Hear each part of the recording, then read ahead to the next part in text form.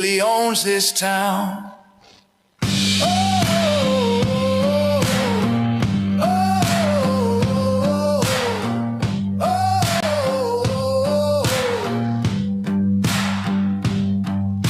Shadows bow when my boots hit ground. Every silence breaks with the weight of sound. The night may rise, but it won't take me. I was born to walk through eternity. I walk the road I chose. I walk, and the whole world knows.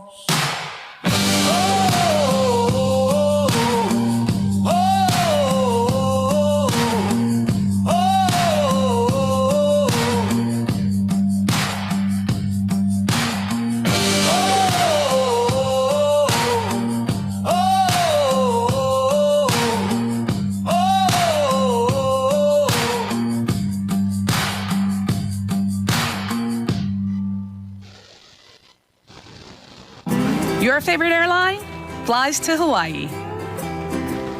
You're still there? You could be here. Southwest flies every day from Albuquerque to Aloha.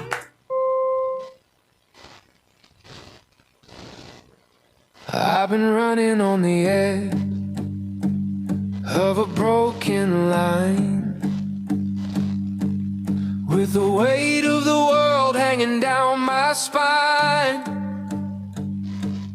Every step I take, I hear the earth resound,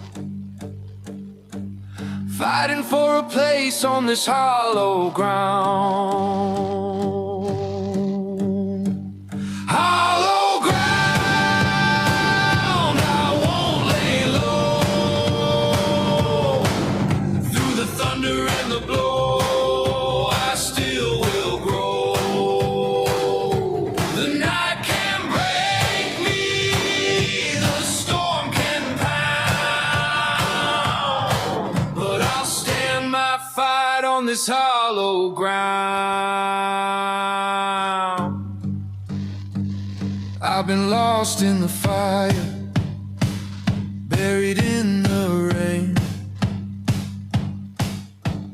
dragged by the silence, torn by the chain. But my voice won't falter, my heart won't drown. I was made to rise from this hollow ground. Hollow ground, I won't lay low. Through the thunder and the blow, I still will grow. The night can't break me, the storm can pound, but I'll stand my fight on this hollow ground. Oh, the dark will test me, let it come, let it roar.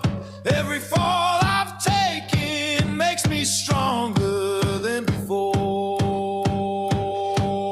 Hollow ground, carved deep and wide, I will not bow, I will not hide. Through the fire sound,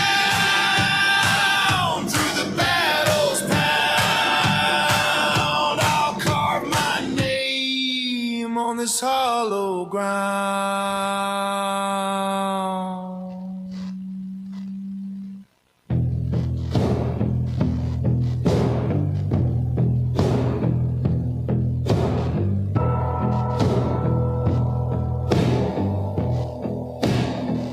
Take a slow walk down the crooked lane, past the rusted gates, through the freezing rain, where the watchtower leans and the gutter screams. hangs like a dying chain.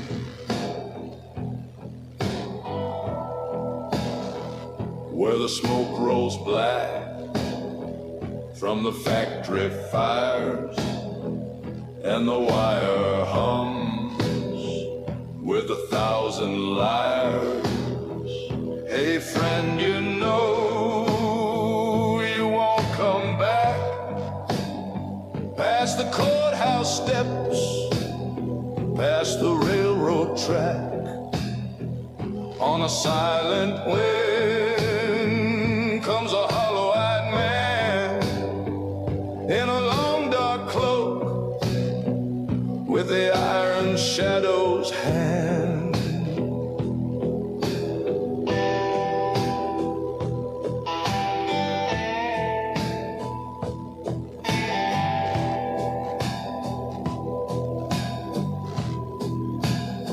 He'll take you by the arm, say you've done just fine. He'll pour you a glass of his blood-red wine.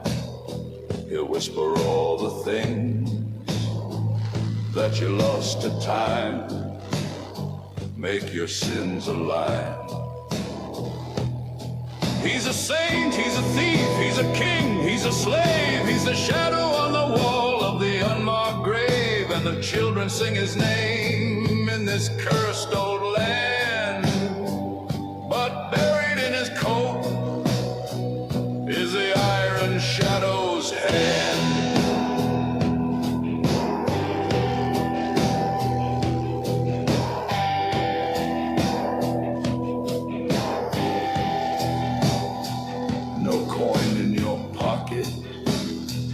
He'll buy your bread, no roof on your house, he'll find your bed.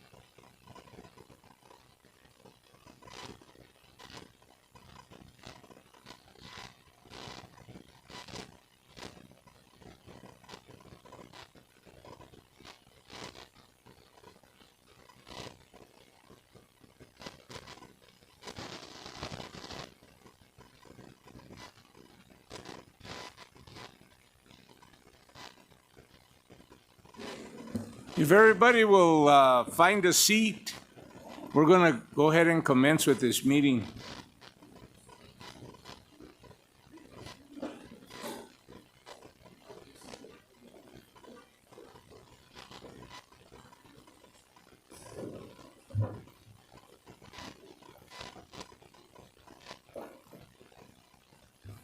Good morning. You know what? That's a sad good morning. I mean, hey, you already had coffee, you had burritos. Come on, can we get a good morning? Okay, there we go. Let's get in the mood here. So with that, I want to call to order the regular meeting of September 18th, 2025 at approximately 8:31. Let the record show that 5 commissioners are present and a quorum has been established. If I can get a roll call.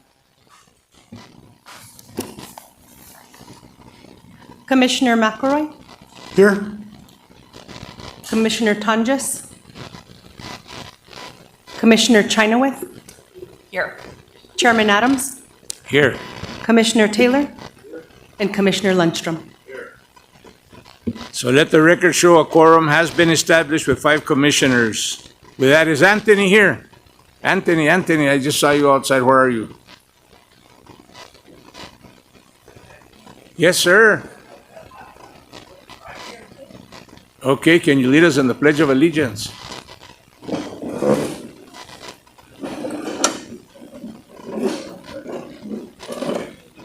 To the flag of the United States of America, to the republic for which it stands, one nation, under God, indivisible, with liberty and justice for all.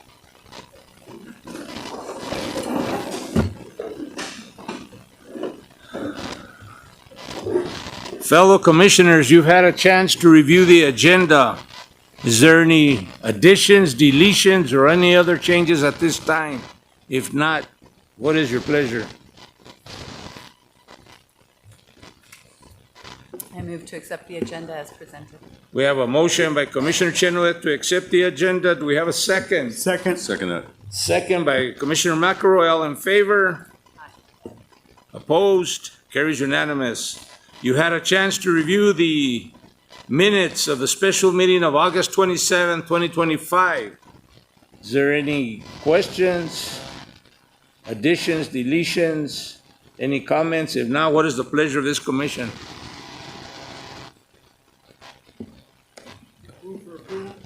I have a motion by Commissioner McElroy to approve. Do I have a second? I second that, Mr. Chair. Second by Commissioner Lundstrom. All in favor? Aye. Opposed? Carries unanimous. With that, I will turn it over for the introduction. Well, let me go ahead and, first of all, thank you all for being here. I want to thank everybody. This commission has made it a priority to make sure that employees, because they're the ones in the trenches, they're the ones that are doing the work each and every day. We just get to come up here and we conduct the meetings, but if it wasn't for each and every one of you out there, work wouldn't get done. And this commission wants to thank you and let you know how much they appreciate you for all the hard work you do. I'd like to welcome everybody else and thank you for taking time out of your day to come and spend some time with us and share in some discussions. And I want to thank District 3. I want to thank District 3 for hosting us and for the tour. Isaac, thank you this morning for the tour that we went on a tour of this project here on I-25 so we could get a good feel for it. With that, Isaac, I know you wanted to come up before we continue with introductions. Good morning, Chairman, Commissioners, Secretary. I'd like to open us up in prayer, if I may. Bow our heads. Heavenly Father, Lord, we thank you for this day. We thank you for giving us breath and another day to live. Ask for wisdom and guidance as we conduct our meeting and move forward. Ask that you bring healing and peace to our country. We ask all these things in your name. Amen. Thank you. I'm going to... Chairman? Yes. May I do a quick housekeeping safety Yes. before we get started? Just so everyone knows, there will be restrooms. There's a women's restroom just on the west side in the building, and then we'll have portables for the men on the trailers. I went to one of the portables and the truck was driving away. I found it. I caught it over there by the gas pumps. Yep. No, I'm just kidding. just so you know, and in case there's emergency, we do have the doors open, but we do have exit doors to the back. I'd like if there is an emergency, we can rally up at the east gate. Just look up and see the mountain and move towards the gate. We'll rally up there in case of emergency.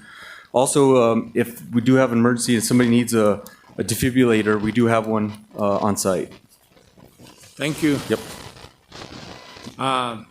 Commissioners, I'm going to go back to number 3 and amend. We can amend the motion.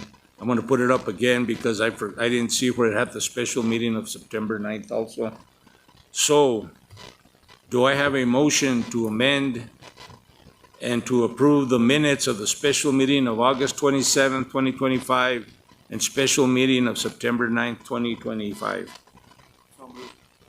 We have a motion by Commissioner Taylor, second by Commissioner Macro. All in favor?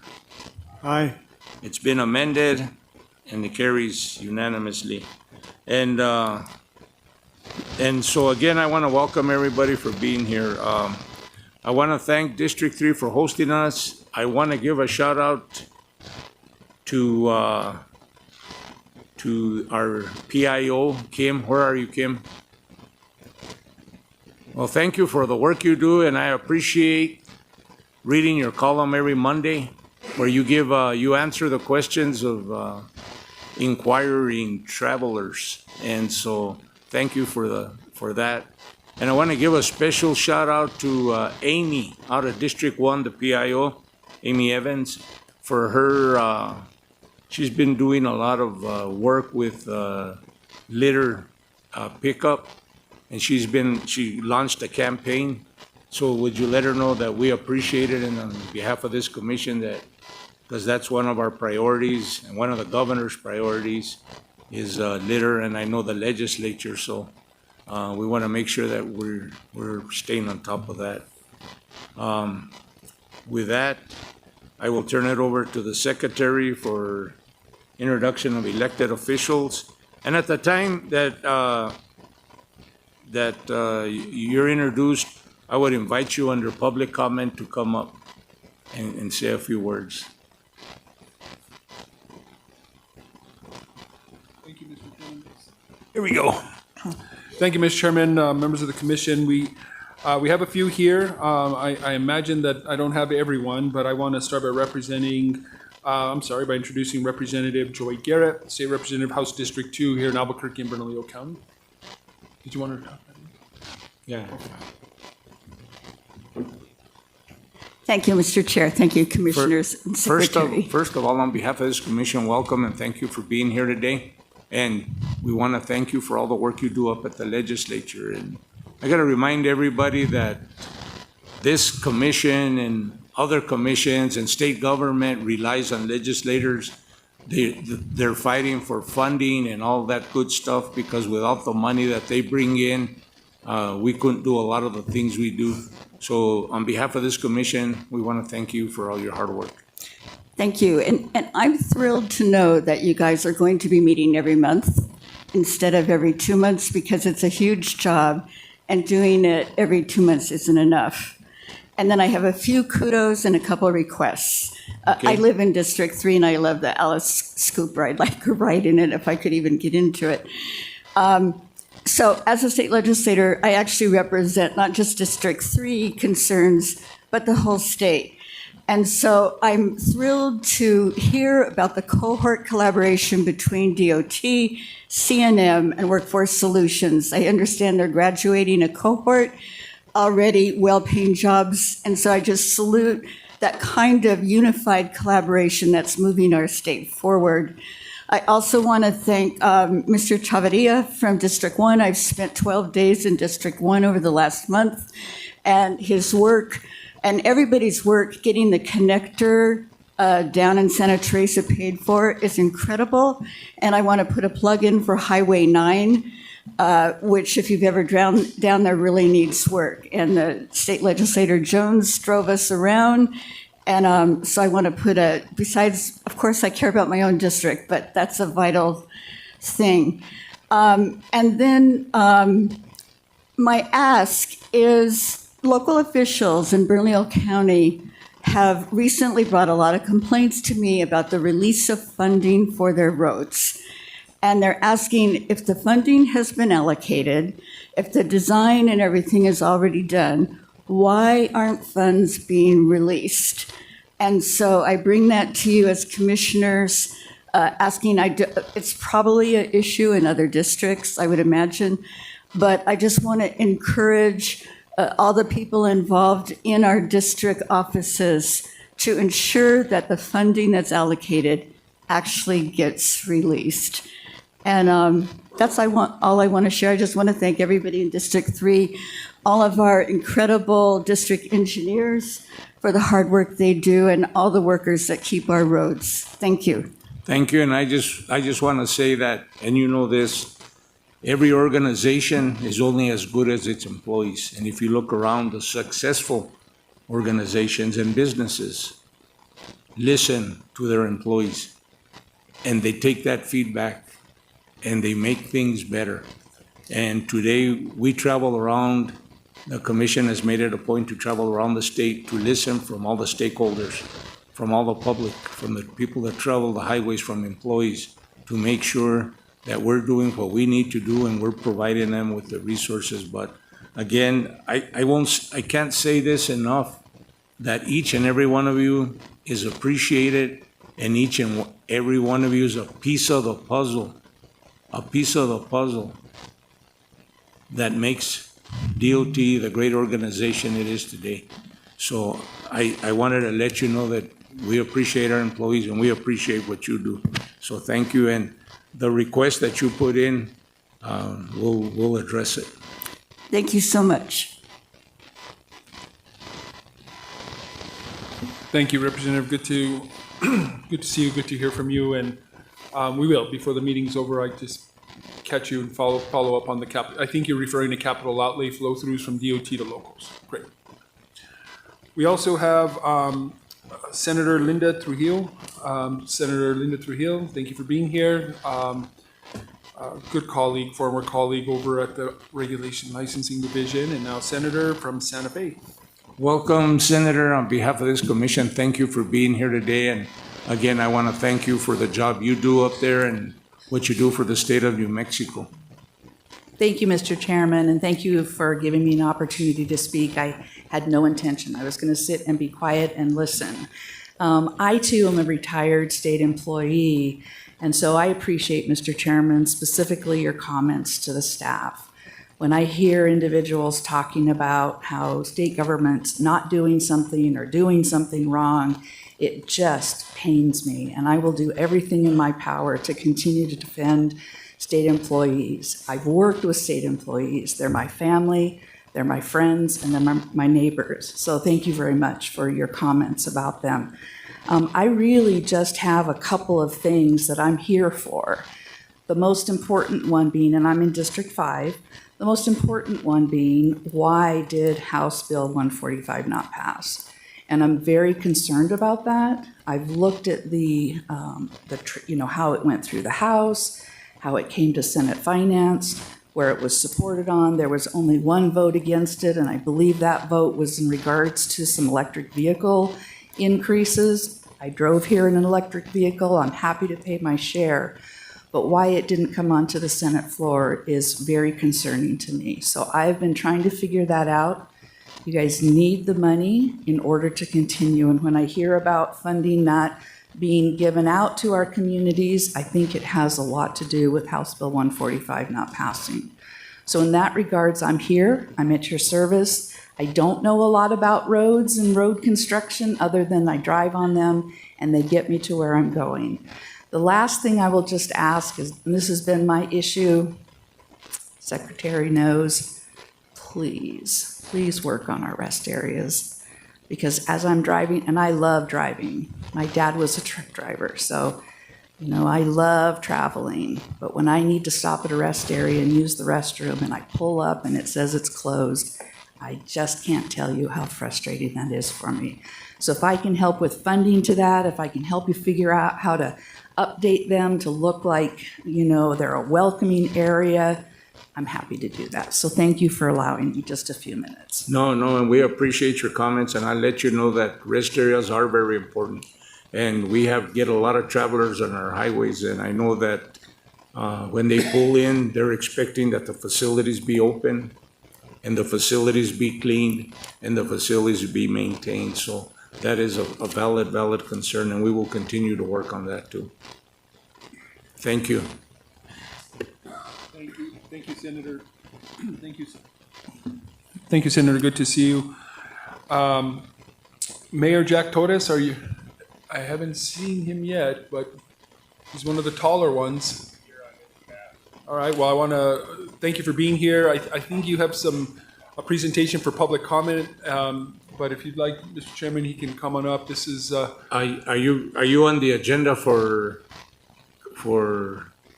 comment or?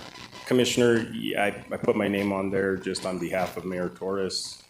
He wasn't able to be here today. My name is Troy Martinez. I'm the Public Works Director for the town of Bernalillo. And he's at the Municipal League annual meeting today, so he just wasn't able to be here. Is it okay if I? Yes, speak? go ahead. Okay, thank you, sir. So Mayor Torres asked if I could bring the commission a copy of a letter that the commission and that the mayor and the town council put together in regards to the Paseo del Volcan extension, the connection or planned connection between I-40 and US 550. I can hand that out. I don't know what the protocol is.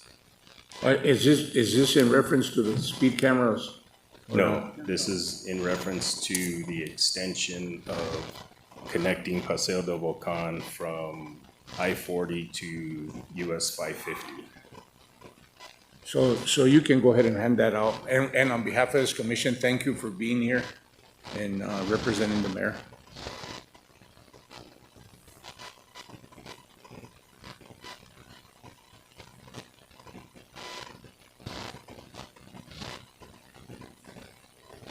Thank you.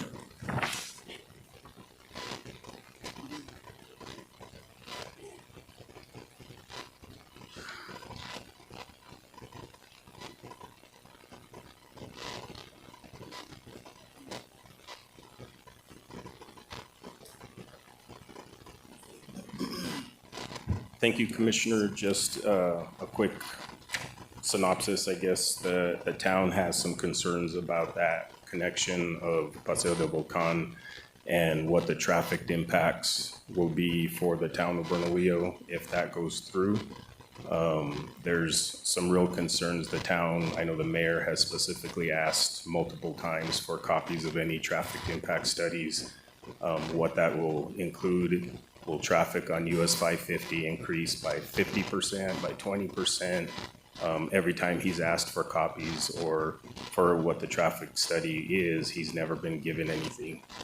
So that's the biggest concern, and that's why the town is opposed to it. When he's requested this information from us? I believe he's requested it from everybody. He's been to the public hearings and asked for what the traffic impact studies are, and he's yet to receive anything.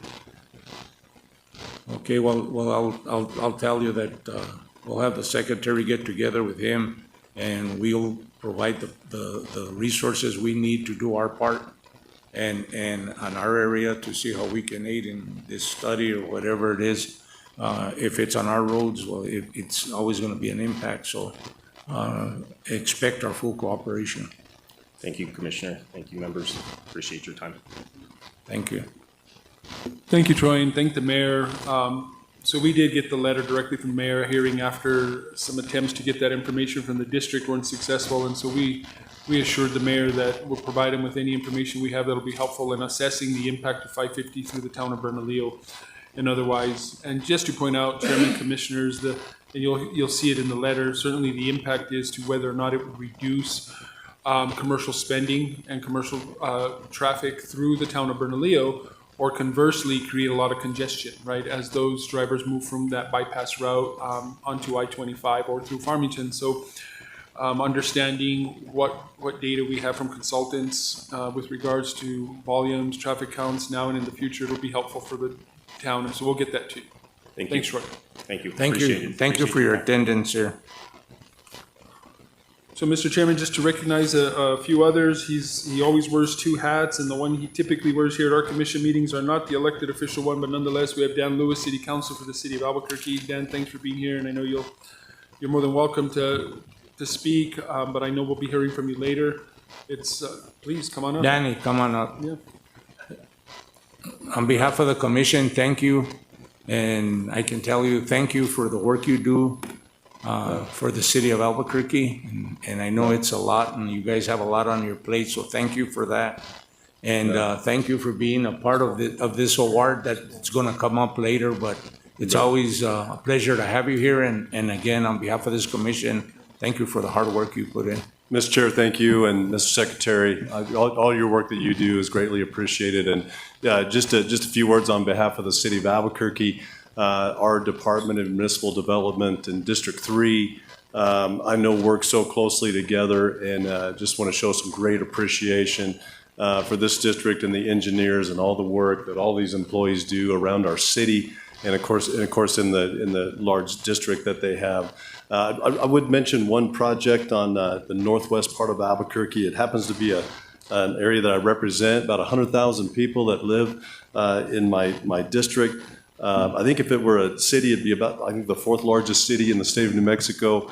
A lot of people that live in that area, and we're starting a project to widen Unser and Paseo. It's a $65 million project that begins this fall.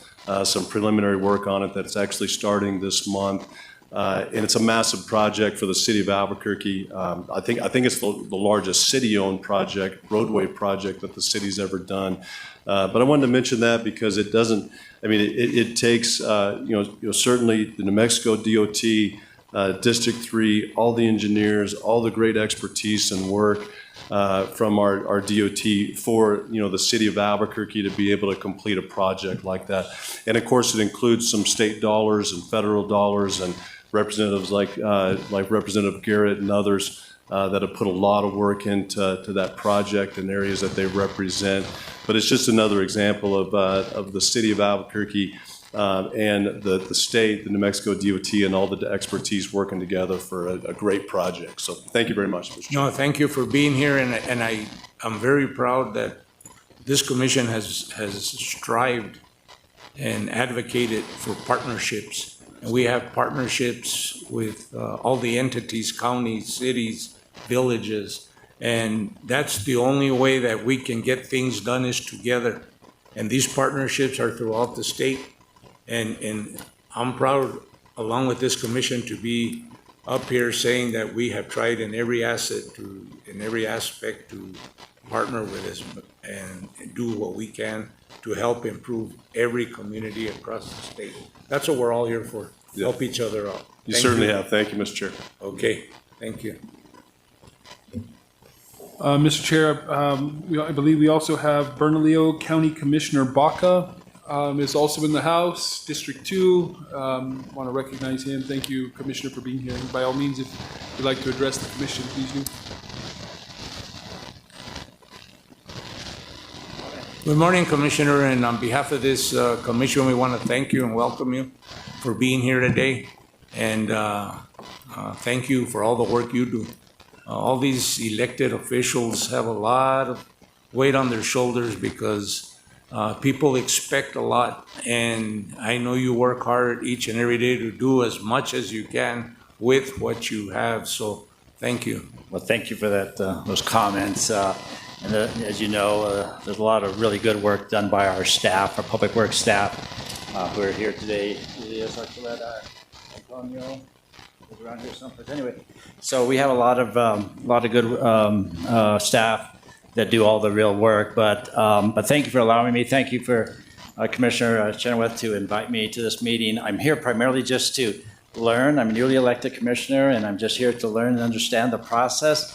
I would like to comment, however, the Rio Bravo project that's going on as we speak has been amazing. I drive there every single day. The organization, the way it's being scheduled, there was a 24-hour project or period of work one weekend to when they installed the new railroad track section that was, I think, organized and coordinated with our public works staff. They did it in one weekend. It was amazing, and that project is really going well, and I really appreciate the effort there. We had previously discussed to our staff, and I think to your staff as well, the importance of Dennis Chavez west to Atrisco Heritage High School. That area is developing. There's apartment complexes. There's many residential projects going on in that area. And that intersection, Dennis Chavez and Coors, is an important intersection. There's a large retail development right across the street, and so that's a very important intersection for us. It's very congested as we speak now. So appreciate all your support and consideration for expansion of that roadway, and I believe it is on your list. But anyway, thank you for what you do, and I'm just basically here to listen and to learn and understand the process. Thank you. Thank you for being here today. Appreciate it. Mr. Chairman, members, if I'm not mistaken, that rounds up the elected officials, unless I have missed anyone, which I apologize for. I want to recognize a couple of people. We always talk about NMDOT family, whether you've been here a year or whether you've been here 100 years.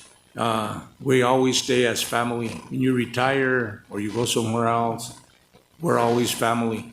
And part of that NMDOT family is Benny Roybal, and he's back there, and that's Kim's dad, and he was a big part of NMDOT, but I should say he wasn't part of NMDOT, he was part of the Highway Department. Back in the day, we called it the Highway Department. Then they changed it to NMDOT.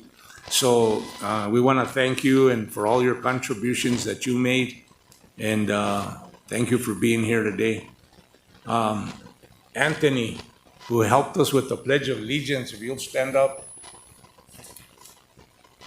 Anthony was the deputy of operations while I was in my before I retired, just about when I retired, he was deputy of operations, and part of my job at that time was employee support. And what I would do, and there was a girl that went with me, Jennifer Block, and we would go to all the patrols, and there's 82 in the state of New Mexico, and we visited all of them.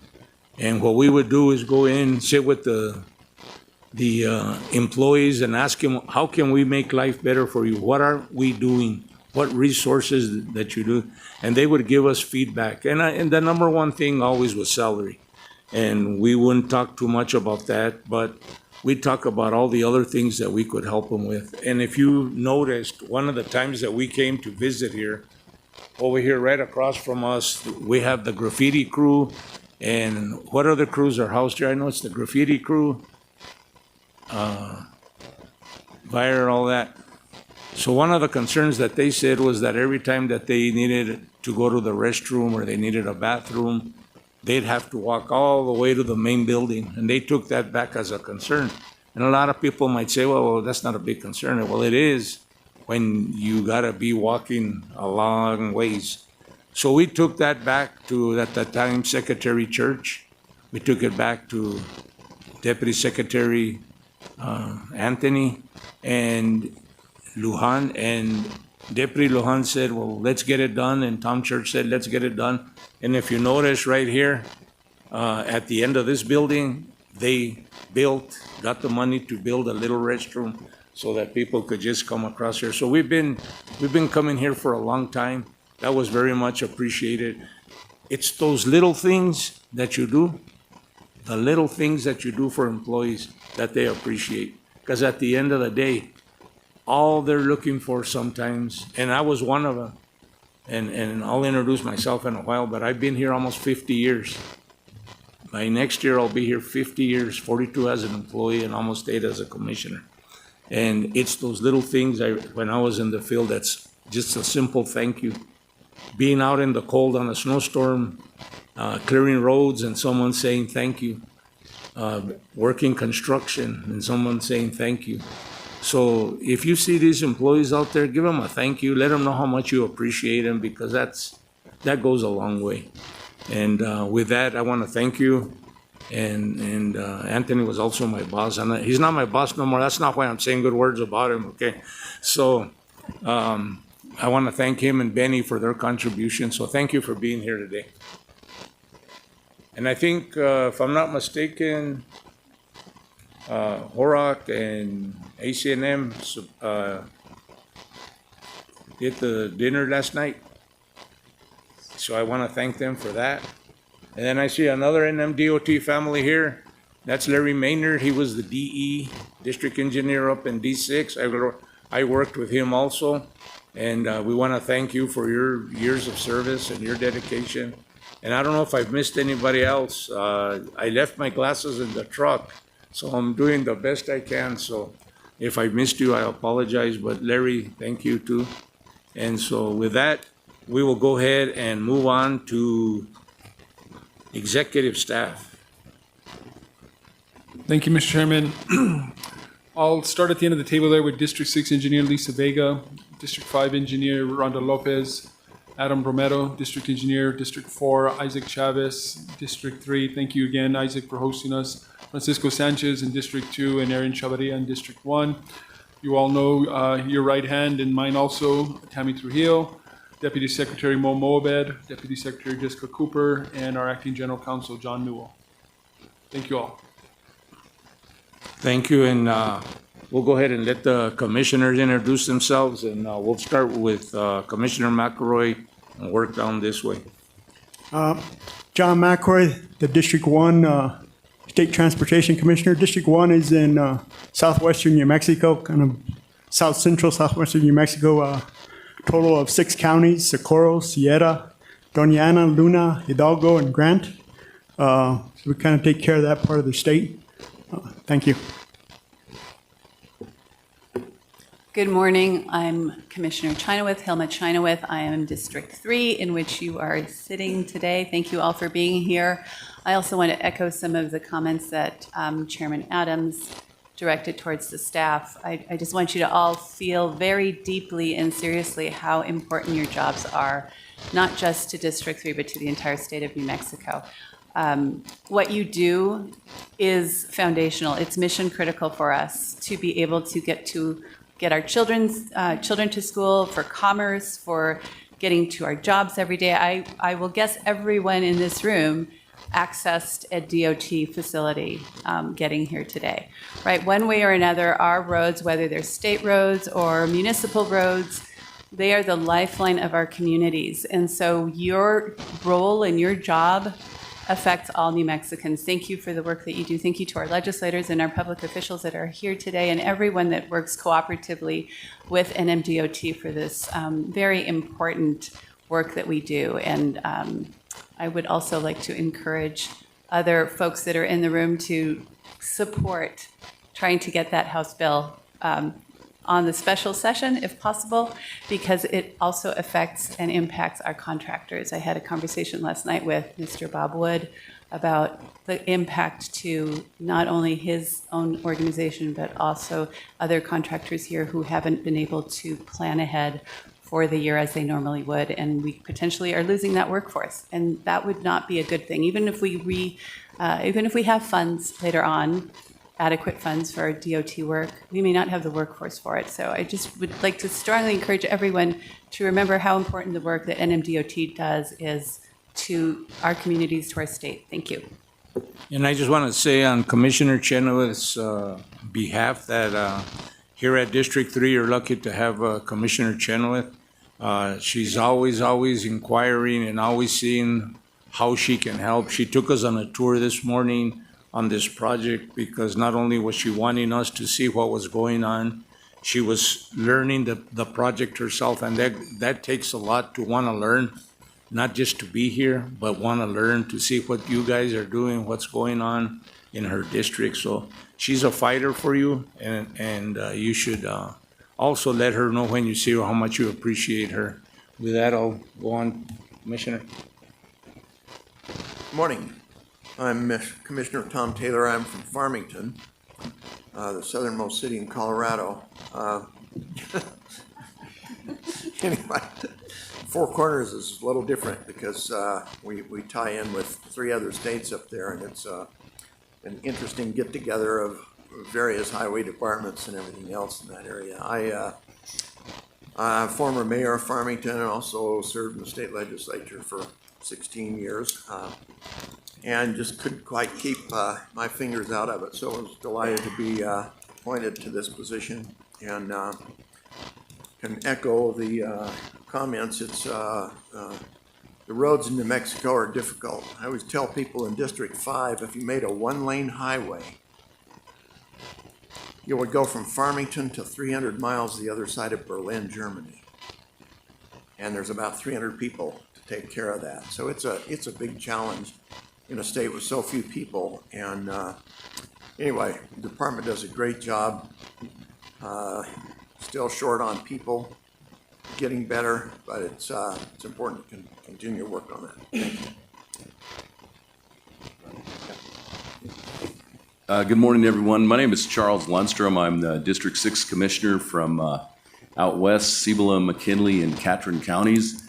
I didn't realize this yard was so big. I had lots of friends that worked here, and I'd never been back here. This is kind of eye-opening. I wondered where those guys were hiding out during lunch, you know?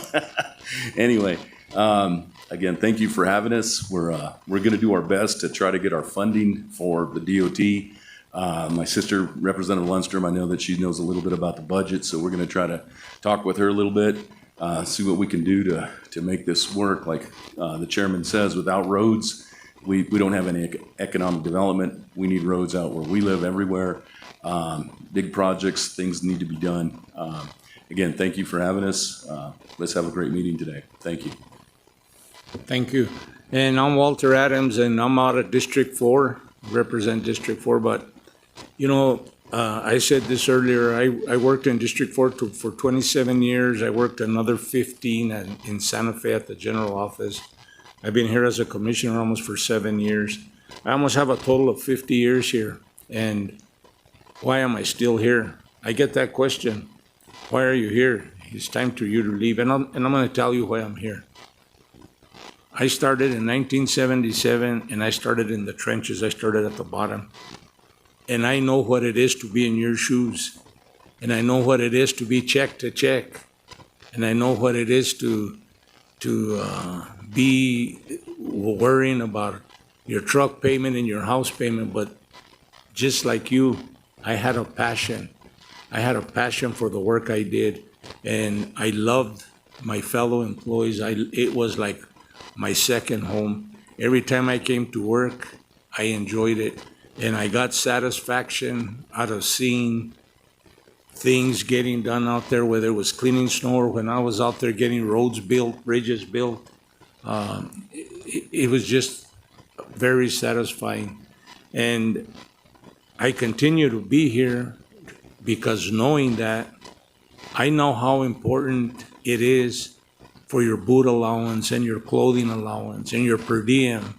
I think when I left and I came, before I became a commissioner, one of the things we approached was the per diem. And I think at that time, I might be a little off, it was $82 or something of that nature. It's been increased now to 100 and some, and it might have to be increased again because everywhere you go around the state, and most of you know that travel, is that the rate of rooms has gone up, especially in the high-cost areas. And I know what it is to get a boot allowance and say, hey, the only thing I disagree with on that is that when we did the boot allowance, we used to make sure that you went and bought a good pair of boots. And what we all do is we get the check and we do what's in the best interest of our family, and we don't get the boots for ourselves, but at least we get that. And the resources, the equipment, the trucks, the equipment, and we're going to be talking about that. We're in future meetings about the equipment we have. But that's why I stick around, to make sure that I can make a difference, because it's not the title. My dad taught me at an early age, the title means nothing. It's what you do with that title that will define who you are. And I'm in a position now where I can be a voice for all of you. And I had voices when I was there for me, and I want to continue to do that. So I'll end it with this. That funding that we didn't get is very, very important for two reasons. Number one, all the projects that you see ongoing now have been funded. And there is construction going on, but once that projects are completed, that's the end of it. There will not be new projects coming up. Secondly, the contractors.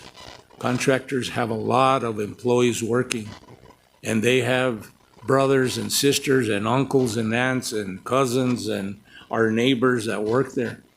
And once the money stops and we can't provide new projects, then they're gonna have to start laying off, and those people are gonna go home. It's gonna have a big effect, and then it'll affect the economy and everything else. Right now, it's hard enough to get contractors to get for the projects that we have. If we start losing these employees and they start leaving, then when contractors start up again, it's gonna be hard to fill up the employees again. So I know you're working hard, and I would just say that hopefully we can get that resolved soon, because it doesn't affect the commission. It does, but it doesn't. It affects all of us, and it affects our families.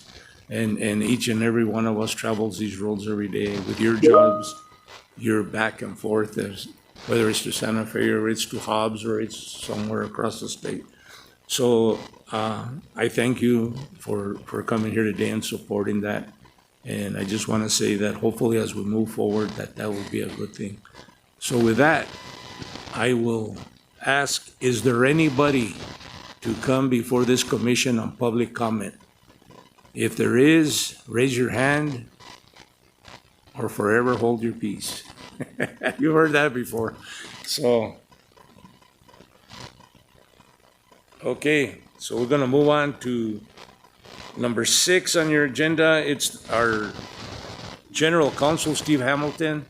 As we announced at the last meeting, he's retiring. He couldn't make it today. We're gonna have a presentation. So we'll just go ahead and skip that for another time. And now we're gonna go to our District 3 update and our district engineer, Isaac Chavez.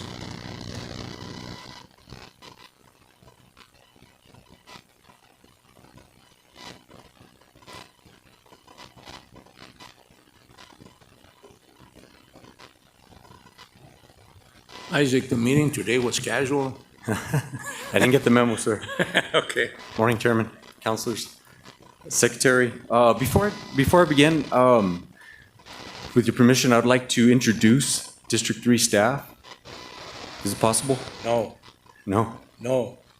The reason we bring them all here is because I want you to introduce all of your staff that's there, here, over there, anybody that's in here. Sure. That's why we bring them, because we want to know who they are and we want to say thank you. So, hey. So at this time, I'd like them to come forward, come to make a single file. Is that okay? Yeah, They come forward, come this to is the your podium, show now. and state their name. All district staff, if you could please just come real quick. Don't be, you got the email. All the ones that hesitated just lost out on the bonus for Christmas. But like what you're saying, Chairman, I want to thank the individuals. I mean, this is the staff that make things happen. They're behind the scenes, many departments making things happen for this department. So without further ado. Hi there, Margaret Haynes, NMDOT. I'm the Assistant Traffic Engineer. Good morning, Sandra Lopez. I'm the Technical Support Engineer for District 3 Construction. Good morning, Summer Herrera, Engineering Support Project Development Engineer. Good morning, Desiree Montoya, Accounting Supervisor. Good morning, Heather Gutierrez, Financial Coordinator. Good morning, Renee Chavez, Hilltop Construction Audit Supervisor. Good morning, Daniel Maldonado, Hilltop Office Manager. Thank you.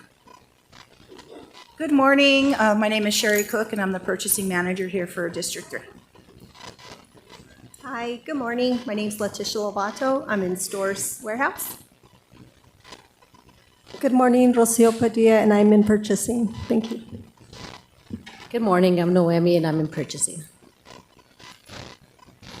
Good morning, Alyssa Perea with District 3 Engineering Support. Jose Mondragon, Hilltop, Senior Engineering Technician. All Fernando Apodaca. I'm the supervisor for bridge and structures in District 3. Good morning, I'm Andrew Martinez. I'm a senior highway maintenance worker for the environmental crew and also the litter oversight supervisor. Good morning, I'm Candace Hosey with the Hilltop Construction Crew 4319 as a senior engineering tech. Good morning, Vasily Papaduke, Senior Engineering Tech at Hilltop. Hi, good morning. Brandon Nafis, Manager of Engineering Technical Service for Hilltop. Good morning, Commission. My name is Neto Ray Terrazas. I'm the Project Manager here at Hilltop District 3. Good morning, I'm David Hobson. I'm a construction auditor. Good morning, Aaron Hobson, Business Operations Specialist at Hilltop. Good morning, Paredes Chavez, South Urban Patrol. Good morning, I'm Desiree Whitney, a senior worker for North Urban Patrol. Good morning, Raul Grajeda, Supervisor at North Urban Patrol. Morning, Alejandro Ortiz, Highway Maintenance Operator, North Urban. Good morning, Johnny Martinez, Highway Maintenance Worker Advanced, North Urban Patrol. Hey, Johnny, and I met Johnny. Johnny's one of the ones that I met while I was still working here. I want to thank you because he gave me this Fred Bolitnikoff. He knows I'm a Raider fan, signed card. And so I want to tell you, go Raiders. Go Raiders. Not last week, but this week, okay? Colin Smith with the South Urban Patrol, Senior Highway Maintenance Worker. Jesse Velarde, I'm the Courtesy Patrol Supervisor, AKA the big yellow trucks. Good morning, Anthony Martinez, Courtesy Patrol Driver. Morning, Tomas Romero from Belen Patrol. Morning, Freddie Martinez, Belen Patrol. Good morning, Mike Chavez, Belen Patrol. Leo Pacheco, Belen Patrol Supervisor. Good morning, Santiago Padilla, I Manager to Bernalillo Patrol. Good morning, Carlos Padilla, Bernalillo Patrol Maintenance. Good morning, Aaron Yalch, Bernalillo Patrol. Good morning, Clifford Withy, Supervisor of Bernalillo Patrol. Good morning, Arlene Calcutt, DE Administrative Assistant. Good morning, Penny Gesvoda, Laboratory Technician, Construction. Good morning, Catalina Vigil, Risk Management. Good morning, Kimberly Gallegos, Public Information Officer from D3. Good morning, Dominic Gallegos, AMS Albuquerque, Belen, and the Valencia County area. Hey, aren't you guys? Oh, no, okay. Good morning, I'm Isaiah Fryer. I'm a Hilltop Lab Tech. Hello, Nancy Perea, District 3 Traffic Engineer. Good morning, Christopher Matson, North Urban Patrol, Line 2 Manager. Good morning, Robert Young, District 3 Plant Systems Operations Supervisor / Buildings and Grounds. Buenos días, Cedric Sanchez, Hilltop Lab Supervisor. Good morning, Jeremy Maestas, Project Manager. Good morning, Antonio Gonzalez, Engineer Technician, Hilltop. Good morning, Isaiah Lona, Office Manager at Hilltop. Good morning, I'm Josh Cordova. I'm an intern with Buildings and Ground. Good morning, Matthew Cedillos, Business Ops Manager for Tierras Patrol. And Matthew's also from Las Vegas. He's got the roots up in Vegas. There you go. Good morning, Stephen Salazar, Tierras Patrol Supervisor. Eugene Lujan, Tierras Patrol, Senior Maintenance. Morning, Adam Madrid, Senior Maintenance Operator, Tierras Patrol. Good morning, Robert Van Orman, Maintenance Worker. Good morning, everyone. Isaac Rodriguez, Engineering Tech Service Manager at a Hilltop Project Office. Buenos dias, Eder Vasquez, Engineering Technician 2. Good morning, Keith Thompson, Support Engineer with Engineering Support, District 3. Morning, Commission. Walter, Hey, how you doing? How's this for casual? There you, hey, that's awesome. I don't see with your umpires. Tim Chavez, I'm one of the older employees here, District 3. I'm the local government oversight engineer. Thank you, Commissioner Chenoweth, for everything that you do for us. Have a good morning. Have a good meeting. Tim was in District 4. That's where I met him also, along with Dave over there. Morning, Mr. Chair, Commissioners, Secretary Cerna. How you doing? My name is Greg Clark. I'm the ADE for District 3. Good to see you. Good morning. I'm Antonio with South Urban. I'm operational. Good morning, Alejandro, South Urban, operational. Barry Lytle, I'm the Assistant District Engineer for Maintenance in District 3. Thank you. Hello, Pete Kubiak, District 3 Local Government. Good morning, Mark Romero, Line 2 Manager for Environmental Crew. Go Raiders. Good morning, James Smale, Engineering Technical Support. Good morning, David Souza, South Urban Patrol Supervisor. Good morning. Lastly, this is Jerry Gonzalez, Business Manager for District 3. I want to, on behalf of this commission, we'd like to thank each and every one of you, and I've said it 100 times and I'll say it 100 more. Thank you, but more importantly, I want to stand up, and let's stand up and give them an ovation.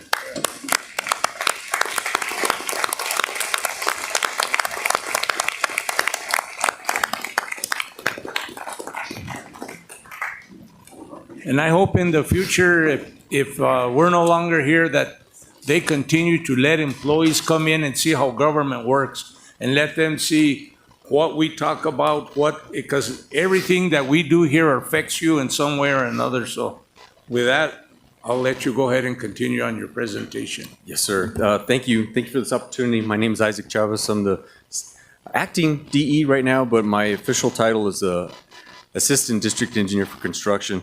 It's a pleasure. I get to sit in for Mr. Brasher. He's unavailable right now. Thank you, Ms. Hilma Chenoweth, for being here this morning.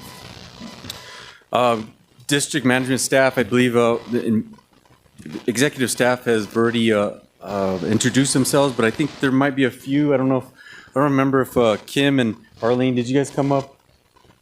Yeah. You guys just raise your hand.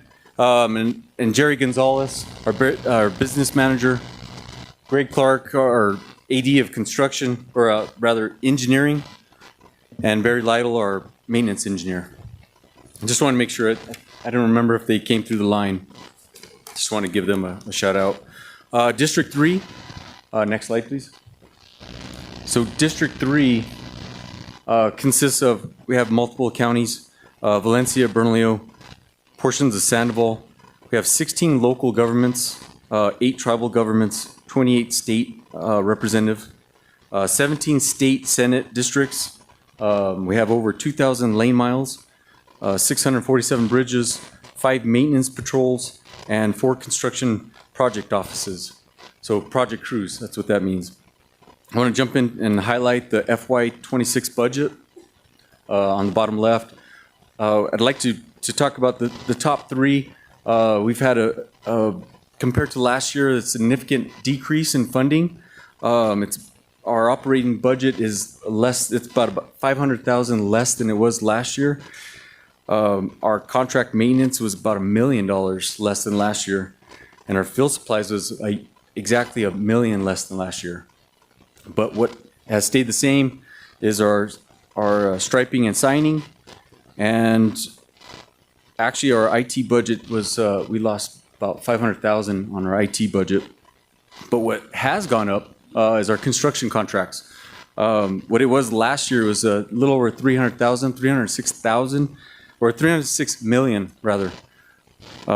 Today we're at $364 million in current contract jobs. Next slide, please. Construction projects. This is the highlight. like to highlight these projects that we've been working on and completing. What we're working on right now is I-25 roadway portion. It's the Comanche Montgomery project. The top two pictures that you see there are when we started the project last year. Just an aerial view when Paul gave the presentation last year when we just kicked off the project. The bottom two are the updates. Comanche, you could tell from the bottom, we are actually in phase 2. Phase 1 was putting all the traffic to the center and building the outer portions. Phase 2, now we have the traffic on the outer portions, and we're going to be building the inner portions. Like I said, so we're in phase 2 of 3 phases. We're about a third into the project as far as contract time and monies. That goes for Montgomery. Montgomery, the actual bridge right now, we have the substructure in place. We are waiting for girders to get cast and delivered so we can install the girders for Montgomery. Next slide, please. So this project, it ties into the north side of town.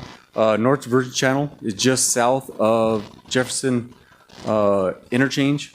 One thing, the 2 pictures you see on the top is the North Diversion Channel. It doesn't get much attention because as you're driving, you're just looking up or looking to the side. But what we had to do is punch into the diversion channel slope and then to the floor and put a foundation. We actually had to widen this portion of I-25. We added 2 girder lines, widened the bridges northbound and southbound. So that's kind of some of those behind the scenes that the traveling public doesn't get to see. But we had to get we had to do that so we can punch our 4th lane southbound in front of the movie theater. The bottom picture is our slab girder placement. Unique to this project, unique design, keep the profile low, so we opted to use slab girders. We had to install these at nighttime and daytime, whenever we can shut down lanes. Next slide, please. North New Mexico 14, it's the roundabout project. It connects into 536 up into Sandia Crest, Frost Road. The top 2 pictures, again, this is a snapshot of last year. We just started the project. At this point right now, the 2 bottom pictures are the roundabout itself. We are about 3 weeks away from being complete with this project. Just a few button-up things to tie it in, but it's almost complete. Next slide. Some of the completed projects. New Mexico 109 down in Jorales. Jorales community has been on asking for a bridge over the railroad tracks for many years. Finally got it into design, now into construction. The picture you see off to the right is the frame of the girders that were installed last fall. Thanks to Paul, he was able to get his drone out there, get that picture. Since then, able to complete the bridge over the railroad tracks, and we did have a ribbon cutting with the representatives there in the community. Next slide. We have I-40. I-40, this is between Districts 3 and District 5 where we meet up. Again, this was another snapshot of progress right as of last year. We were building the shoe flies in the top corner. The bottom picture, we were able to get that complete reconstruction. PCCP, we have some process place and compact. We were able to recycle a lot of this millings, and instead of hauling it out, we were able to recycle it and reuse it. So we were able to reuse what was there. Completed construction projects. Proud of this because we were able to get this completed during the summer of this year. The top right picture is Tramway. Tramway where it intersects Paseo del Norte. We were able to extend the left turn bay into that intersection. Next slide. Yep, there it is. Left turn bay, added improvements, the traffic signal, pedestrian improvements on that project. Bottom left, New Mexico 116, they also needed a left turn pocket to be constructed. Busy intersection, school buses making stops. We needed this left pocket. This was also completed this summer. Next slide. I know it's a little hard to read, but the top ribbon is projects starting in construction. The very top project we have is on New Mexico 22. It's on the northern part of our district. It is in Santo Domingo Pueblo. District 5 has graciously helped us on this. They've taken over as PM management on this project as we're taking on the other projects. So kudos to them. They could probably give an update, probably on their update coming up. But that kicked off in spring. The next project, if you can see it, it's New Mexico 500. It's a Rio Bravo bridge replacement. As the commissioner mentioned earlier, Bernalillo County is doing the first phase to tie in their portion. We'll pick up from there. We'll rebuild the bridge this fall. For the next 3 years, we'll be working on that project, just starting construction. The next ribbon is projects in design. We have projects that are take us from 25, 26, and 27. They are in design. They're multiple stages. And then we also have the planning years, the 28 and 29, the future plan. Next slide. This is our future projects. We have a lot of projects big projects coming up that we're looking at. We have studies that we're looking at. We have alternatives. We are in the process of making sure that we're picking the right alternatives so we can build the right project for the right location. Some of the big ones on there. So we got the I-40, Wyoming to Louisiana reconstruction. That's westbound I-40. I-25 Gibson interchange. That one's it's slated as a design build project. We do need additional funding to get that complete. I-40 6-lane and frontage roads from mileposts 133 to 153. That's the west side of Albuquerque. I-40 Paseo de Volcan corridor. That's from I-40 up to Unser. I-25 Cesar Chavez to Central, better known as the S-curve. It's one of the big studies we have. We are buttoning up some alternatives so we can move forward with that one. And I-25 Mesa del Sol interchange. So you can see some of these are unfunded. We're looking just north of $1 billion of future projects that we're looking at. Next slide, please. Completed maintenance projects. These are important projects been getting done all year round. New Mexico 304. This is down south of Belen. It's on the this project started just on the north side of US 60. It's a hot in place recycle project. You can see it's a train of hot in place recycling. They can recycle. They can get down. We can shift traffic to one lane with flagging operation, knock out one lane at a time. I believe on this one we're going to cap it off with a HMA overlay. Next slide. New Mexico 116. This is on the northern part of the district. This is where it ties into Cochiti School. This one, hot in place recycle application with the HMA overlay. This was completed. 10 miles was completed this year. Next slide. More pictures of it. Came out beautiful. Again, 10 miles of stretch that was badly needed for this stretch. Moving on to the next slide, please. New Mexico 556, which is tramway and where it connects into I-25 in front of the Sandia Casino. Looking both ways, if we look east or west, we were able to repave Mill and Inlay, that portion, restripe it, get ready for Balloon Fiesta. Next slide. So leave it there. Another completed project on New Mexico 47. This is Broadway. FDR, it's a full depth reclamation. All that means is getting into a little bit of the base, recycle it, add a little bit of admixture. I think in this case was a foam admixture. Able to recycle it, place it right back down, roll it, drive over it within a couple hours. Once it starts drying out, you can see it just go from a dark dark color to a grayish color, and it was almost time to put traffic back on it. Really smooth, really good for projects where we don't have a whole lot of issues with the subgrade. Next slide, please. This is just more pictures of that area, able just to work on one lane at a time, but that train, it moves pretty quick. So we were able to get in and out on that project. Next slide, please. Talk about maintenance in action. Just we only have a few pictures here, but things that have occurred during the year. We had an accident, the left picture, the semi hanging off I-25, lead and coal accident. We had to get our help trucks, the big yellow trucks, to kind of divert traffic. And unfortunately, fortunately, the truck, the driver is okay. It just, something we had to maintain and get it situated, move that barrier back in place, repin it.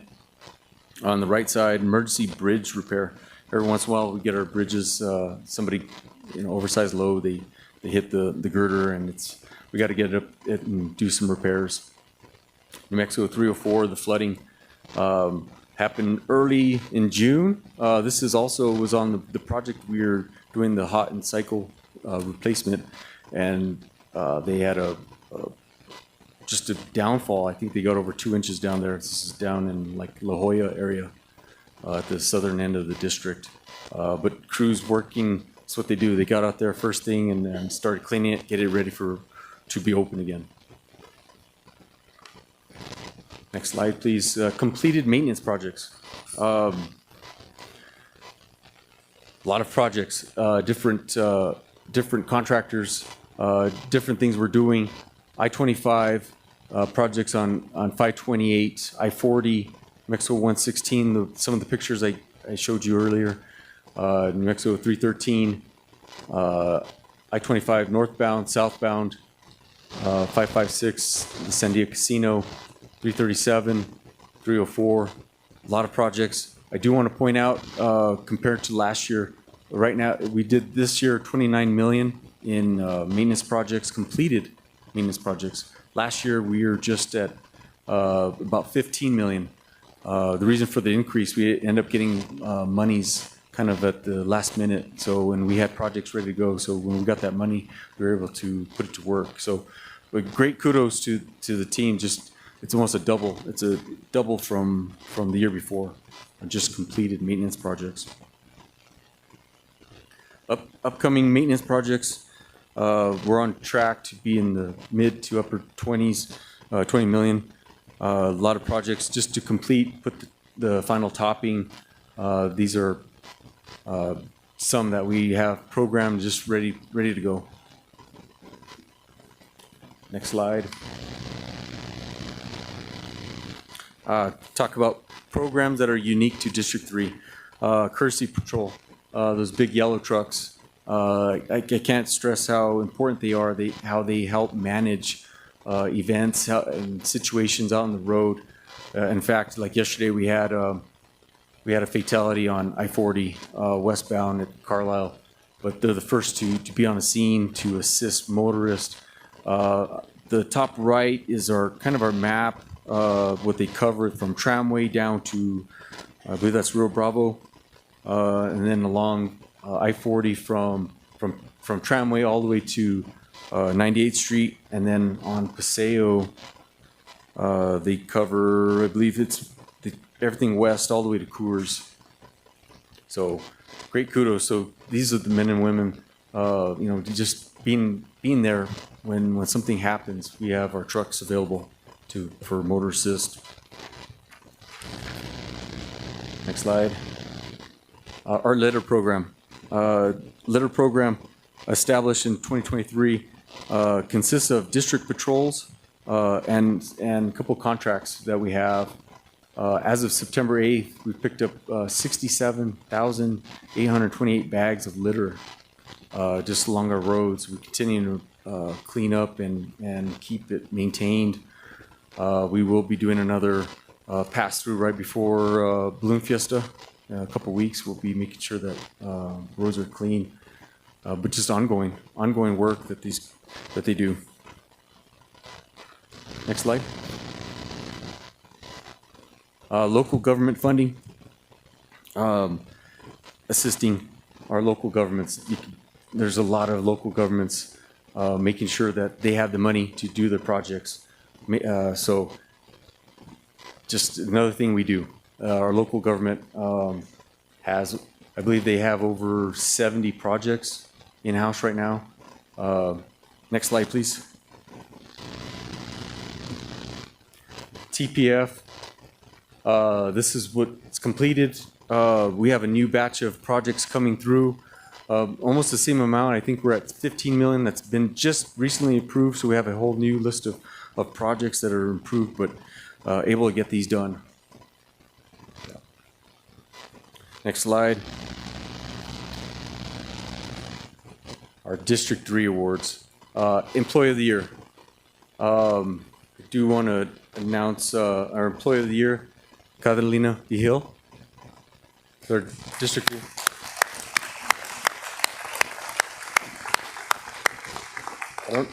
She, I believe she had something come up. She had to leave, but we do have a video.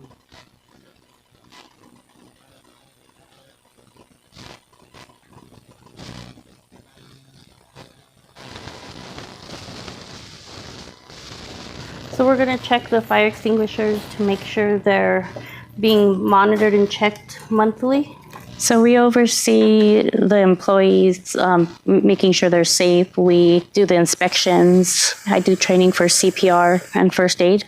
We also do the safety programs, the risk assessments. So it's a variety of things. It's very important. It's important for the employees to make sure they get home safe, make sure we're safe inside our district, make sure the traveling public are safe.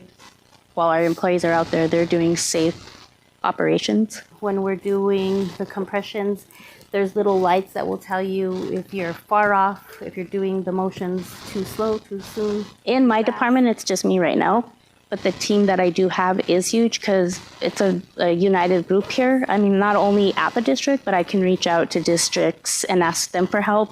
Like, I consider us like a family here, and with the help of everybody, I don't feel alone because everybody is very quick to help out and assist or answer questions.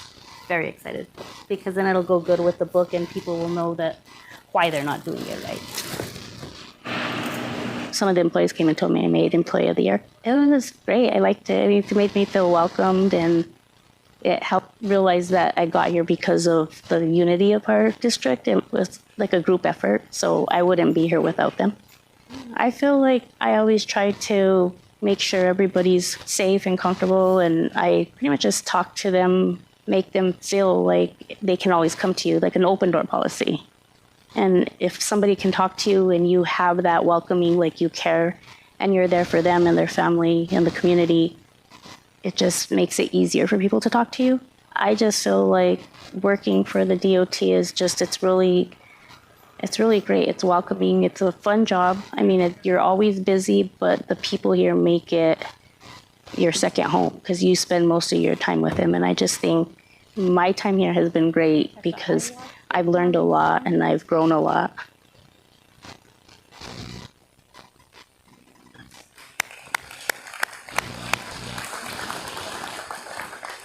Yeah, I just want to say for Catalina, just I'm working in the next office next to her, and I can hear all day her phone is blowing up. She's answering calls, talking to various people. She's nonstop working, so very much appreciated. She has a very, very important job, and Yes.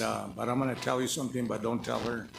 When I left the department, I was glad when I didn't have to do any more CPR, defensive Yeah. driving, and all that other Right. good stuff. Although it was important that It's we important. had it, I didn't miss it. So Right. Yep. Next, I'd like to introduce the Supervisor of the Year, Santiago Padilla from Bernalillo Patrol.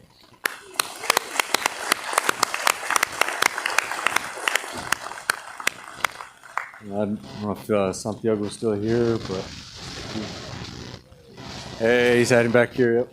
Awesome. We got a little video for Santiago.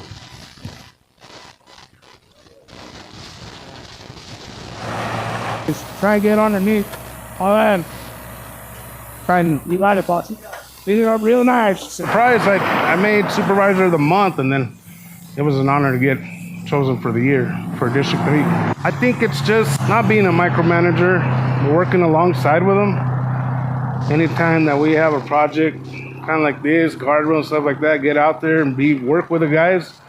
You know, show them I'm not scared of work.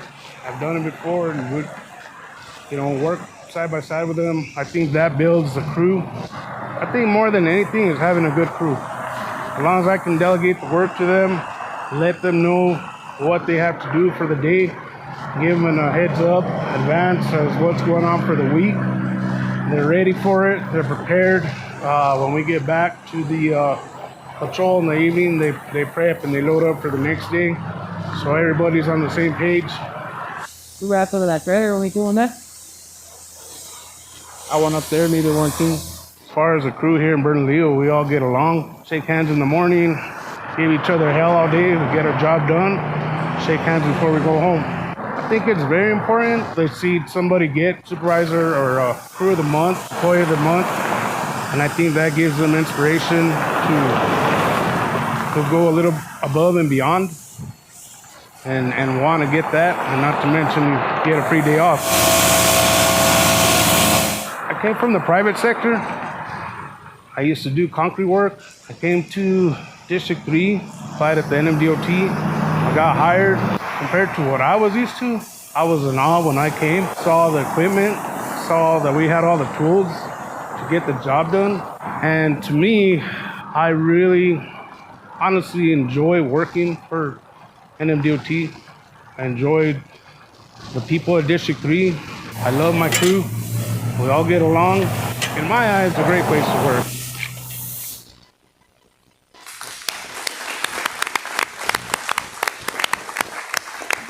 Isaac, as we go around the state and we see all the employees of the year and crews of the year and all that, the common theme everywhere we go is, I didn't do it because I wanted to get an award. I didn't do it to get recognition. That's the type of employees we have. They do it because they have a passion for what they do. And I'll tell you this, and I say this all the time, employees at NMDOT, they don't show up to work. They show up to work to make a difference. And now you can see it out there. And so when they say, I didn't do it they mean it. They didn't do it because they wanted to be on a video. They did it because they go out there and they want to make a difference. So with that, we'll go on to the crew of the year.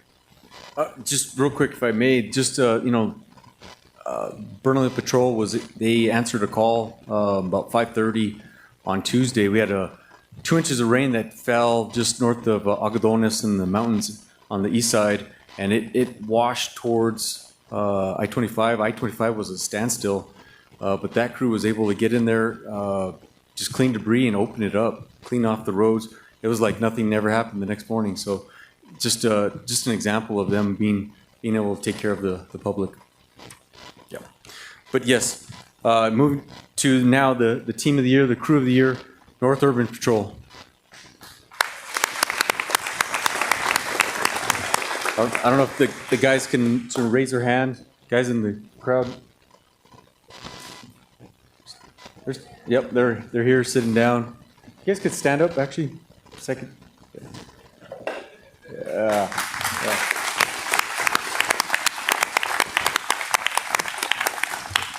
I think we got a little video for them as well. Play the video.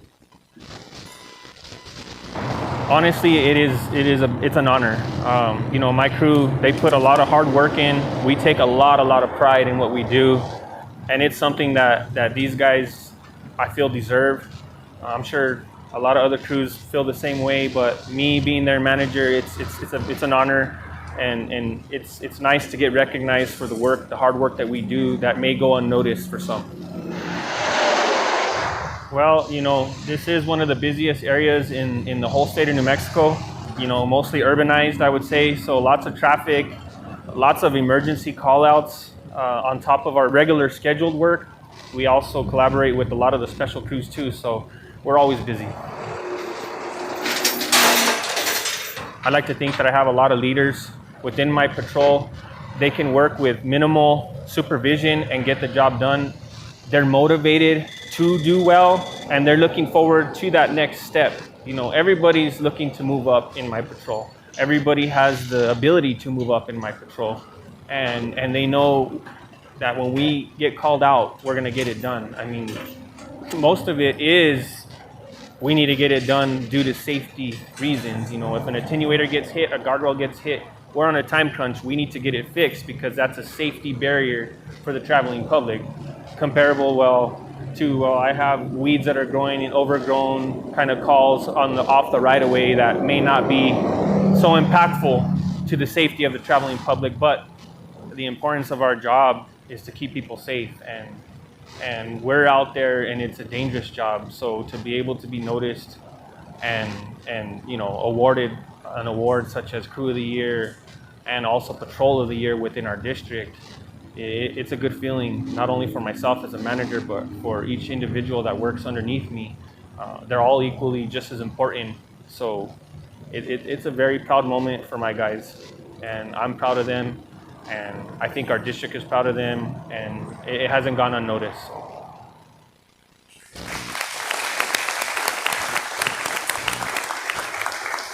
And on behalf of this commission, we want to thank you too for, you made a good comment. We're trying to keep the traveling public safe. Well, let me tell you something. We brought it up at the legislature. We're trying to get it passed, is that we pass some kind of, I don't know what it is, and I don't know if we all need to sit down and collaborate, but we need some, I don't know if it's traffic speed cameras or whatever it is on these work zones. And I always use this as an example here in La Bajada. We had people that were coming 80, 85. We have our workers out there, and it's our responsibility to keep them safe, and they're trying to keep. Just a couple of months ago, up in District 4, we were working on a work zone, and we had 2 employees. We had somebody that crossed over the barrels, and they hit 2 of our workers, and luckily they're doing all right, and they were both taken to the hospital. But that's the stuff that they face every day. And my work mostly when I was out there was on I-25, but you go out to I-40 and you can triple it because of the amount of traffic. So hopefully we can continue to work with the legislature to find some kind of safety mechanism to try to keep our employees safe and keep everybody at the posted limit on 55 when they're going through a zone, because you know they don't adhere to that. Everybody's always all dressed up and nowhere to go. So. Thank you, Chairman. Just moving on, I had just two more slides and I'm done with this presentation. Next one, just something that you know, we do here at District 3. We call it Fun at District 3, but one unique thing is once we have the balloons come up, the top left picture, balloons and burritos, we were able to do a little cookout, have some burritos where the balloons are going up, just to kind of get together. It's a good time to get together, make sure to see how we're doing. Great time. Also, we had some other things. Jersey Day, we had just getting the Christmas fund for the district. Just things that kind of just, hey, we work here together. Let's make it fun. Little things hey, we do. Isaac, and for those that are wondering, that's not me playing Santa Claus, okay? Yes, sir. Last slide we got here, District 3 training for equipment. We had our District 3 rodeo a couple weeks back. We're getting ready for the state rodeo, but just a kudos to the men and women that put on the event. Great event, but also just we have some really talented employees. They love what they do. They do a great job, and they're always trying to get better, and they want to prove it upcoming state rodeo. So with that said, I think that I'll open up any questions. Well, on behalf of this commission, we want to thank you for the fine job that you're doing filling in. And I also, as I mentioned to you this morning, I want everybody to know that when Isaac took us out this morning on that tour of here on Carlisle and Comanche, Comanche, he he was so excited, and you could tell he had a passion for what he was doing.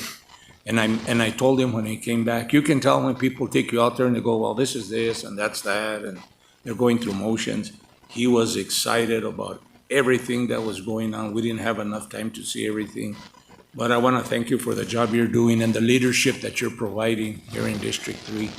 And so keep up the good work, and thank you for your presentation. And you have, I've always said this, I've been out in the field in a lot of places, and I always say that District 3, and I've said it all along, is very, very unique because you guys deal with stuff that the other districts don't deal with. The traffic, if you look at all the districts, they're spread out, and we're like rural. When I came out here one time years ago and I hung out with one of the AMSs and we were going through the projects, you have like, all your work is like here on Paseo. It's right there in the midst of traffic. You have those attenuators. So you're dealing with traffic no matter what you do. Yep. And then you have Belen, and you have down here in Bernalillo, as to where we have like 17 patrols. So you guys are very unique. You guys have graffiti crews, we don't, and because you're dealing with that. You have crews that we don't have, but you do a great job. And so you are a unique district. You do unique things, and for that we appreciate you and we thank you. Thank you. Thank you for your time. Thank you. And before we go on, I was earlier mentioning some of the DOT family. And is Franklin here? I just saw Franklin. Franklin. Call Franklin over here. Oh, there's Franklin. Franklin worked and he retired from DOT too. He was at the traffic safety. He's a good friend of not only mine, but my family's. We appreciate you and the work you did. And then I also want to acknowledge, and I'd like him to come up to the podium, is Senator Pat Woods. If you would come up, I just saw you sneak in here.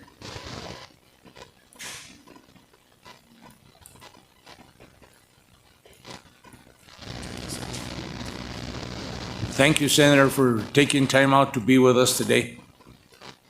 You know, I woke up this morning at 5, and I looked outside, and there was a sprinkle. I've been gathering hay. My son-in-law's been baling hay.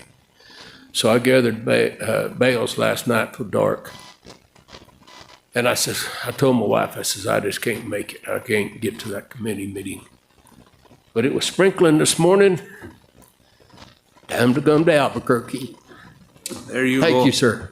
No, we want to thank you, Senator Woods, and me and you have had conversations, and sometimes you direct some of our constituents to me, and I appreciate that because that's a way for us to help, and we're here for whatever you need. And I, on behalf of this commission, I would just like to advocate for when we go back, whether it's in the special session or not, for the DOT funding for our roads, because if anybody knows, you know how that I-40 is and some of those stretches that are badly in need of work. And you've always been a great supporter, and I want to thank you for that. And I hope that we can get that bill passed and we can continue to serve the traveling public, and our families are on those roads. And I thank you for the work you do each and every day. So, Senator, I appreciate you taking the time. You woke up at 5. I was traveling at 5. Mm-hmm. So I might have met you on the road in your dreams. But thank you for being here and taking the time. Well, thank you for inviting me, and I have talked to Secretary Zena about the bill.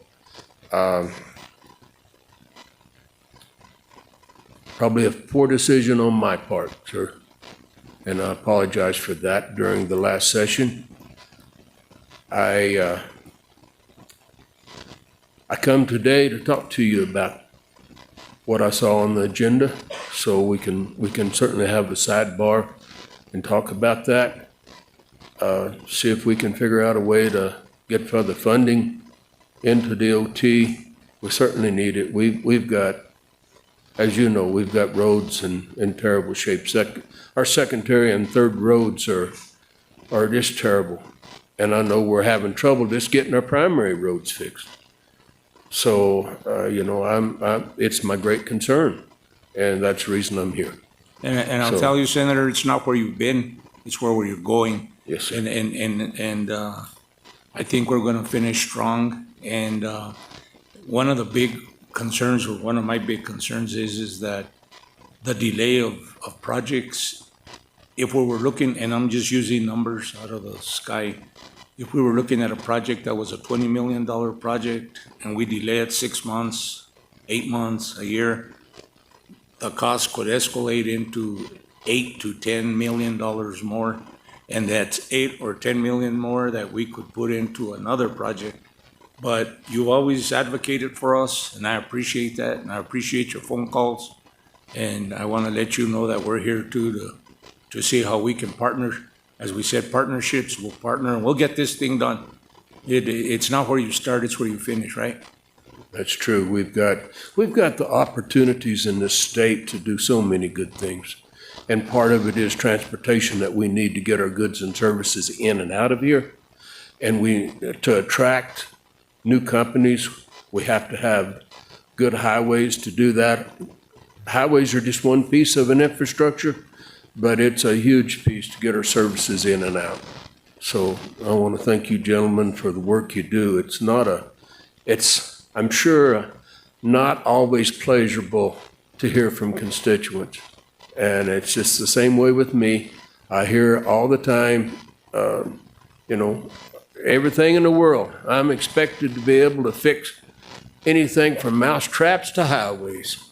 So I appreciate y'all taking my phone calls, and thank you for inviting me today. And it's very interesting to hear the rest of the meeting. Sorry I was late getting here. No, thank you for being here.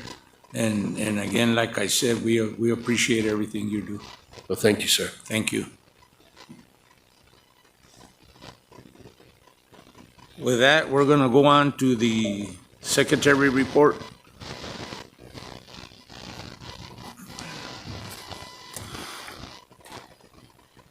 Thank you, Mr. Chairman. I'll just hand this out. Keep it brief. I know we have a pretty busy day. There you go, sir.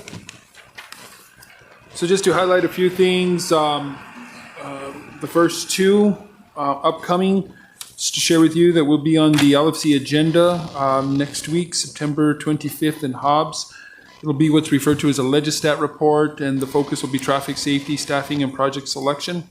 And so if you're not able to travel down there, by all means, please tune into the live stream, which you can get on the New Mexico Legislature website. As was mentioned earlier by Isaac, we have the statewide rodeo is taking place next week, the 24th through 26th, which means I believe the banquet will be on the evening of the 26th, which is Friday. And so if you're not able to attend throughout the day, the banquet in the evening where we recognize the winners of the individual competitions, but also the winner overall, that's a real exciting thing to see. So please, we hope you'll be able to make it. Over the past couple of days, we hosted a safety summit and tribal safety summit here in Albuquerque, which drew a very large audience, a lot of DOT staff, traffic safety experts from across the country, tribal, state, local leaders. The exchange was really aimed at identifying best practices that address high crash, high fatality corridors through engineering solutions that really not just address the infrastructure, but change driver behavior and the partnerships that are necessary to change that behavior. It's a lot of phenomenal information, resources that we can lean on from contractors to our counterparts in other states to really change how we look at designing roads and performing maintenance. We have a vacancy report that we're going to provide to all you commissioners just in the heels of the last discussion we had during your special meeting. Since then, we've determined that we can add another $5 million in hiring for the current fiscal year. And so in the works, managers are asked to provide us with their priority actions so that we can identify which will be priority for the agency. And so once we complete that process, we'll allow them to start pulling the trigger on those HR actions, and we'll budget out their FTE to each of their Hey, bureaus. Secretary, if I can jump in there. And it was a conversation I had with you yesterday, and I just want everybody to know, because I I know you had a meeting and you did a virtual with districts and with everybody else. And my question yesterday to the secretary was that I know, like, I don't know in this district, but in District 4, some of the positions were being held up. And so I asked him if there was a freeze, and he said, no, there's no freeze, we're just holding up. So if you could explain that so everybody knows, and I think you like said a little bit here when the money frees up, but the money is there, correct, just so that everybody's. Yeah, thank you, Mr. Chairman. Yeah, about a month ago, we had an all-hands meeting. I think we had about 900 staff attend, which is always great.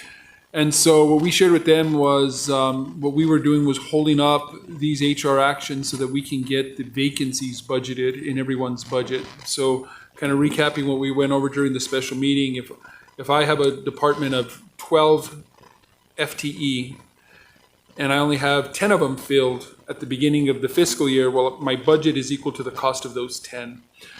But I need to also realize how much of the other 2 vacant positions I can fill, right? How much money do I have to fill them? And the practice of doing that across the agency isn't strong enough at this point. And so when I say the $5 million we're adding to payroll, every department now knows how much money they have for payroll because it's equal to the number of people they have employed with them. But if they want to hire more, they kind of appeal to us to say, can I? And at a high level, we're making those decisions, and that's not a good thing to do. And so the $5 million now, we start budgeting out. This department gets 2 positions, this one gets 8 more, this one gets 4 more, this one gets 5 more. And now managers make decisions on their own based on the resources they have. And so we've been intentionally putting a hold on these actions till we get that process done. All of that information is due back to us tomorrow from every manager, although we're seeing it come in from districts. I just saw District 6 send theirs in earlier today. That helps us make sure that they're really thinking methodically about what positions to fill, understanding that no state agency can fill 100% of their vacancies. That's tricky to do, but this is going to help them to make sure that wherever they feel they're lagging from an operational perspective, they can get those taken care of. So I just want to emphasize that there isn't a hiring freeze. It's just being held up for now, and hopefully we'll start moving on it quickly because, as I told you yesterday, we're looking at recruitment and then we're looking at retention. And if we offer somebody a position and a month passes or 2 months pass, we're going to lose them because they got to feed their families. So, but right now, I know at the last meeting we talked about vacancies and maybe going into, we're like not in a panic stage, but a cautionary stage. And I think from what I understand from the secretary, we're going to be ready to roll. And there isn't really much of a problem with the vacancies. So I just want to make that point. Thank you, Mr. Chairman. Just to give you all an update, and again, appreciate that you all came together for a special meeting of the State Transportation Commission a couple of weeks ago to help us shore up a much-needed project, the Border Highway Connector project. And so as you all recall, the process was getting a resolution passed by you all authorizing us to appeal to New Mexico Finance Authority.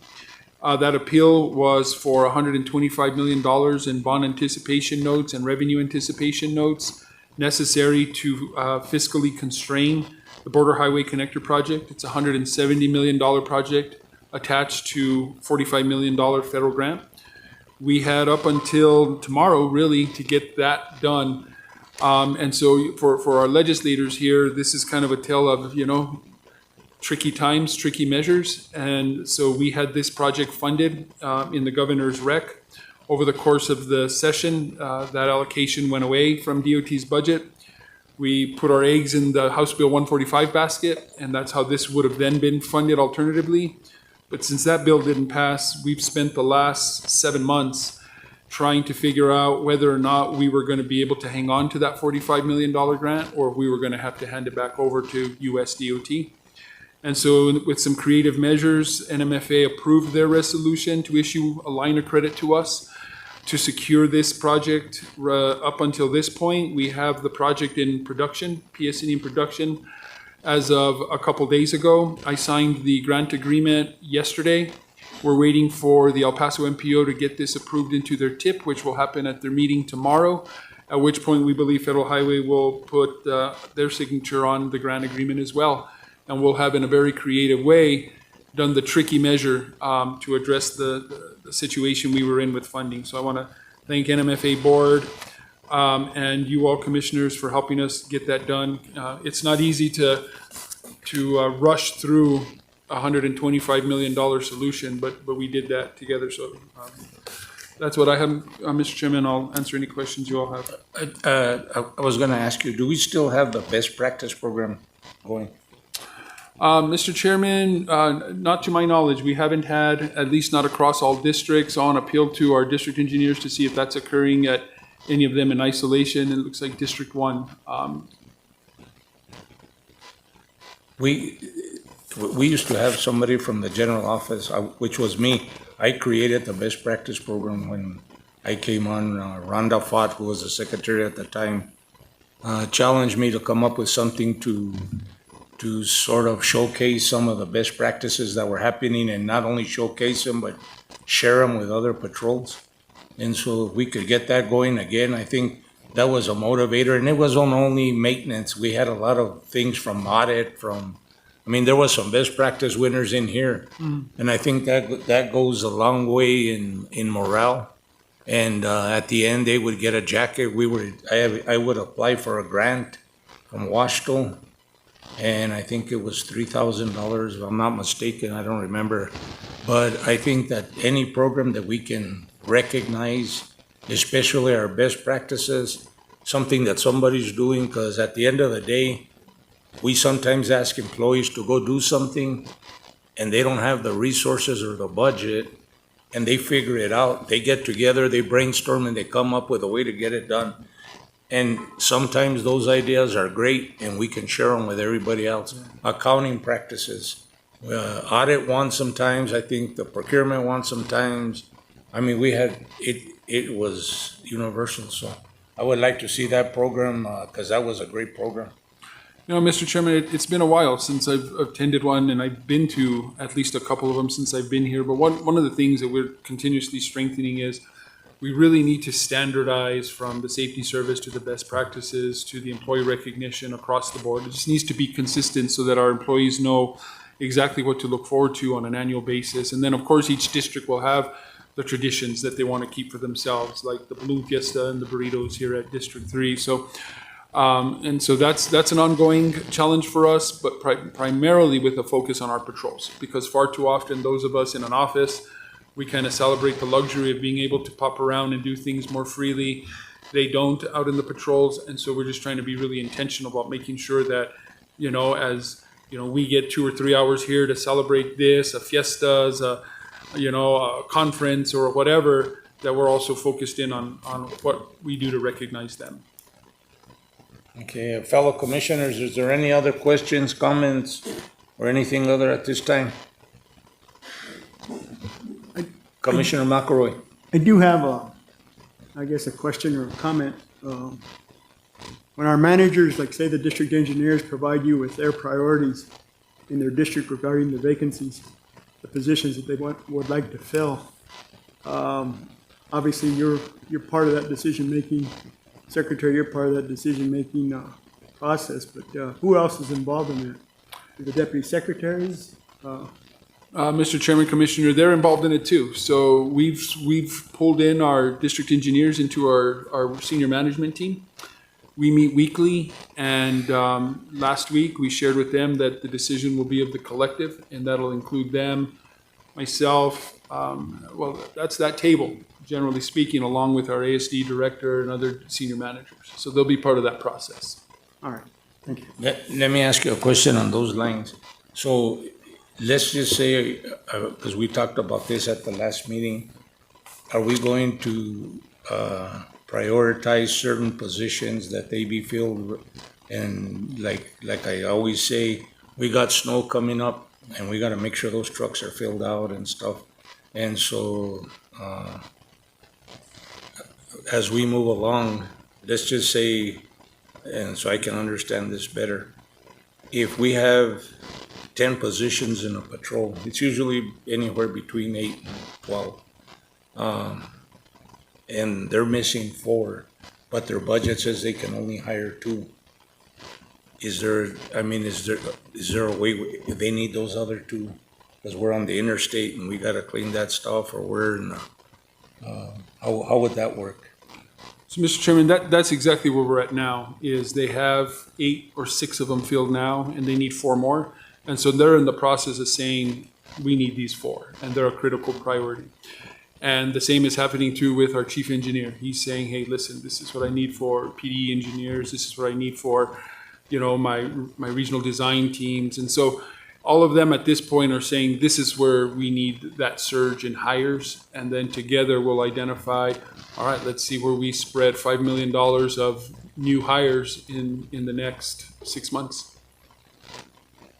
Okay, so now, but you'll keep us updated and all that, right? Absolutely, sure. Okay. Any other questions or comments? With that then, I'm gonna move on to the NMFA report. Mark Lovato. Oh, sorry about that. I skipped one. Sorry, Mark. Mark, you're already here, so Mark, go ahead and stay here. Hey, that was my mistake. It's a non-action item, so I can do whatever I want to do. Well, that's good. Good morning, Mr. Chairman, Commissioners, and Mr. Secretary. I'll be brief. There's not really a whole lot of change from last month. But on page 73, we received in your monthly set-aside payment. It was $10 million. So we're currently holding about $20.6 million towards your debt service. You'll notice that is actually quite a bit more than what your next bond payment is, which is on December 15th. That's an interest-only payment. But your bond indentures require that we hold 1/12 of the annual debt service. So that's why we receive in $10 million a month. The next area, those are your project funds. We're currently holding $173 million out of your 21 bond series. And we are holding there was also a $7 million draw on those funds. The 2014 bond series, we are currently holding $737,000 in project funds. I did release $7 million from that towards the state road fund because we certified that all of those projects related to that bond series have now been completed. Going on to the next page. As I mentioned, you have your interest-only debt service payment on December 15th. The amount will be $12.5 million. As mentioned, we are currently holding 20.6, so we're holding an excess of $8 million. That will be applied to your 6/15 payment. And finally, on the last page, this will just show you how short your portfolio truly is. It goes out to maturity in 2031. It's about 6 years, with annual debt service payments of about $111 million a year, with the exception of 27, which is $122 million. But it rapidly depletes in 6 years. With that, it's time for any questions. And you're still happy with the way everything's going? Extremely happy. And your fantasy football? That is going well. Any questions from fellow commissioners? If not, Mark, we always appreciate your report and all the work you do for us, so thank you. Thank you. With that, I'll jump back to the Deputy Secretary, Statewide Projects, Mohammed and David Quintana. I'll let David go first on these projects.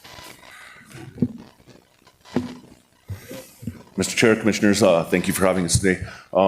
We can put major project presentation up on the board for us, if you don't mind. So this is a presentation I did last month for Tiers down in Silver City, kind of talking about the major projects we have in the hopper, the funding situation that they're in, and the gaps that we're kind of looking at now, since we're not completely funded from the legislature last year. So, all right. Okay, so this is again NMDOT major investment projects. Mr. Chair, members of the commission, thank you for having us today. Next slide, please. I'm gonna go by district. District 1, major construction projects. Secretary Cerna just went over, one that's not shown here is the Border Connector Highway that at the time it wasn't, this last minute identification of funding was after this presentation. So Border Connector Highway is going to get authorized this year. The actual construction is going to happen next fall. We were able to authorize the funding for that or get approval to authorize the funding for that while we still acquire right of way for that project. The first project up there is New Mexico 213-404 interchange. Intersection improvements, it's actually going to be an interchange now. That project is going out now in October for let. It's a $125.8 million project. It's fully funded. Next year, the big project in D1, it's bold because it also received discretionary grant funds, bridge grant funding to the tune of about $75 million. Total construction cost is $146 million as of today. Anticipated letting would be next October 2026. Next slide, please. Major construction projects in District 2. The control number 210, 43, 33, and 34 are roadway reconstruction and widening down in JAL area. The construction cost for both of those projects is $100 million, fully funded. Those projects are also letting in October. Next project is 210-1352. That's phase 2 of downtown Clovis urban reconstruction. Construction cost is $48.6 million. It's fully funded, and it's going out next October 2026. The last one on the list is 210-4331 New Mexico 31 reconstruction phase 1. That has a construction cost of $49 million, and we're looking at the entirety of that construction cost as a gap right now. Current letting schedule is for December of 2027. So we're hopeful, over the next couple of sessions, special session and next couple of sessions, we'll be able to get these projects funded. Next slide, please. District 3, A302380 is I-40 Carnuel bridge replacement. Construction cost is $36.5 million. That's fully funded. That is going out next October 2026. A301001 is Mexico 500 Rio Bravo bridge replacement. Isaac spoke about that earlier. It's currently under construction. It just got let this past April, $133 million as let cost. A301891 Gibson Boulevard I-25 interchange reconstruction.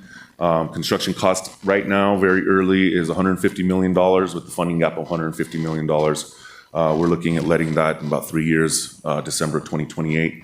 These projects that are showing gaps, I will emphasize that these were going to be projects that were funded with the bonds proceeds that we were going to sell with House Bill 145. So next slide, please. District 4. A410-1691, that's up in Raton area, I-25, US 6487 interchange reconstruction just south of Raton. That is the Raton to Clayton Highway, that interchange right there on I-25. Construction cost of that is $27.3 million. That's fully funded. That's going to go out next summer in June. 410-1900 New Mexico 104 Contrast Bridge replacement. Construction cost is $20 million. Those are fully funded. And that construction is going to be put out to bid next December 2026. Next slide, please. Moving on to District 5, S100-730 I-25 pavement rehabilitation. This stretch is in Santa Fe between Old Pecos Trail and El Dorado. Construction cost is $46.6 million. It's fully funded. It's letting this December. 510-1175 US 64 reconstruction phase 4. That's between Arizona and Shiprock up in the Four Corners area. This is phase 4 of a 5-phase project reconstructing about 23 miles of US 64 from the Arizona border into Shiprock. It's $49.9 million. It's fully funded. It's letting this December. It's unique. This corridor received grant funding back in 2019 prior to the pandemic. And at the time, the construction costs were maybe half of what they are today. In 2021, we actually applied for an additional grant because of the construction costs that we were seeing, the increase in inflation. So this corridor actually has received 2 discretionary grants. So that's kind of an interesting tidbit on that. Next one is 5100-821 US 64 reconstruction in front of the Shiprock schools. So this isn't part of the actual corridor study, but this is a project that was started in District 5 probably about 15 years ago when I was there as TSE. We did an RSA. This is right in front of Shiprock High School, Dene College, the junior high.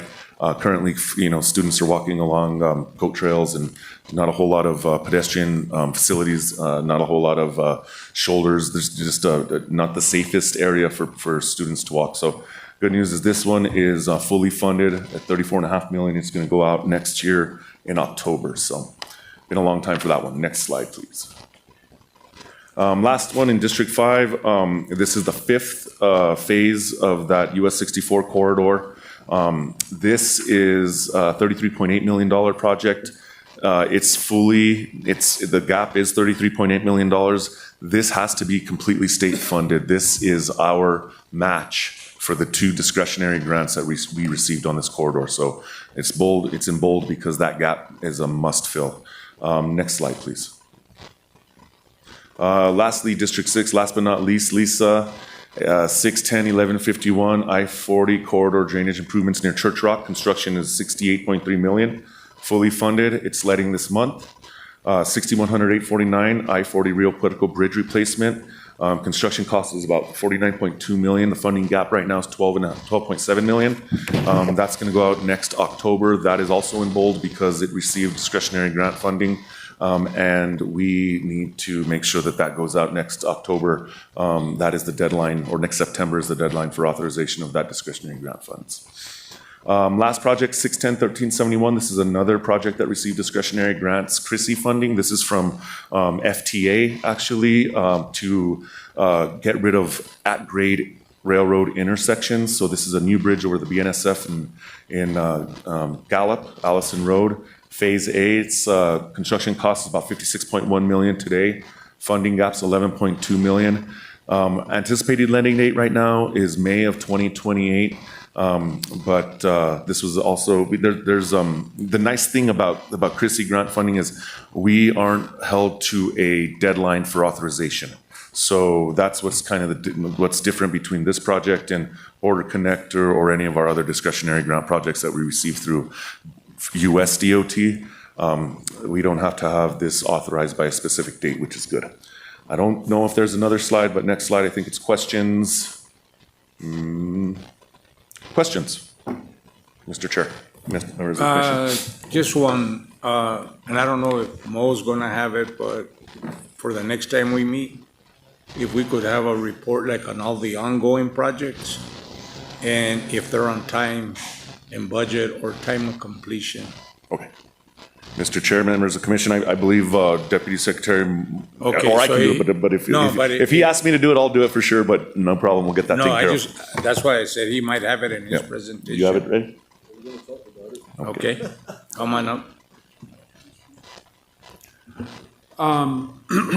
David, the other thing that's important, and you did do this presentation in tiers, and I thought you had it on that slide, but I wanted to make note of it, but I think the overall gap going through the projects that Mr. Quintana presented is somewhere in the space of $400+ million, if you add up the sum of all those gaps.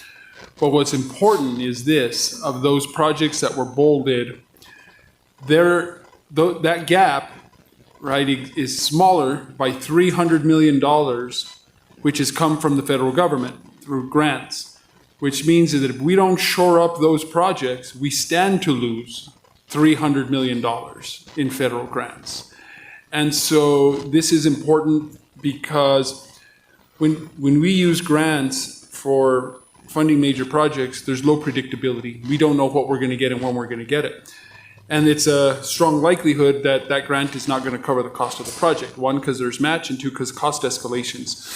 But three is we don't have stable funding coming into the DOT with which to use towards those cost escalations and the match, right? And so I just want to underscore that. We shared that with the legislature, $400 million gap on these projects, which we have letting dates for, and that's attached to $300 million in federal grants awarded that we could lose if we don't shore up all those projects. And again, looking at the Border Highway Connector, it's an example, right, of the scramble that comes in getting those shored up. So I just want to make that note. Thank you. Thank you, Mr. Secretary. Appreciate that.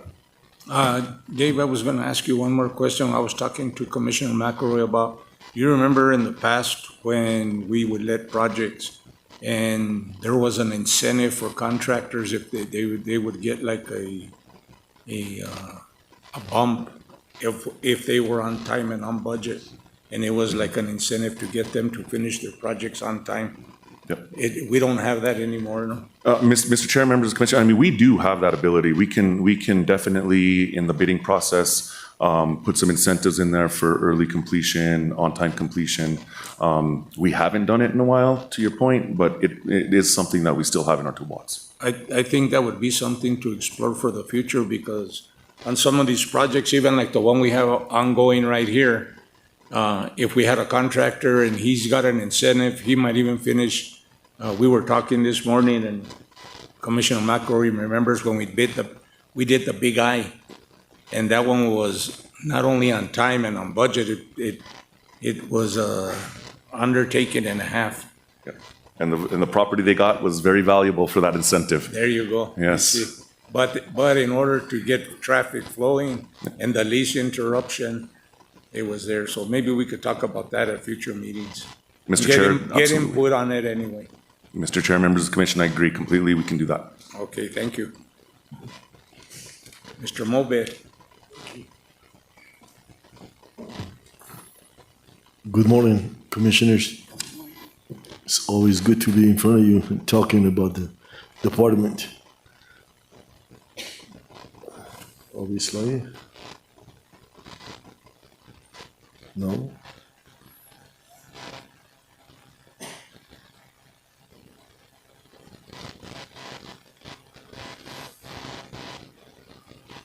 Hopefully we can find it. You found it? Yeah, as you requested. I thought I saw somebody walking out with it. As you requested, Mr. Chair, last meeting, you wanted the district engineers to give you the reports about what's going on in each district.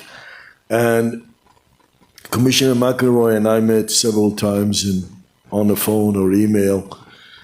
And we came up with the outline that we are hoping that we get some comments from you all on this. If it's acceptable, we will send it to all the district engineers, so every month they make a report to you all. And these are the items that we have included in the report to be presented to you each month. As you can see, the first is very small, very short, but we have made it consistent. So every district does the same thing for you all. Is consistent, it's very short. And also we're going to talk about the big impacts items that impacts our customers first, and then our budget, and then really our mobility of our customers. So the first slide, as you will see, will have the district number, the district engineer's name, and the month. And we're going to implement this next month. So next month you're going to see October of 2025.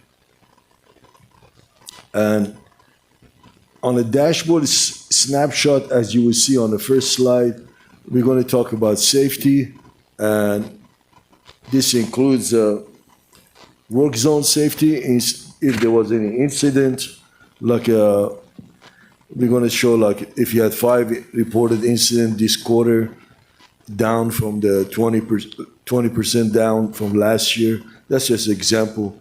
And the crash statistic, statewide crashes, has come down or gone up in a work zone or in general. And then we talk about maintenance. And this is about maintenance is each district, how many lanes of lane miles maintained. And we talk about how many miles of each road was pothole patch done on it, how many miles of mowing was done, and how many linear feet of guardrail was fixed. And also this is going to be seasonal during the chip seal, how many miles of chip seal was done, and how many signs were replaced and removed, and also the litter pickup, how many miles of road we did litter pickup at, or what roads we did. And Also, the customer service, we usually get a lot of complaints, but we never say how many complaints we take care of them. So this is going to be a report, how many was received and how many were resolved. And we're also going to talk about the budget, where we are with the budget, how much we have got the budget, how much we have spent, and what's the leftover. And the equipment, talk about the fleet management and fleet availability. Like we have about one district might say 87% of their fleet are available and 13 are in the shop. And usually we're going to take care of the equipment. The mower is going to be taken over in the winter. We have them in the shop. And then, like the snow plow you see behind you, going to be in the shop in the summer, so it's ready for the winter. So these are the reports we give to you every month about the equipment. And also we're going to talk about accomplishment. Next slide going to be accomplishment. Completed major projects that, Mr. Chairman, you just asked about, where we are with the projects. This is going to be completed projects, major milestones, where we at. And a lot of our projects might have milestones, so we make sure that we are on each milestone. And you talk about incentive.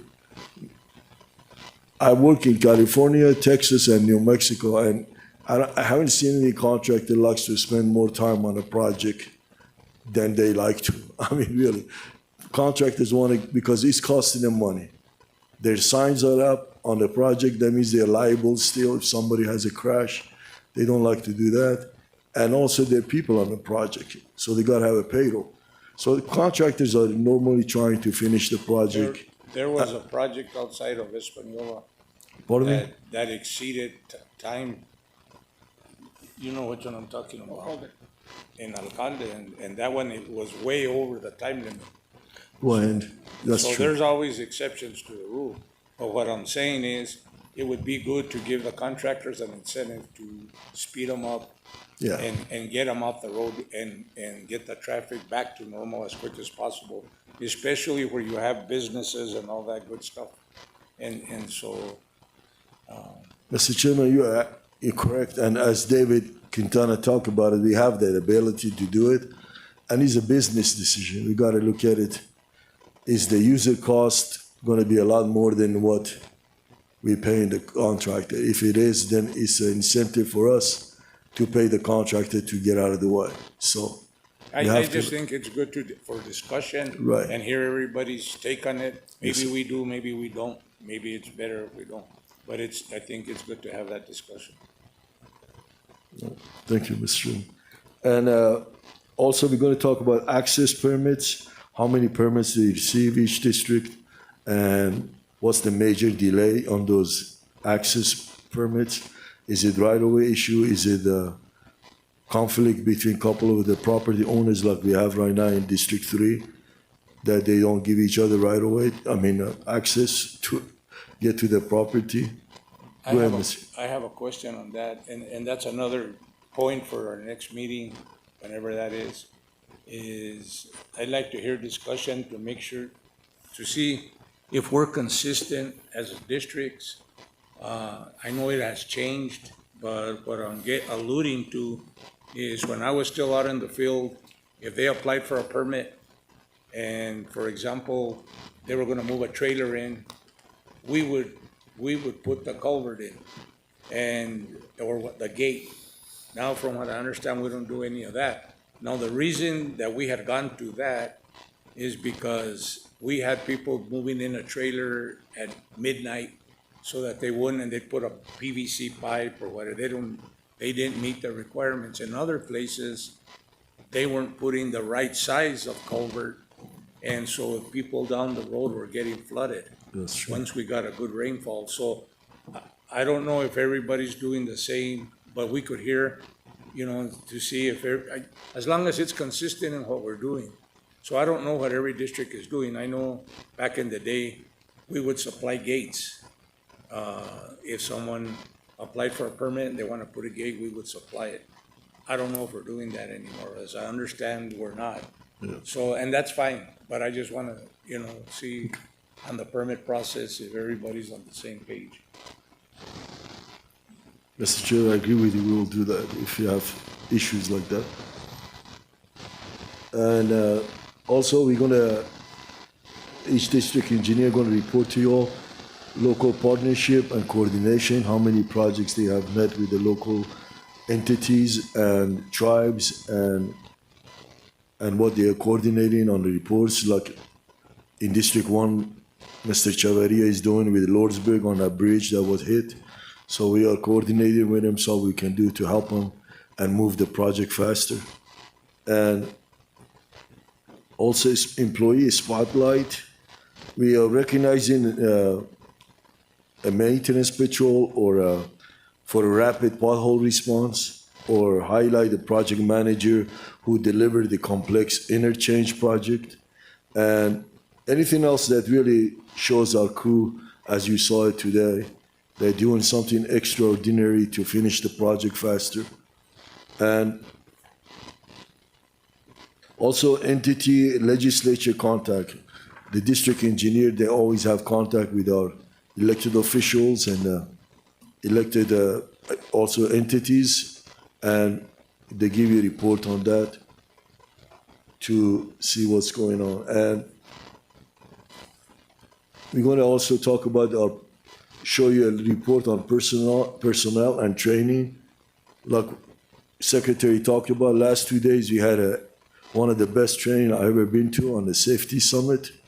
And thanks to Amy Whitfield and Angelica and Denise Peralta, they worked pretty hard. They brought a lot of people. We had the former secretary from Washington, DOT, gave a report. I mean, it was excellent. So we had people from South Carolina, from Wisconsin. We had people from everywhere. So we're training our people, and really NMDOT has been always like that, and is continuing to be a teaching institute. So we teach a lot of our people, and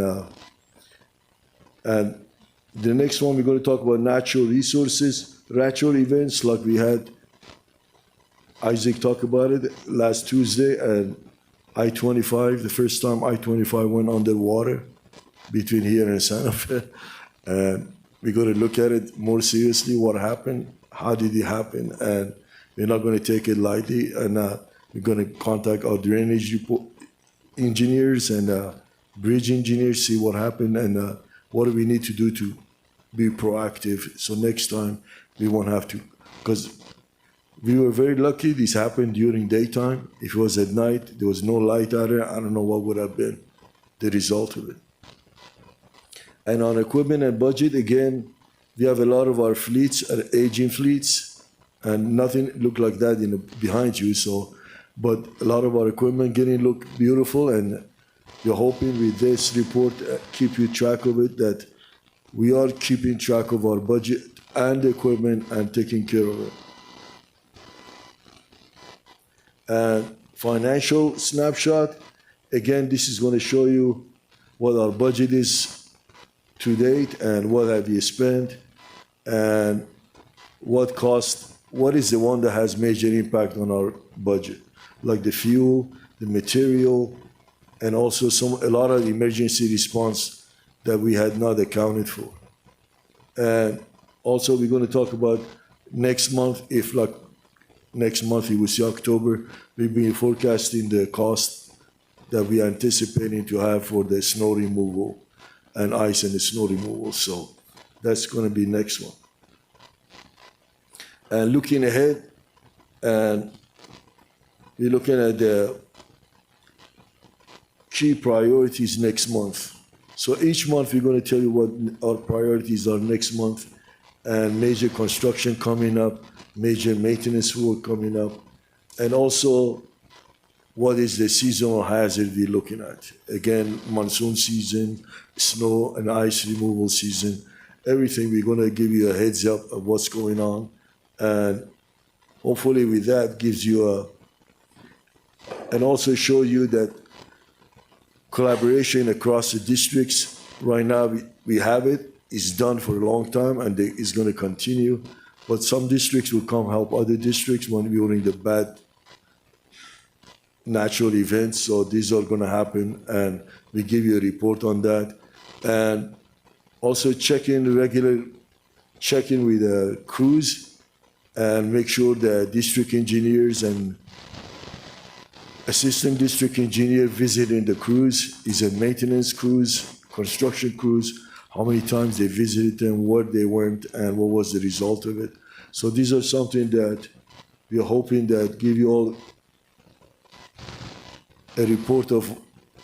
We are also taking care of our employees by visiting with them, listening to them face to face, one to one, and see what's going on in the field. I know our ADEs are very busy, but we are hoping that encourage them to be more active in the field and visit their crews and see what's going on. And that's something Commissioner McElroy keep pushing me, say, get your guys out there. So we're trying to get our folks out there more with the crews and see what's going on. I agree with that, and you gotta realize too that we have ADs, then we have AMSs, then we have staff managers, then we have patrol foremans. So, I mean, there's a lot of opportunity to get out there and do road patrol and see what's cooking. Mr. Chairman, that's why the next slide shows you, it's going to be talk about, this is all the things we're going to talk about, make sure it's aligned with the New Mexico DOT mission and values. As far as the safety is, because we're saying in our mission, our number one asset is our employee, then we show them by safety that we are trying to make sure our employees are safe, safe working conditions, safe equipment, and personal protective equipment are always used when they're out there. And also accountability. We want to make sure by creating a realistic deadline on things so you can hold people accountable. When we have to do something, we got to do it right away. And our integrity, as you can tell, our people, you saw them, they're very high integrity, and we need to celebrate it. And we're going to do that. And teamwork and communication, again, we're going to bring you an example of what happened last month, what district helped what district, what was the communication, and what's going on. And as I said earlier, we are training a lot of our people constantly, and districts are helping other districts. Right now, District 6 is in District 3. HR people are here, down here from District 6 to teach our District 3 a lot of the HR, because we have a lot of new people in the HR in District 3. So that tells you the collaboration we have among the district is awesome. I mean, they're going out of their way to help each other. So this is going to be continuing. And at the final slide, we're hoping that every month we get feedback from you all and explain what's going on and any issue that you all have heard from your constituents to let us know. And by giving you this report, I don't think we're going to make you guys all engineers or expert in every part of it. But you are in a community, you are in every community, you have a lot of connections to the elected officials sitting here, and you see them more often in your community, and I'm hoping that you all can, when you run into them, at least you can talk about DOT, and you might not all the answers, but at least you can give them a quick answer. Speaking of quick answer, I couldn't help it but remember this story I want to tell you about is the guy who went to grocery store and he saw the guy in the produce section. He asked him, "Excuse me, I want to buy half a lettuce." The guy says, we never said half a lettuce, but let me ask the manager. So he walked to the manager, and manager was in his office on the computer, and he knocked on the door. He said, yeah. He said, we have some, I didn't want to tell you what he called him, but let's call it knucklehead. Some knucklehead wants to buy half a lettuce. And as soon as he finished that, he noticed the guy had followed him. And he said, and this gentleman wants to buy the other half. So what should I do? So manager said, go ahead, take care of it, but come back. I want to talk to you. The guy said, oh man, I got in trouble. So he took care of the customer, come back. He says, sir, you want to talk to me? He says, yeah. You got caught and you got out of it like that. I like that. That's a fast thinker. So we're going to open a store in Canada, and I'm going to recommend you for the manager. Oh, really? Thank you. I appreciate that. So what do you know about Canada? Oh, they are a bunch of, I can't tell you the name, he said, and hockey players. He said, really? Because my wife is from Canada. I go, oh yeah, what team she play for? So that's a quick answer. I'm open for any question. Thank you. I think you guys have come up with a good format, and that'll work. For our next meeting, what I like to do is just have the Ds think about this. I just want to hear feedback as far as what you guys are doing, but there's and this isn't to go on this every month, it's just a one-time, like what is everybody doing, but I've noticed that under the guardrails in some areas, there's almost a foot of cinders. And I know in District 5, they go and they pick them up with the sweeper and then they recycle them. They throw them through the plant right, Rhonda? When I was there, that even won as a best practice. So they were doing that. They would take the sweeper and pick up all the cinders, and then they take them to the yard there in Cuyo Mangay, and they had a plant and they would do it. But I just want to see if there's some areas that don't get it, but there's some guardrail where it's about that thick, and I just want to see if anybody or how you're addressing it. Just hear the different comments. But that'll just be a one-time deal. So other than that, the format's good. Is there any other questions or comments from fellow commissioners? I actually do. Thank you, Chairman Okay. Adams. Go ahead, Thank you so Commissioner. much, Deputy Secretary. I appreciate the work that went into this with Commissioner McElroy. I'm just a wee bit concerned the load of work that this is going to create. And has the district engineers been involved in whether this is going to be something? Are we doing this every month? Is the idea to have this for every district every month? So is this a? Most of the things, Commissioner, that they're talking about gets reported anyway monthly. Okay. They have a So it's already there? maintenance management where they collect all this data, and it's just a matter of spewing it out. Well, I look forward to when you roll it out, and then maybe we can fine tune it further as we Sure. go through. It seems like a very comprehensive list of things to go through, so I look forward to seeing, getting that information. I appreciate being more informed, and I certainly appreciate having the opportunity to see how we're holding ourselves accountable. So thank you very much for all the thought that went into it. Thank you, Mr. Chair. Thank you, Commissioner. Our district engineers are very well aware of what's going on in the district.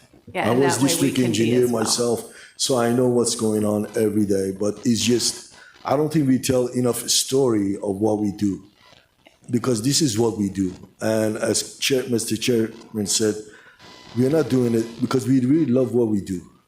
And I've been doing this for 44 years. And I know our folks are doing the same thing. And I want to thank Commissioner McElroy for really helping me with this. I mean, a lot of the ideas, if you don't like him, he's blaming on him because he has his ideas. But I mean, He we knows what really he's work on this very hard to come up with something. But our district engineers know what's going on. And they just want to, I think we don't tell enough a story. And we need to let you know that there is a lot of challenges that they deal with, and they're handling it. It's not that nothing gets handled.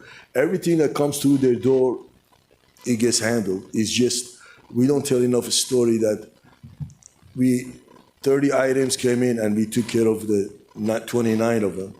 And I think, I'm hoping this is a recognition of their work, proving that our people are really working hard out there, and we appreciate the department and we appreciate our elected officials. But at the same time, these are the challenges we're facing. I'm sorry, but a lot of traffic, a lot of natural disasters happen, and we're handling them.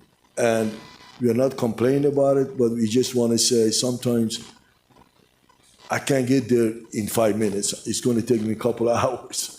And we need to tell that story so everybody knows we are not sitting down and waiting for something to happen. We're working on it. Certainly. And don't get me wrong at all. I actually really appreciate having as much information as possible. Yeah. And this is partially what we had talked about as a commission earlier, so really appreciate it coming to fruition, and I'm just trying to be respectful of people's time. So I appreciate the work that's being done, and I agree 100% we need to be telling the story of how much we're accomplishing and what the challenges are and what we're facing as a department and in every single district. So thank you for all that. I just want to make sure that we're being reasonable. So I'm looking forward to the reports and to be able to make some good decisions moving forward. Thank you. And as we move forward, we can tweak it, and I think it's a start, and then from there we can design it. We have the concept, and we'll start with the concept, and then we'll move into a design,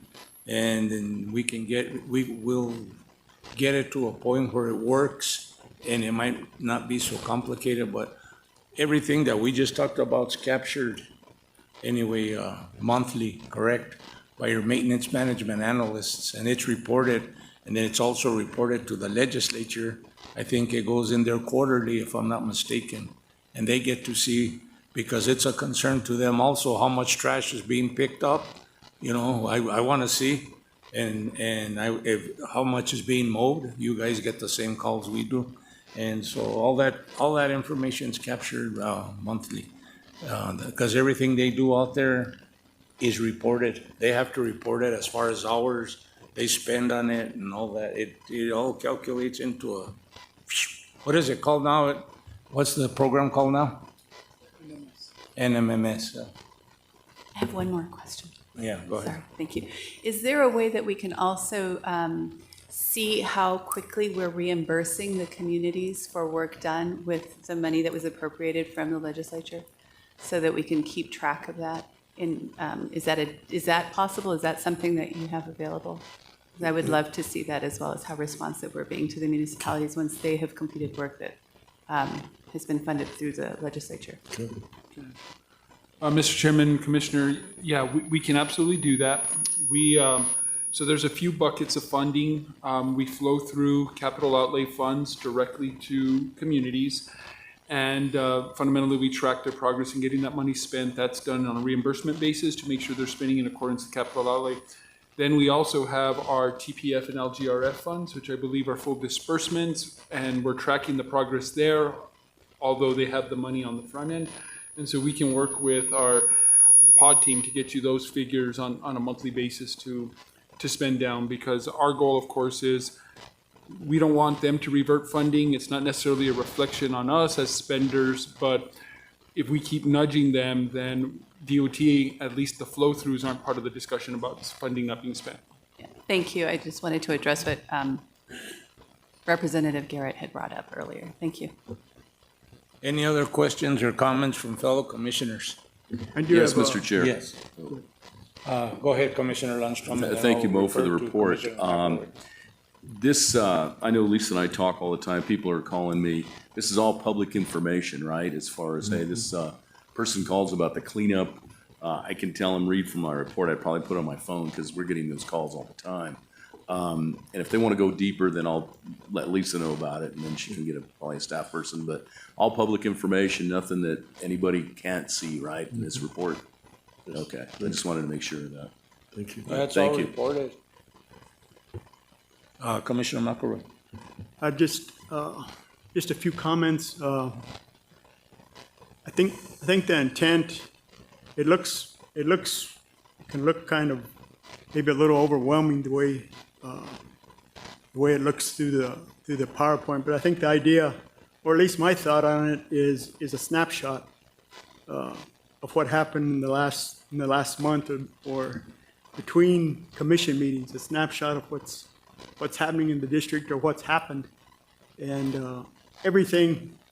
You know, the core of a district is construction, maintenance, engineering, and business support. And I think you need to think of this report in that manner and report it as such that you touch all those areas. And that's kind of what I wanted this report to kind of look at, and I think that's what Mo wants it to kind of look at. But I mean, there's room for tweaking. I mean, if something needs to be done or something different, we can do that. But it's a snapshot. I mean, if there's, you know, I made the comment to Mo, one of the things I made the comment to Mo, I mean, if we have a major, say, access permit for development and how that affects our roadway, well, then maybe we should be saying that we've approved this development, we approved that access, and this is what's going to happen because of that access. We're going to add lanes to our road and those kind of things.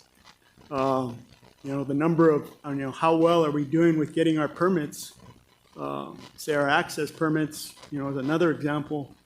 How fast are we getting those approved? You know, so, I mean, those are kind of questions that can come to a commissioner or come to the secretary's office. Well, you know, we're not getting any help in this particular area. You know, why is that? You know, and those kind of things. And the other part of it that I really emphasize to Mo, and I just want the district engineers to hear this, is you know, I think we need to be out in the district. You know, the ADEs, the district engineer.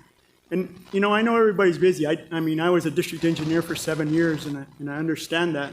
And I understand the work of it. And, you know, obviously some things have changed, and things are a little bit different than when I was a district engineer, just like the predecessor before me or before them. And I don't really like to go back in time because, I mean, that's past, and today we're here, and the future is ahead of us. But, you know, I think the idea is that I think we need to be out in the districts. I mean, there's no way to run a district efficiently without being a presence out there. We need to understand what our people are facing. We need to understand the issues out there, and however you want to do it, you know, however you want to manage your district, but, you know, you got to manage by walking around.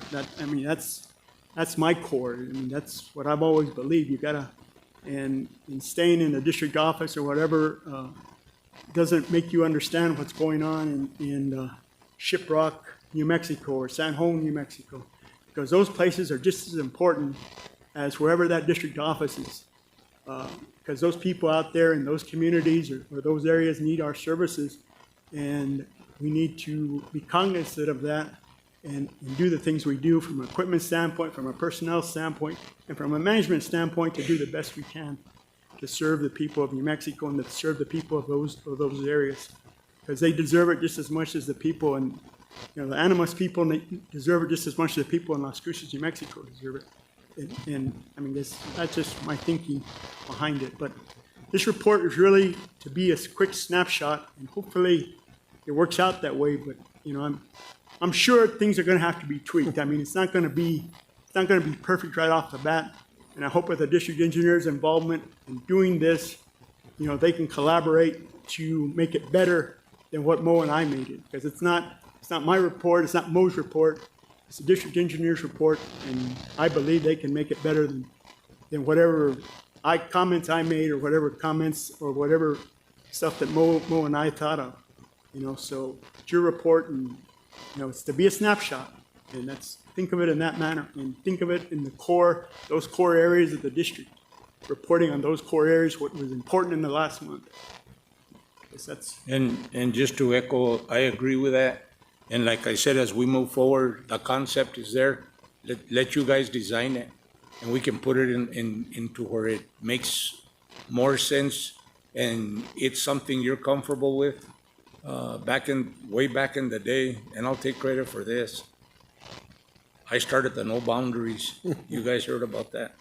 And it was because I went out one day on a snowstorm, and I came from construction, and I was an AMS, and I was out on a snowstorm, and I was up with one crew, and they were getting pounded. I called the other patrol, and I said, it's headed your way. So I was up in the snowstorm, and I was coming back to the boundary of the next patrol. And the guy was on road patrol, and I asked him, did you call out your crew? And he said, yeah. And I said, well, where are they? He said, they're in the barn waiting. I said, bring them out, move them up. Let's move these guys further out. Let's take care of them. And then as the storm moves your way, you can go back into your backyard. They said, no. You don't understand, you just started. You don't do that, you don't cross boundaries. You do not cross boundaries, the people are gonna get pissed. I said, well, let them get pissed. Because at the end of the day, the traveling public, they don't look at mile markers, they don't look to say District 4 starts here and District 5 ends here. What they look at is that the road's clean, that the road's clear. And so it was a concept. Eventually, they said, well, it would work better if we did this. It would work better if we did that. And I said, you know what? You guys design it and you work it, and it worked. Later, I wasn't even a part of it. They started talking to each other, and they developed their own communication. And one crew would finish and say, we're done, we just finished. Do you guys need help? We even took crews, I was on I-25. We took crews to I-40 because they were getting hit so hard over there. And it was like, you can't do that, but we did it. And so with this report, as John says, we can tweak it as we go. The concept is there, you guys design it, but it gives us a snapshot of what we're doing. So with that, Secretary. Yeah. Mr. Chairman, Commissioners, and thank you, Mo, thank you, Commissioners, for contributing. And one of the challenges in front of us with the report, which I like, we can make our very own, is going to be benchmarking, right? And so if we come in here in January and say we spent last month 200 hours pushing snow, and everybody's going to scratch our head saying, is that good? And it'll be the one road, the family living on the one road we didn't get that will say, you didn't, for an extra hour, you would have gotten my road. And so what we're going to have to work on collaboratively is how much is a good amount of trash to pick up? How many miles is a lot of mowing? How many linear feet of guardrail is a lot of guardrail? How many hours of snow and litter pickup is a lot? And so that'll be the challenge in front of us collectively, is to say, we're going to track. There's no way I feel comfortable making comparisons between DEs to say, like, where's yours and where's yours? We just talked about how D3 is very unique, right? Especially in terms of guardrail, right? Barrier wall is different, but not so much guardrail. And so what we got to do is figure out how to benchmark our districts individually so that they're pushing themselves to get better and better. And so we may need to figure out a way to say, we're taking a percentage of what we should be doing on primary, secondary routes. With snow, are we reducing crashes in those areas? Are we reducing closures? What are we doing kind of as an outset? So I just want to make sure too for our DEs, because I know they work hard, but we always have room to grow, that we don't start putting numbers up in ways that creates, a negative dialogue about the work that our men and women are doing. Instead, create a dialogue that says, this is how we're going to do better, and this is how we're going to track it moving forward. So just wanted to share.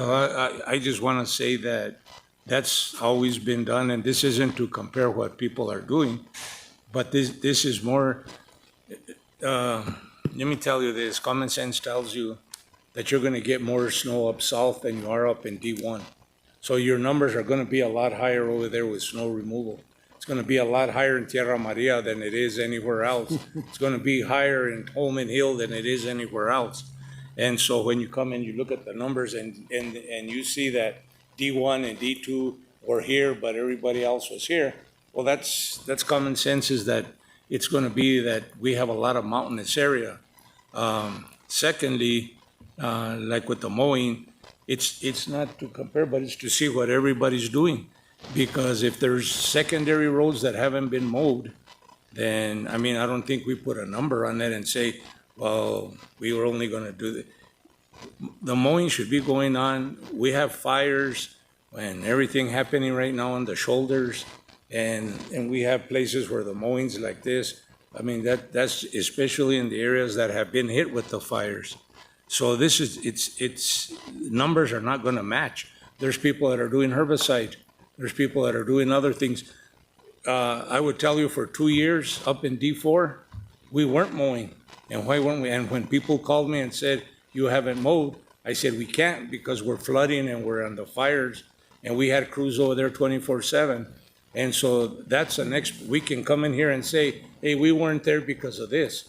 And so if your numbers are low or high, you can't control how much snow is going to fall. So if your numbers are low, it's because you didn't get snow. If your numbers are high, it's because you got snow. And same thing with mowing and everything else. But I think that this format that they created gives you a snapshot of what you're doing. You look at salt and cinders, and you can put District 5 and 4 and maybe a couple of other districts against 3 and 1 and 2, and I'm sure your salt and cinders are going to be way higher over there, and your budget's going to be depleted more over there than it is down south. And so that doesn't mean you don't get snow, so your numbers will be here. But if there's a reason why your numbers are low, you can come in and say, hey, we didn't do that much this year because of this, or the trash. I don't think we can ever pick up enough trash, to be honest with you. And that's an endless thing. So with that, is there any other questions from commissioners? With that, thank you, Mo. I think it's a good start. You and Commissioner McElroy are there. So with that, we will move on to the annual, before I move on, I want to thank the legislators and the governor for one thing. I'm a big proponent of the local government road fund. And I want to tell you guys something. I've been here a long time, since I told you 1977. Back in the day, and John, if you can, Commissioner McCrory, tell me about, I've said this before, the local government road fund, and I'll talk about District 4, where you're at, Senator Woods, it would be about $4 to $5 million, and that was it. And $3 million, $4 million, and there wasn't a whole lot to spread around through the district. And this year, and some of the other years in the past, this year all the districts got between 17 and $19 million, and that is a boost to villages and cities and towns, and that's projects that would not have gotten done if it wasn't for that local government fund. So we appreciate that. I mean, the numbers are great, and you're gonna see all these little communities. We're rural America down there, and so you're gonna see Tuncumcari and San Juan and Santa Rosa and Vegas and Angel Fire and all these places getting work done, Pecos, and so thank you for that. I just wanted to, and give us some more next year. So thank you for that. So with that, I'm going to move on to the annual report and presentation for New Mexico Rail Runner Express. David Harris. Good morning, Chair. And Good morning, Dave. How's it going? I'm great. Good morning, Long time no Secretary. see. Yeah, good to see you. With all of Mo's talk about lettuce, I have a joke for you. So I'm going to horn in on It better not be like Mallory's. Where's Mallory? I'm going to horn in on Mallory's Okay. territory here. She might. What do you call a honeymoon? What do you call? Yeah. What do you call a honeymoon salad? Honeymoon what? A honeymoon salad. Lettuce alone. Okay. Yeah. Not as Mallory, tough- did you give not him as- that one? Man, I thought it was going to be a tough room, but. We'll do your report next month. Yeah. You can sit down. Thank you. Good night. With that, before I bring up our friends and partners at Rio Metro, just wanted to give you a quick outline. We have an agreement with Rio Metro where they have roles and responsibilities, and we have roles and responsibilities. We're the owners of the railroad and New Mexico Rail Runner Express, and they oversee the daily operations and maintenance. And through that agreement, all our roles and responsibilities are delineated. And one of the roles and responsibilities they have is to provide an annual report to the State Transportation Commission. So that's why we're here today. So without further ado, I'll bring up Dewey Cave and Tony Sylvester to give you that report. And also, I'd like to say, I don't know that the communications between DOT and Rio Metro on this issue, I don't know that if they've ever been better in the 20-year history of our relationship. So I'm really happy about that and introducing them here today. Thank you. Welcome on behalf of the commission. Welcome. Okay. Good morning, Chairman Adams and Commissioners and Mr. Secretary. It's good to be back with you again. I think the last time we met was up in Rio Rancho. Again, I'm Dewey Cave. I'm the Executive Director for the Rio Metro Regional Transit District, as well as the Mid-Region Council of Governments. And no doubt most of you are aware that, as David just mentioned, Rio Metro serves as the New Mexico Rail Runner Express's fiscal agent, as well as the capital and maintenance manager on behalf of NMDOT. And we appreciate this role. We thank again Governor Michelle Lujan Grisham. We also thank the Secretary, Cerna, as well as David and his role for partnering with us. I'm happy to report that we had another busy year with the completion of some track improvements that reduced service delays and increased train speeds. Our ridership continues to be strong. We also partnered with a number of events and activities along the corridor. For example, we're working with Zozobra, the Santa Fe Opera, and the Santa Fe Rail Yards concert and movies series. All these have increased our ridership on the weekends especially, and we think that with additional planning and efforts that we can continue to increase those activities in the future. At this time, I'd like to also bring Rio Metro Planning Manager Tony Sylvester, who will be giving you an overview of the Rail Runners budget as well as some of the highlights for the activities for this year. Again, I want to thank you all for the opportunity and for the working relationship that we have, and we'll bring up Tony. Thank you. Thanks, Dewey. Mr. Chair, Commissioners, Mr. Secretary, thank you for some time today. I'm going to go through this relatively quickly. As Dave Harris mentioned, we have some required reporting elements in the MOA between organizations. I'm just going to hit some of the highlights of this. The full report is in your packet. We also include every year the budget and capital plan. This is adopted in May of every year, and it has not just that fiscal year's budget, but also a projection of our capital projects and budgets out for another 7 years. We do work very closely with the NMD Transit and Rail Division on putting this together, so we're working hand in hand in some of these long-term capital maintenance efforts. If you move on, next slide, please. Before I move on to the future projects, let's look at two of the main accomplishments we completed this year. As Dewey mentioned, these are all projects that reduce travel times, increase travel time and reliability, and really benefit the public and our ridership.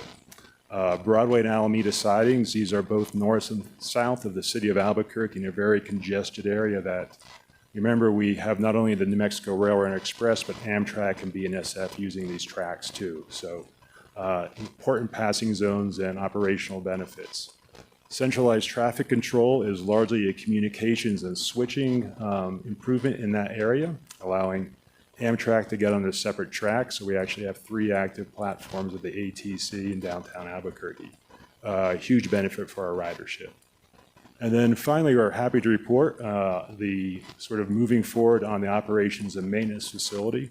With the support of the state of New Mexico and the governor, we were awarded the RAISE grant from the FTA. This is a $22.5 million grant going to help us address some of our maintenance and employee sort of conditions at the existing site.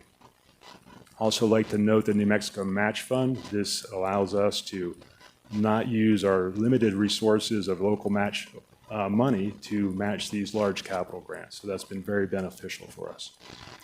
Next slide, please. Large picture rail runner highlights for the budget 2026, $90.7 million of revenue, 77.9 costs.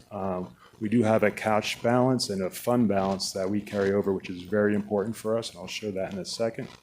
Then we also do quite a few agency pass-through projects for the DOT, other local jurisdictions along the corridor. These are very important for our local road safety and just our community development efforts. Next slide, please. As I mentioned, the operations and maintenance facility. This is located just south of Cole Avenue in downtown Albuquerque. If you look to the south, when you're going across the bridge, you can see our fleet there and all the improvements. The improvements are pretty much a one sort of axle pit for maintenance of our rail cars and the shade structure. It's very limited improvements over the last 20 years that we've been operating out of there. So this operations and maintenance facility improvements are very overdue. Getting our staff out of the weather, they work 24/7 pretty much every day of the year, as well as getting some of the heavy machinery and these mechanical activities out of the dust, wind, snow, and so forth. Another capital project that just entered our priority list this year is the Kiwa Bridge. This is just north of Kiwa Pueblo. This bridge dates back to the late 1800s. It's been rehabbed many times along the way, but we're working with the DOT, Transit and Rail to complete engineering and environmental research of this site and figure out the plan forward on addressing this and maintaining this in good condition. No completion date yet, but we'll report that back to you next year. Next slide, please. Very high-level view of our budget. I think the important things here in the green are the 2026 numbers. This is our current budget. The top sort of grouping of revenues are formula funds from the federal government that basically maintains and improves the track, rolling stock, and communications infrastructure along the state's corridor. The second sort of grouping of funds are the discretionary funds that we apply for, going largely for capital improvements. And the last two lines on there, the Alameda Siding and CTC, these are carry-through funds that we just simply haven't been reimbursed yet from the federal government. So these are expended, but will show up as revenues this year. So our carryover funds are very important for us to complete these projects. Some local funds there, including the GRT from not just Rio Metro area, but up north at the North Central Regional Transit District. The North Central Transit District contributes money for the operations of the rail runner in Santa Fe County to offset the costs of our service in that geography. And then finally, pass-through projects for a total of $90.7 million of budget for the rail runner in 2026. Next slide, please. Quick grouping. The sort of top part of this is our operations and maintenance. This includes maintaining all of our rolling stock, our passenger cars, our locomotives, and the right-of-way. You'll see one new line in there that didn't have any numbers in 2025. This is our security services on the train. So we are responding to just the current conditions and our customers and adding additional security on the trains. These costs will remain steady through 2032. We also have PTC debt service. This was a state infrastructure bank loan that we are paying back, I think, until 2035. So we're seeing the end of this. And then finally, at the capital section of the expenditures, we can see the operations and maintenance facility phase one with expenditures this year, next year, and through 2028. And then finally, the pass-through projects, $13.6 million anticipated this year. Next slide, please. One of the pass-through projects that we like to highlight is at the downtown Albuquerque station, the Alvarado Transportation Center. On the right-hand side, you can see the view from the railroad overpass looking west on Central. The Alvarado Transportation Center is pictured there. You can see the buses going around. This is a very important station for us for serving downtown Albuquerque, UNM, and other destinations in downtown Albuquerque. On the left, you'll see the plans that we are building in partnership with the City of Albuquerque and the NMDOT to provide pedestrian access directly across the tracks. Maintaining high safety standards in all these designs.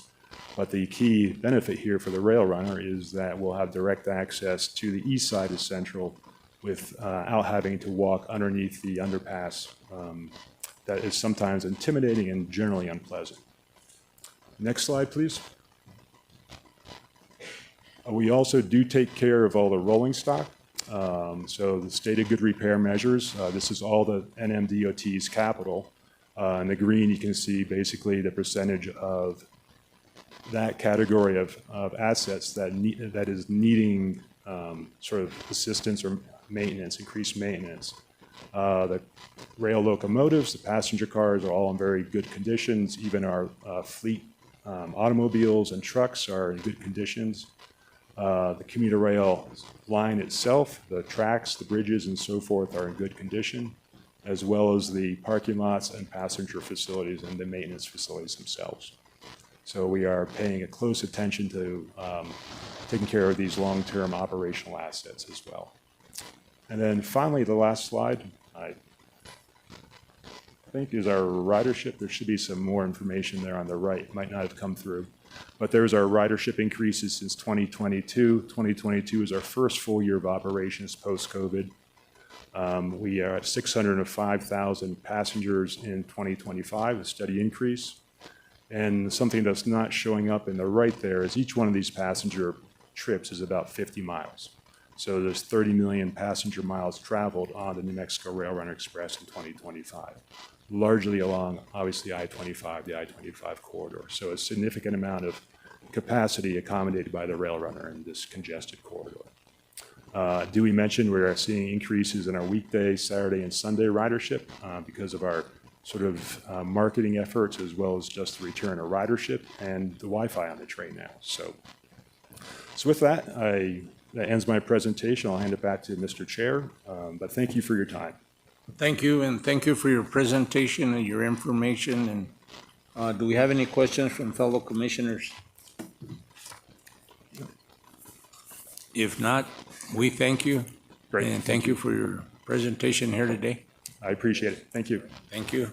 Bye-bye.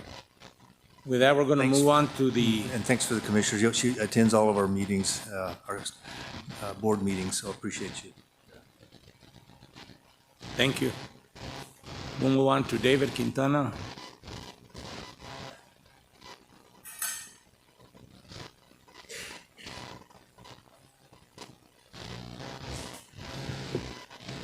All right, Mr. Chair, I'm going to turn it over to our traffic technical support engineer, Brad Julian, to kind of present our adoption METCD. Informational only. We'll actually do the action item at our November meeting. So, Brad.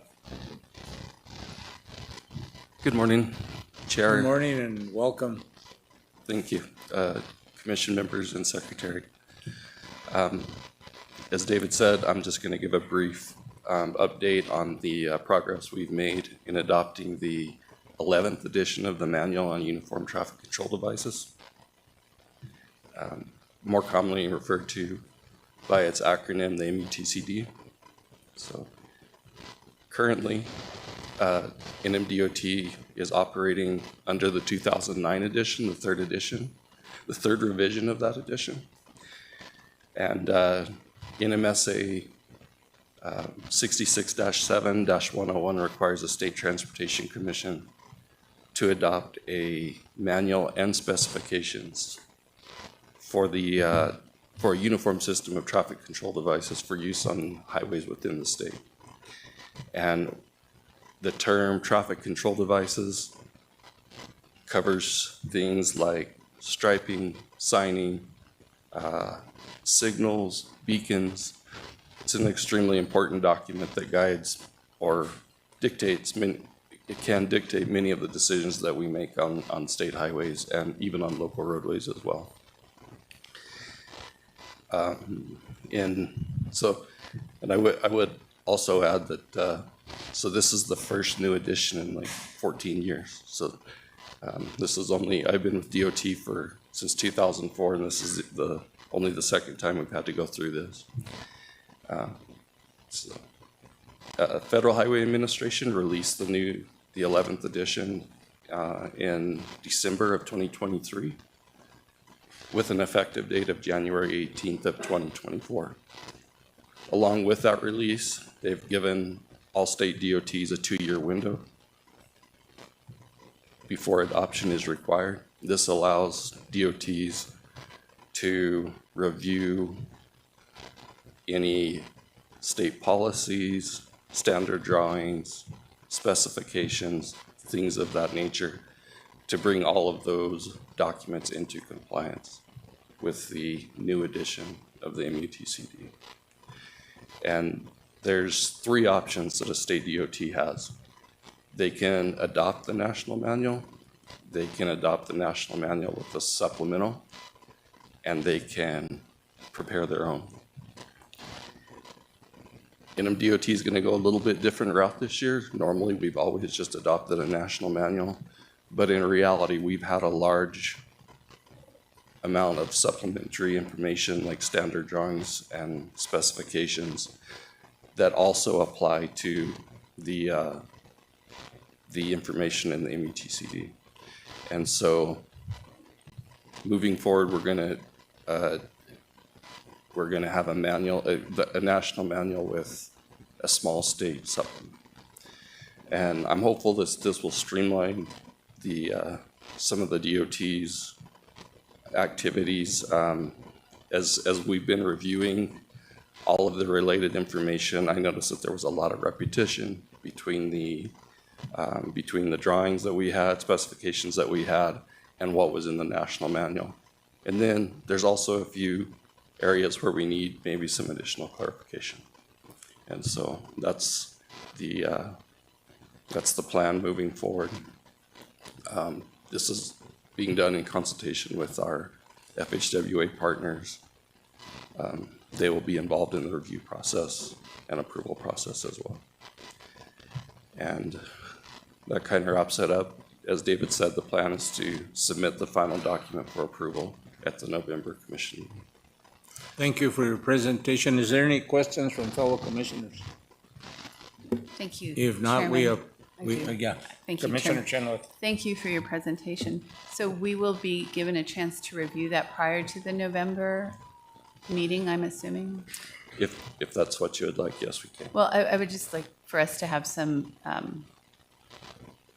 reference, some form of reference, whether it's from you or Mr. Quintana, about what your recommendations, just pointing things out, why we're doing things differently and what that affords us. I'm assuming that that's going to help us be more efficient and have more predictability than we have had perhaps, since there were redundancies previously. That's the goal, yes. Okay, thank you. Any other question, Secretary? Yeah, Mr. Chair, it's a great question. So let's prepare kind of a side-by-side of the key changes from the federal pieces, from federal highways language changes, and then what we brought in, and maybe just a little bit of narrative as to why we wanted to deviate or add some specs specific to New Mexico DOT, and that way we can kind of show that side-by-side. Okay. Thanks. Thank you. Now we'll move on to the presentation of the perpetual payment award to NMDOT Dan Lewis, Michael Leary, and Mike Skinner. Welcome again, Dan. Thank you very much, Mr. Chairman, and Commissioners, Secretary, all of our guests that are here, and good morning again. On behalf of the Asphalt Pavement Association of New Mexico, it's an honor to be here today to recognize the New Mexico Department of Transportation with a National Award of Distinction. So we wanted to just celebrate that with you for a few moments today. As America looks ahead to celebrating the 100-year anniversary of Route 66 in 2026, New Mexico is receiving a national recognition for its stewardship of this legendary highway. Today we present the 2025 Perpetual Pavement Award to the NMDOT for nearly a 9-mile section of New Mexico Route 6, part of the original Route 66 alignment opened in 1928. And this stretch of road carries over 3,200 vehicles a day. This 9-mile section has stood the test of time through nearly a century of extreme climate swings, challenging soils, and seasonal monsoons. Yet it has never experienced a structural failure, and it's a testament to the engineering excellence and care given by the DOT. We're going to introduce Mike Skinner with the Asphalt Pavement Alliance, which is a national organization that gives this award. So this is Mike. Welcome, Mike. Thank you, Dan. Thank you, Commissioners. I heard a comment earlier from the Deputy Secretary that you'd like to do a better job of telling your story, the New Mexico story. That's my job at a national level, is to tell asphalt story. My kids ask me, what do you do, Dad? I'm an engineer and I did that for a long, long time. I tell asphalt story. And so I'm going to be sharing New Mexico's story at a national level with the win of this prestigious award. So Route 66, it's more than a roadway. It's America's mother road. It's a symbol of resilience, progress, and connection. New Mexico's 474-mile stretch is the longest in the nation, linking towns like Tucumcari, Albuquerque, and Gallup. For generations, this highway has carried farmers during the Dust Bowl, soldiers and families during wartime, and tourists seeking freedom on the open road. Its roadside diners, motels, and neon signs remain symbols of American identity, and its pavement carried the very traffic that shaped communities across the Southwest. Route 66 is Americana. Since 2001, the Asphalt Pavement Alliance has recognized 217 pavements across 36 different states for their long life, durability, and value to the traveling public. And I'm now happy to welcome New Mexico to that list. This is the first time New Mexico is entered to this list. Winning pavements range in age from 34 to over 100 years old. The Route 6 section of New Mexico's Route 66 is among this distinguished group, a fitting tribute as we approach the centennial celebration of Route 66 in 2026. This award is not just about asphalt, it's about honoring the balance of history and innovation, proving that when designed and maintained with excellence, pavements last for generations. As we celebrate this achievement, it's important to highlight why this road has endured since 1928. On Route 6, engineers used reinforced subgrades, advanced drainage solutions, and modern asphalt technologies, but never increased the pavement thickness by more than 4 inches. That's one of the criteria for this award, is that you haven't continually added to structural integrity. It was built to last the first time. This meant that the historic character of Route 66 was preserved while ensuring long-term sustainability. This project reflects the principles of perpetual pavement design, that roads can be engineered to last indefinitely with only routine surface maintenance and surface renewal. It demonstrates how innovation, sustainability, and cultural preservation can work together. Kudos to NMDOT. As Route 66 approaches its 100th anniversary, New Mexico will be at the center of national celebrations, restoration projects, commemorative events, and heritage tourism. This award highlights NMDOT's leadership and the commitment of New Mexico's asphalt industry to preserve this historic roadway. So on behalf of the Asphalt Pavement Alliance, the Asphalt Pavement Association of New Mexico, our industry partners and contractors like Mountain States Constructors, we are proud to present this Crystal Obelisk Award to the New Mexico Department of Transportation. Congratulations, and thank you for keeping the Mother Road alive and strong for a century.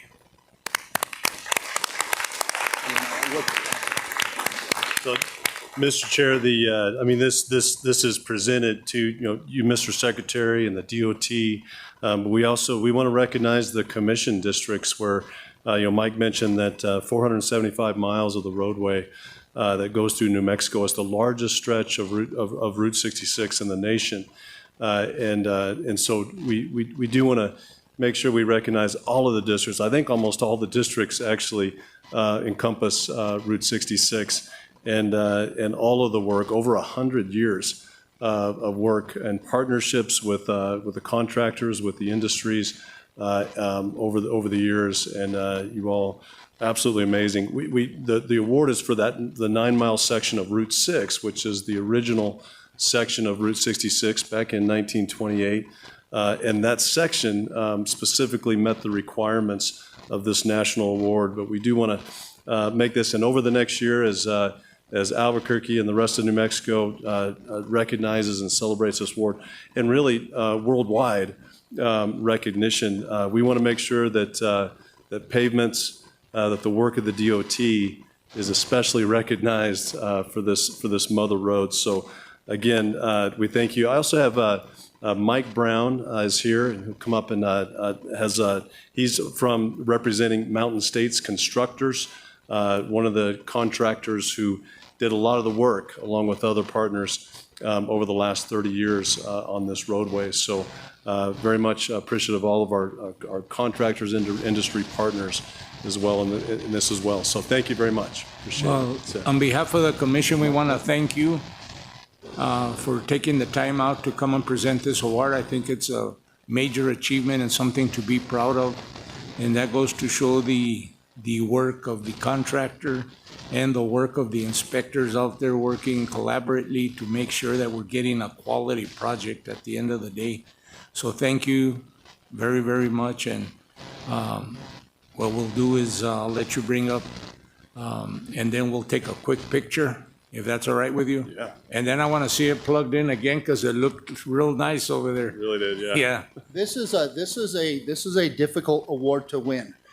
So 36 states across the country have done it, but it's been over 20 years that this award has been in place. So when the nominations are submitted, it was a joint effort through the DOT and the Asphalt Pavement Association. Those are vetted through Auburn University, and they go through a very rigorous judging criteria and process at the National Center for Asphalt Technology. And if the roadway meets the criteria, then it will be awarded the award. So again, congratulations. Thank you. Thank you. You will take a quick picture. Whoever needs to be, come up and take the picture.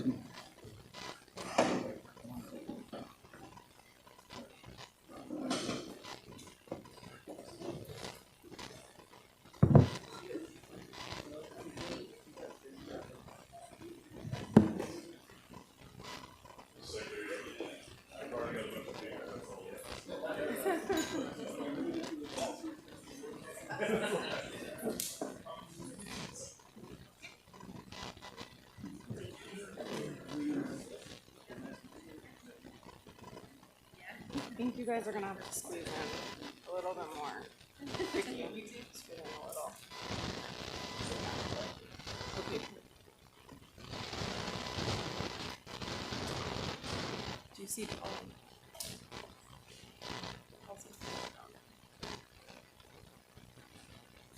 I'm just gonna snap a few.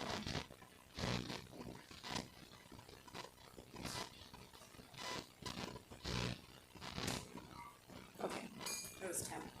Yeah, I did 10, we're good.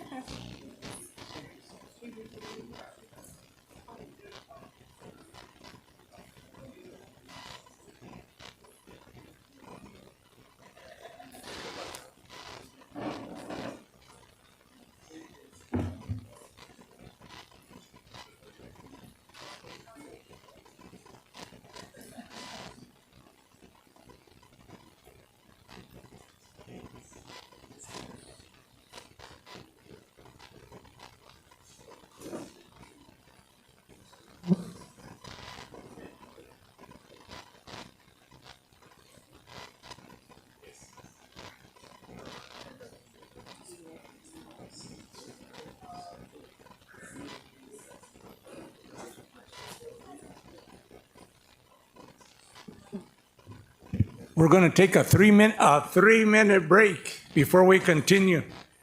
So stay tuned.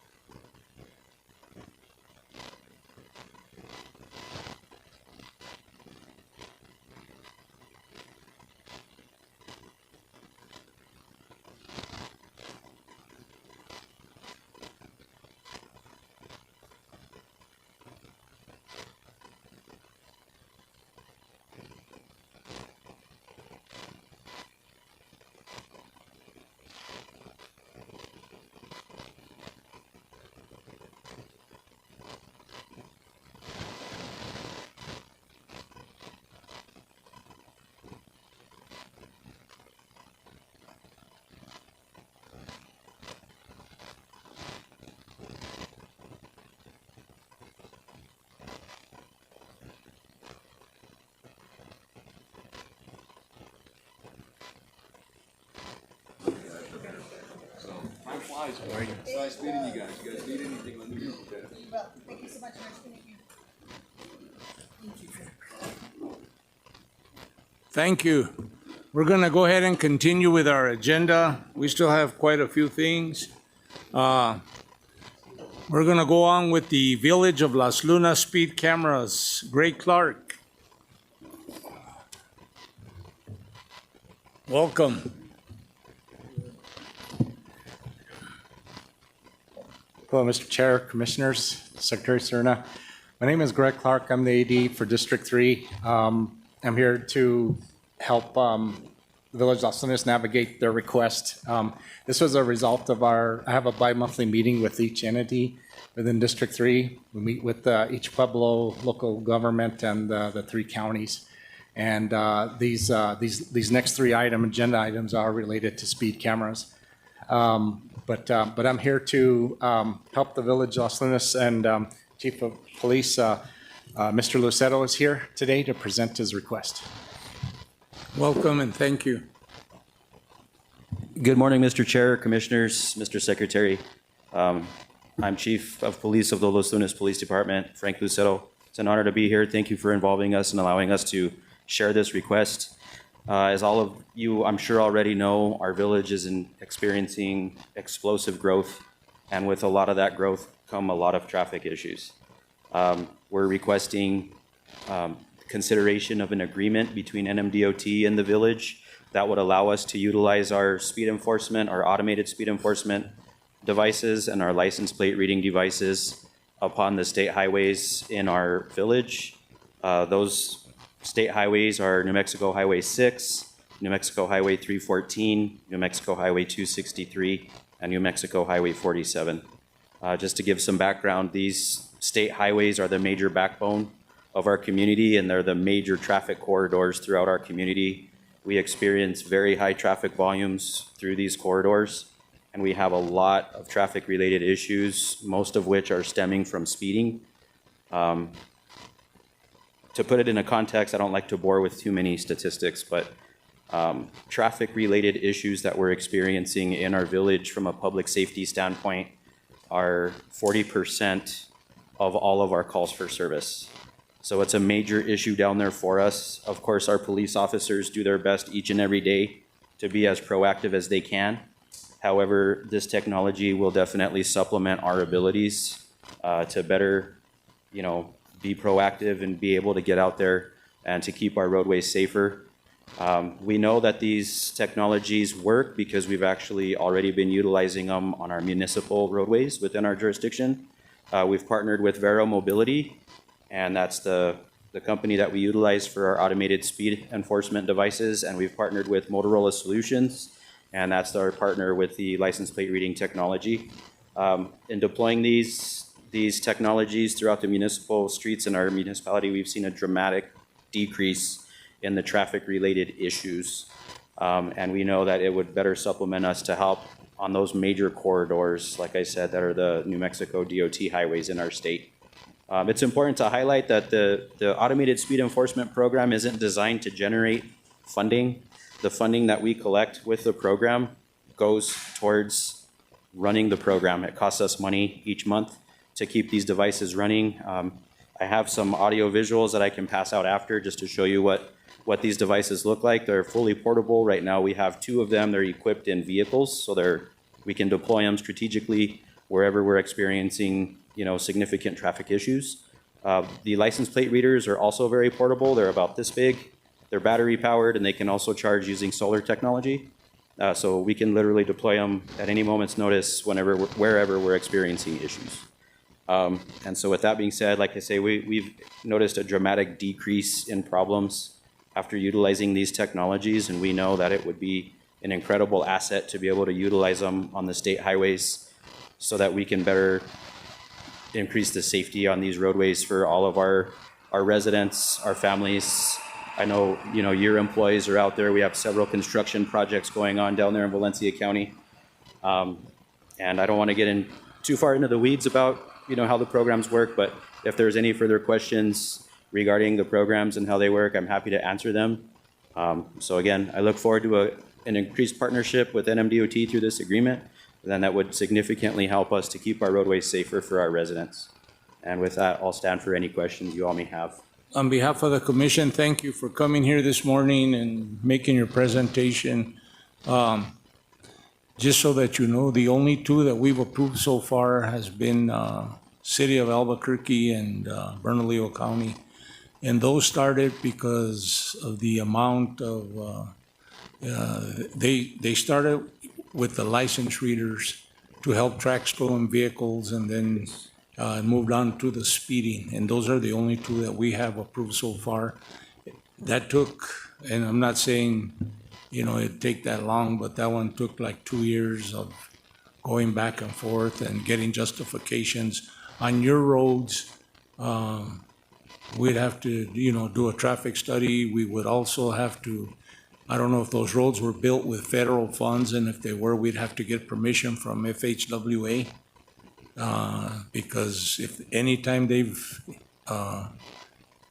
partnered with money, then they have a say in what we do with those roads. Okay. And so we'll take your request under consideration, and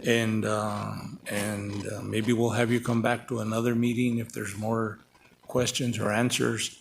We're getting requests from Hortales, Vegas, all over. We're getting requests. So with that, I'm going to leave it for any questions to fellow commissioners. Thank you, Chairman Adams. I would just like to encourage us to consider this seriously, because I think we all can attest to driver behavior through work zones, through the construction zones, are causing crashes, fatalities, as well as, and that's through construction zones. Where there are no construction zones and speeding is happening in a way that we need to change driver behavior. I appreciate the fact that we have the technology to deter and to change those behaviors that are unsafe for the traveling public. I think we would all like to be able to travel safely through our roads, and I appreciate you coming here today and asking us. But we certainly need to follow the procedure, and I'm sure Greg Clark is helping you with that in terms of coming up with the data, and et cetera. We don't take these matters lightly, so we appreciate you being here. Thank you. Yes, ma'am. Thank you. Any other questions, Secretary? Yes, sir. Thank you, Mr. Chairman. Just a reminder, the LPRs don't need commission approval. They Okay. need they need to move through the permit process. The speed enforcement cameras absolutely will. And so if you've already got a strategy for building out your LPR network, work with Greg so that him, Margaret, Nancy can work through the permits for the placement of those. All the better if you have your own infrastructure, and all the better if they are solar powered, then you can kind of check access to power and conditions of meeting our infrastructure specs. So the LPRs, please move forward, and the district can help you get those permitted. That's great. Thank you very much for that information. Appreciate it. Mr. Chair, a question. Yes, Commissioner Tabor. Talk about speed cameras in work zones, and I don't think anything ever came of that. Especially the discussion we had related to the Lava Hill project, where speeds weren't reduced at all going through there. And I mean, it's a serious problem. It seems like, and I'm not sure why we didn't, were unable to progress on that one. But If I'm not mistaken, I think that it went through the legislature, and the legislature deemed that it would be hard for collection. Mr. Secretary. Thank you, Mr. Chairman. So absolutely, we introduced legislation this past session. We got it through the first committee with pretty good support. When we got to Senate Judiciary Committee, there was actually more concerns with the due process portion of the violations, because we were not issuing traffic citations. The administrative appeals process for those who were issued citations was different than that of, say, a traffic violation.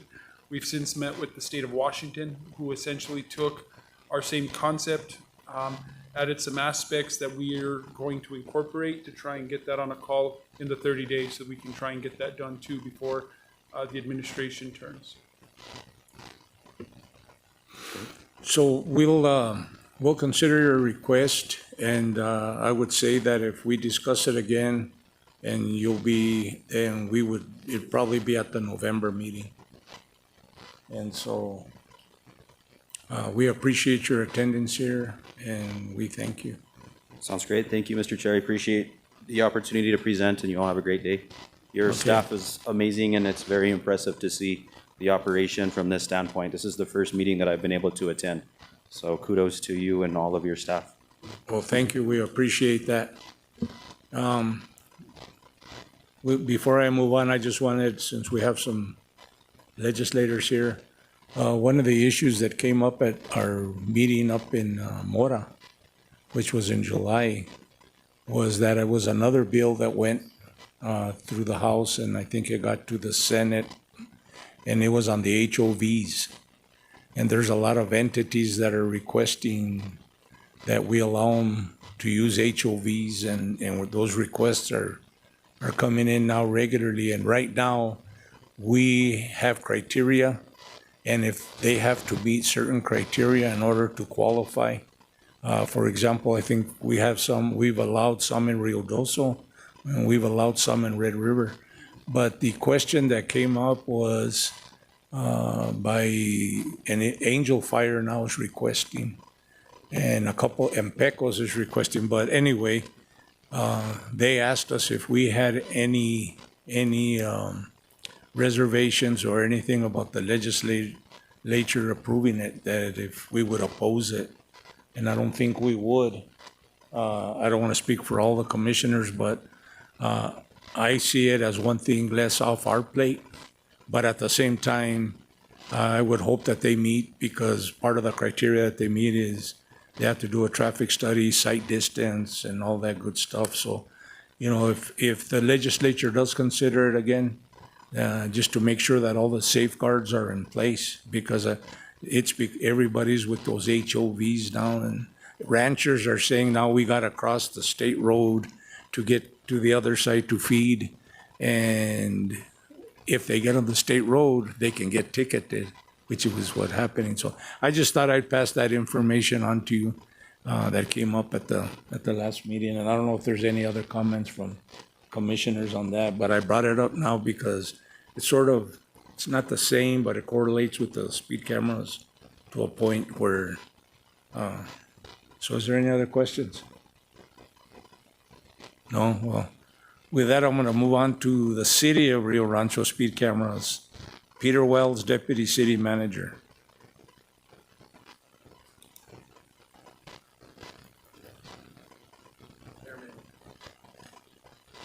Is it on? Okay, good. Chairman and Commissioners, thank you for having us today. On behalf of City Manager Matthew Geisel, I'm here to make the city's formal request. And the City of Rio Rancho is requesting permission to place along New Mexico 528 Patriarca Highway automated traffic enforcement equipment, and specifically mobile speed cameras. The proposed locations, which are noted on the map and the city's formal submission to you, include Westside Boulevard to 19th Avenue Southeast, Sarah Road to Zenith Court, Iris Road to Idalia Road. These locations have been selected based on injury and crash data for the region compiled by the Mid-Region Council of Governments, speed citation data collected by the Rio Rancho Police Department, and concerns expressed by the public. City of Rio Rancho has approximately 15 years of knowledge and experience administering, in partnership with a third-party vendor, the placement and use of automated traffic enforcement equipment on non-state roads. If granted approval for New Mexico 528, the city, with its vendor Vera Mobility, would place and rotate speed equipment that is mobile, which would not permanently impact infrastructure on New Mexico 528 or require any modifications.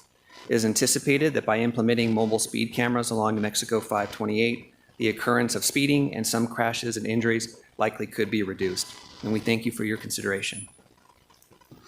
Okay, and you heard what I just told us, the thing, and we will take it under consideration. We're getting more and more requests, and all we're asking is for justification. It's not like we're against them, but since we're getting so many requests, we just want to make sure that the justifications are there traffic, whether it's traffic, whether it's accidents and all that stuff. So do I have any comment? I have a question for Mr. Wells. Will there be an opportunity for someone who may not be able to afford the fine to work it off through community service? Is there any consideration of that? That's not currently in our ordinance. I know that's a consideration that the state was looking at, but that's something we could certainly look at if this was going to be expanded to state roads. Yeah, I would really appreciate if you could look into that. We did that with the city of Albuquerque. I really appreciated the fact that there is an opportunity for folks that may not be able to afford that citation. Certainly want them to change their behavior, but at the same time, it should not be a financial hardship to the extent that that might throw them off their monthly budget or anything. So just to make sure that we have another way of working that off, that would be great. Thank you. And so again, if it was built with federal funding, we have to go through the process and all that stuff. So we will take it under consideration, and maybe by the November meeting, or we might request more information. And I want to make sure that we've done our part if the recommendation is made, as far as if we've done our studies and everything else. So we will take it under consideration. We appreciate you being here, and this commission is very, very adamant about anything we can do about safety. I think Senator Woods, I was at a TIERS meeting up in Vegas when I was there, and we talked about this thing, like on the construction projects, how could we slow people down? And I had recommended those speed cameras. So hopefully somewhere down the line, we can even implement those on our projects, which would be just for the length of the project. But we're still, I guess, away from that. But we appreciate you being here, and we will take it under consideration. And is there any other questions from fellow commissioners? With that, we thank you. Thank you. Okay, and we'll be in touch. Same thing with the Las Lunas, we'll be in touch. With that, we're going to move on to the discussion and action of Bernalillo request for placement of automated cameras.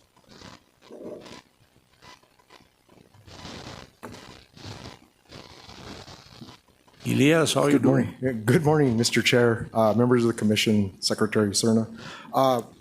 Myself and our operations director, Antonio Jaramillo, are here to present our current request for an expansion of the program that you guys authorized for us last year. And Antonio's going to do the formal presentation, but to address some of the discussions that we've been hearing this morning about expanding these for use in construction zones, we would be willing in the county to work with the department to at least do some pilot projects. We currently have a project going on Rio Bravo that you guys are picking up and getting ready to start. That may be a good project to pilot work zone speed cameras on. As part of our program, we do have the option for mobile units that we can move back and forth as well as the permanent. So that may be a good option if you all would want to explore that. We're standing ready to assist. We appreciate that. So, thank you. And with that, I'm going to turn it over to Antonio. Welcome, Antonio. Thank you. Mr. Chairman, members of the commission, thank you again for giving us this opportunity to speak with you on this issue. My name is Antonio Jaramillo. I'm the Director of Operations Maintenance here for Bernalillo County, former NMDOT employee as well. So if you can hit the next slide, if you don't mind. So just a couple of briefing topics. I'll give you guys a project summary of where we are currently. I'm giving you some statistics on what we've been experiencing, and then I'll give you guys what we're proposing, and then again request some action on that. So next slide. So just a little brief history. It was approved through our Bernalillo County Commission on February 21st, 2023, and then 2024 is when it was approved for back here at this commission. You can, as what was discussed earlier, the locations are based off of speed data that we captured from the Mid-Region Council of Governments. local law enforcement information, and then feedback from the commission as well as from local individuals who frequent those areas. We took all that data. We don't put in any location unless we do a traffic study. So that includes volume, speeds, and everything. And so it has to be justified in order for us to consider a specific location. And so, again, some of the locations are listed there. New Mexico 45 near Gun Club and Sage. Those are two separate locations. New Mexico 500 near Condeshire. New Mexico 528, which is north of Rio Grande Boulevard. And New Mexico 556, and that's our newest one, near San Rafael. And these are just the locations that are on NMDOT roadways. Next slide, please. So just to give you guys some indication of where the weekly average, and you can see the dramatic drop that we've been seeing. Again, some of these have been up a little bit longer than others. However, you can see when the location, I'll take New Mexico 528, for example. At the beginning, when the program started, we had on weekly average about 2,300 citations that were issued. That doesn't mean that those ones were paid, they were just issued. So the most recent information is that it's been dropped down to 980. So we're seeing a dramatic drop, and we are seeing people being in compliance at this location, people slowing down, less traffic, less calls for service from our law enforcement. So it is making a difference. So each of those locations you can see has dropped. Next slide, please. So some of the locations that we're proposing this go around, again, based off of information that we have received. This specific location, New Mexico 217 and 333, our commission, as well as NMDOT, the District 3 office, has had a lot of feedback on this location. District 3 is actually looking at doing a project. I believe you guys got funded for it. And so, but going, this specific location has had a lot of a couple of fatalities, a lot of crashes at this location. So we are proposing putting a westbound and eastbound cameras approaching this intersection, just to make sure that we can slow people down as they approach it, you know, and do some type of effective speed reductions. Next slide, please. This one also is on New Mexico 14. Again, our theory is to slow people down as they approach a major intersection. So this one would be, the southbound one would be approaching I-40, and the other northbound is approaching the newly developed roundabout for 538, as well as Frost Road. So those are the locations that we're proposing there. Next slide. And of course, New Mexico 423, we have been approached by the Village of Los Ranchos, as well as, again, people experiencing, if anybody has driven down Paseo del Norte, New Mexico 423, you know speeding is an issue.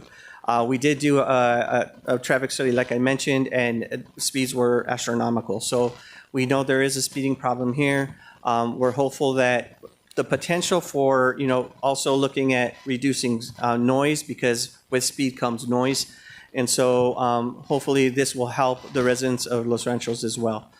So we're proposing this location to be on near the overpass of Rio Grande, both for westbound and eastbound. Next slide, please. And then so what we're requesting today is action as part of the existing approval that was done back last year, and as well as if there is we're also asking that that if we can, any supplemental locations be approved by district staff, similar to what we had done. I believe we have to come to the commission every time we do this, and we're more than happy to do that.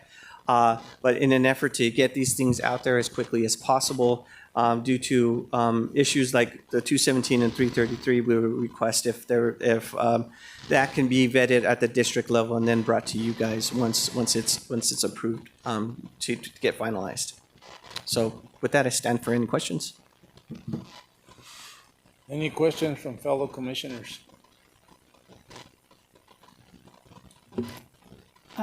just a comment. Thank you so much for your action on 217 and 333, bringing that to fruition to the commission, because I don't know if the chairman is aware. I know that the secretary is aware. We are getting nearly weekly emails from the residents out there begging for some kind of a solution to decrease the crashes and the fatalities. And it's been the citizens, the residents of that area, as well as the legislators in that area. So this is an approach to trying to mitigate those unsafe driving conditions. And so I really appreciate you doing that, as well as with the others.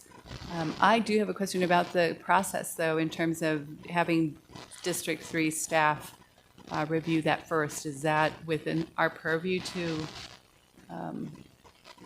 accommodate secretary, or is that something that requires writing of rules? Yeah, Mr. Chairman, Commissioner, I was going to get clarification as well, too. And so it sounds like it would be approval of the locations presented in your request with future approvals occurring only at the district level? Mr. Chairman, Secretary, that's correct. We were just asking for basically the commission to authorize the district staff to approve future locations that are based off the same logic and criteria that we're using now. Yeah. Let me interject there.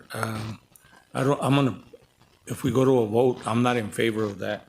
I think that we're not gonna leave it up to the district, because then everybody's gonna come in with requests and saying, well, we're just gonna go, let's just see if the district wants to. So I don't know what the rest of the commissioners wanna do, but I would think that every time that you need to come and that you come before this commission, give the justification and everything else. But I would leave it up to the other commissioners to see what they think. Yeah, I think that's something we would need to discuss further. I'm not comfortable voting on that and taking action on that today. I would like to take action on the request for those speed cameras, but I don't think that we're prepared to do both at the same time. So thank you. Mr. Chair, Commissioner Chenoweth, we respect that. And if this is any indication, your process is actually fairly quickly. We were able to get on this agenda pretty quick, and we still feel that we can move fast if we need to in that. And if you guys are not in favor of that, we just thought we could speed it up on some occasions. So, but thank you. Yeah, and I don't think the commission wants to give up its right to hear the justification. And maybe and I'm not saying, but if the district maybe agreed with it and we didn't, then we'd come over here and we'd be questioning the district. So at this point, that's my take on it. Fellow commissioners, do you have any comments on that? If not, do I have a motion for the approval? Yes, go ahead, Commissioner. It is? It says discussion and action.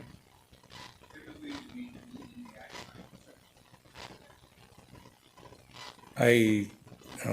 I thought as long as it was specified on the agenda as action, we could take action, but if that's your recommendation, then we can hold off on it. Okay. So there won't be a vote. I'll withdraw my motion for a vote. Can I make a comment, Mr. Chairman? Go ahead. Mr. Chairman, Commissioners, going back to the talk about 3 presentations in one meeting about automated speed enforcement, and we too are looking for automated speed enforcement specific to construction zones. But one of the things that I'd like for us to consider, and this is just food for thought, because I know, Elias, you guys are advantageous about expanding your network of speed enforcement cameras, it is a very reactionary measure to a problem that can be better resolved with road designs and measures that change driver behavior. Going back to my update about our safety summit over the last couple of days is, how do we get to a place, right, where we're not functioning in a world with LPRs and speed enforcement cameras? Because It's only, one of several measures that contribute to crashes across the state. It's texting, it's distracted driving, it's road rage, we still have fatalities associated with people not wearing their seatbelts, believe it or not. I don't even know if they're just driving around with earplugs so they don't hear the annoying beeping noise, or what they're doing. But at the end of the day, I think what we're going to task the districts with doing is challenging the local governments to present some possibilities that may make the cameras interim measures as you work on design elements that start to really change behaviors, right? So that we know you're thinking, right now we got to deal with a problem, but moving forward, we're going to come up with a solution to minimize the need for speed enforcement cameras over and over and over. Mr. Chairman, Secretary, we're up to that challenge. As a matter of fact, as we're doing our evaluations, for the most part, where we're installing these is in areas where we've done any of the engineering solutions that we can have addressed on there, and that it's essentially a behavioral issue at that point. But we have a number of locations across the county where when we do start off, we first start off with the engineering measures, traffic calming measures. We have a pretty extensive traffic calming program within the county, and that's successful in most cases, but there's a lot of areas where we have the rural, real straight, long, narrow, that it's hard to really, speed humps and traffic circles and other traffic calming measures really are an isolated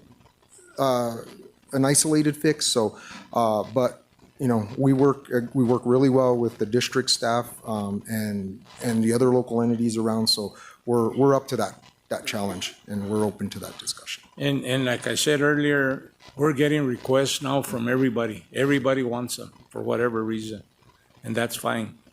And that's part of the reason that I'm not comfortable with going with the district, because I'm hoping that if these 3 that you're requesting now are approved, that you don't come back in 2 months and say, hey, we want 7 more, and then we want 3 more, and we want 2 more, because that's not what we want to be doing. I mean, we started off, and like I said, the only ones that we've approved is City of Albuquerque and Bernalillo. But I think at the time, you justified those areas, and we don't want to use this as a permanent solution. And Mr. Chairman, one of the goals of the program isn't to leave these up permanently. If we can get the change, so some of these requests may be removing and moving them to another location if we've seen a benefit, and that's just for the data to tell. But again, this isn't us jumping into this. We do not see this as a revenue generator. Our goal in the county is to change behavior. Okay. So with that said, we can't take action on it today. We can put it we can put it up on the next meeting, and then put it up for a vote. But I would say that when you put it up when you make your recommendation on the next round, that you remove the stipulation of leaving it to the districts, unless the commissioners want to give it to the districts. Commissioner McElroy. I would say that the district's, obviously involved with you and Liz, Bernalillo County going through it, and I think it would be appropriate that the district comes along with you and provides a recommendation. They've reviewed it, they feel comfortable with it, and recommending it to the commission, and we can move forward with that. I think that's where the commission feels most comfortable with right now. Commissioner That would be Taylor? my recommendation. It's a tough problem. Obviously, speeding tickets don't work. Traffic calming is difficult because you can narrow a road big enough for a car to get through, but you can still go through that at 150. The only thing that really works is a roundabout. You just flat have to slow down to do that. And And it's a great solution in areas where there are a lot of side roads and in residential and that sort of thing. I don't know, I guess you could throw one in the middle of a freeway nowadays if you had a problem, but it's so difficult beyond that. It's, I don't know.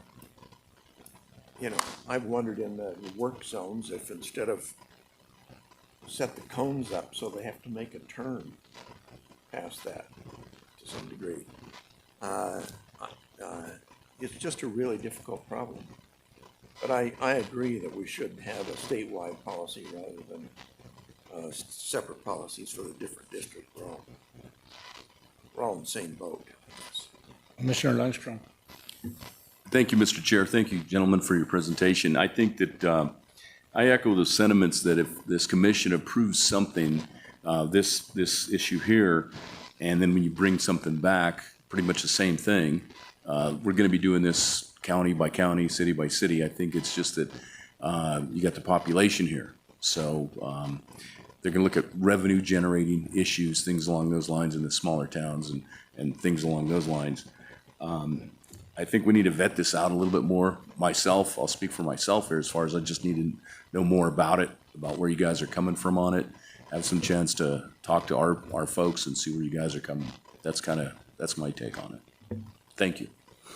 Thank you, commissioners. And so Elias, the next meeting we have, if you're in contact, and you can get it on the agenda, and then we'll consider it then. But we appreciate you guys being here today and making your presentation as always. Thank you. Thank you. Thank you. Appreciate your time. And with that, we'll go to the financial update. Mallory.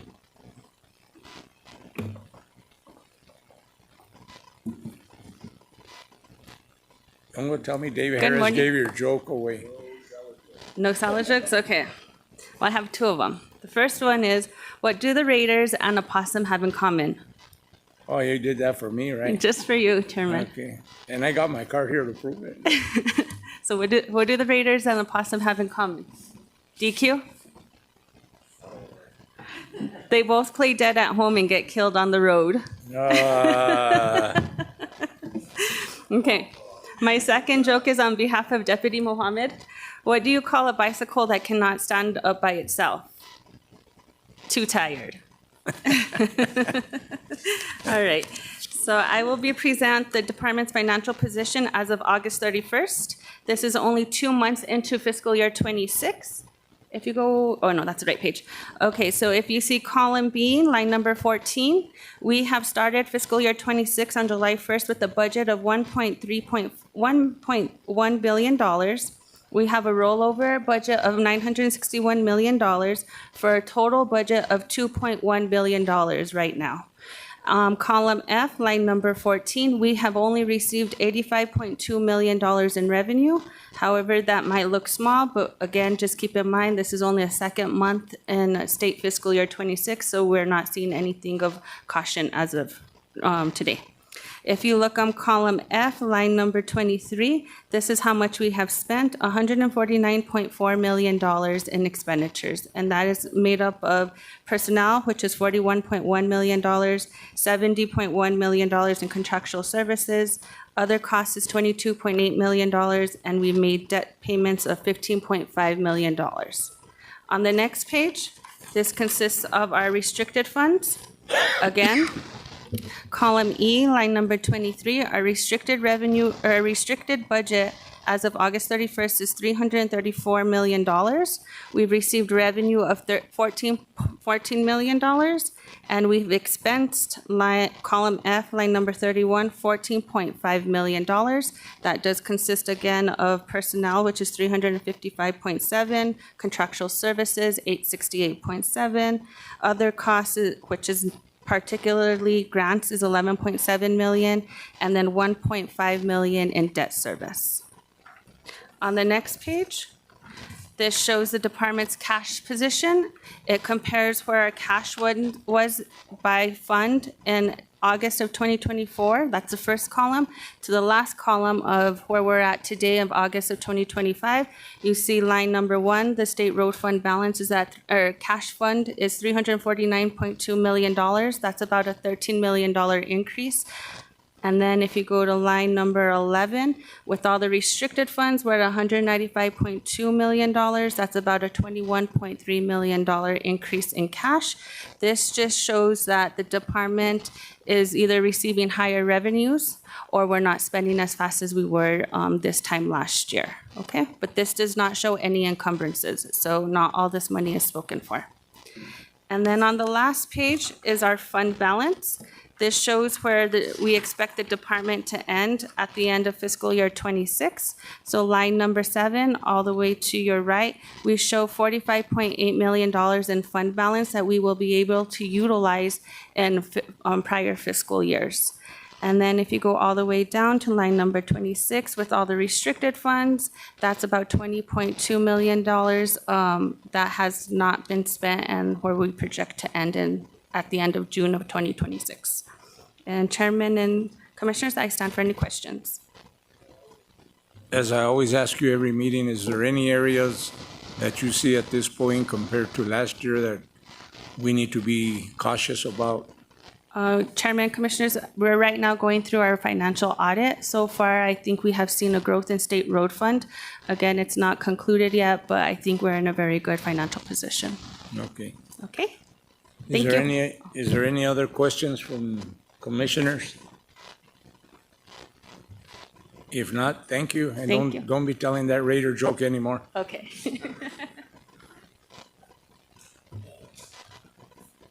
Let's move on to the approval of state infrastructure loan. David. I'm a popular man today. I'm just going to go ahead and start us off, and then I will, the Village of Los Lunas is also up to kind of describe the funding contingencies that they have in place for this project. So we're under, subject is approval of $14 million state infrastructure bank loan to the Village of Los Lunas for construction management on the Los Lunas Boulevard Corridor project, contingent upon satisfactory funding contingency. You referred to the memo written by Secretary Serna to the State Transportation Commission briefly. I'm sure you have all read it, but I'm going over it briefly. This is a $14 million loan that the Village of Los Lunas had requested back in July. We have agreed to a 1.5% simple interest repayment plan for that loan. That $14 million loan will end up being repaid to the tune of $15.738 million. There's a little bit of a typo on your copy. I think it says 14 change or something, but the actual amount of the total repayment for the loan, including interest, will be $15,738,314.69. Again, this is for construction management. This is for the insurance that this project during construction follows all federal requirements and ensures the village can be reimbursed for those federal aid funds that they have received for this project. A little bit of history. So the project is going to consist of a brand new interchange on I-25, approximately 1.6 miles south of the New Mexico 6 I-25 interchange there in the village. The boulevard will connect I-25 to New Mexico 47. This creates an additional east-west corridor for the village across the Rio Grande. It's going to construct a brand new bridge across the Rio Grande, the 2,000-foot bridge. The first phase of this project is to build out a 2-lane section. They have acquired the right-of-way for future expansion to a 4-lane section of this corridor. This is going to relieve obviously a lot of congestion on New Mexico 6, as well as various other local and state routes within the village. For some context, this project dates back to the mid-1990s. When Valencia County and the village specifically began to experience population growth. So it's been a long time coming. On the second page of the memo kind of shows on the second page shows the funding breakdown, of which $25 million is an infra grant from FHWA, $13.627 million of local contributions and New Mexico grant match from DFA, is also contributing to this project. And then lastly, the DOT share, which was a combination of House bill funds, bonding funds, and state road fund, as well as several severance tax bonds, to the tune of about $128.5 million. So the total project, excluding their artwork, is $167.2 million. Again, this loan is to secure the necessary funding to ensure that the management during construction is adequate for that federal reimbursement, that that project is getting constructed to the plans and specifications that it was let to. With that, I'll turn it over to the village to kind of talk a little bit about their security of their funding, and leave it up to you all for action. Thank you, Chairman Adams, Commissioners, Secretary Serna. I definitely want to send my warm regards from Mayor Charles Griego, who wanted to be here today but was unable to be here. I will say that today's been a pretty exciting day to be here because we've came before you before to talk about this project and how we're trying to get there. I know that I'm here talking about the funding, but I want to give you just a little bit of history on the funding aspect because, as it was mentioned, this community is growing. It's a project that we've been working on since the early 1990s, myself included. I've been in this role with the village for 29 years, getting ready to go on 30. I've got to work with some great people. I was pretty excited just now with Chief Lucero because he's the same age as my oldest daughter, and to see him up here today gets a little emotional because he's worked hard. So I just want to say thank you for this because we've made a lot of milestones, and I'll get over this emotion here in a minute. It just, like I said, it was just exciting to see him here today because I remember him running around in grade school with my daughter. So with that being said, I'm here to present a little bit of background on the financials.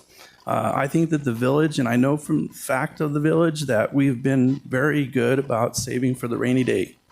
We knew this project was going to come to some level of hope to get constructed. The village has not put all their eggs in one basket. The village total budget without this project is about $80 million. That's to fund police, fire, animal control services, parks and recreation. And as you can see, this project is $167 million just by itself for phase one.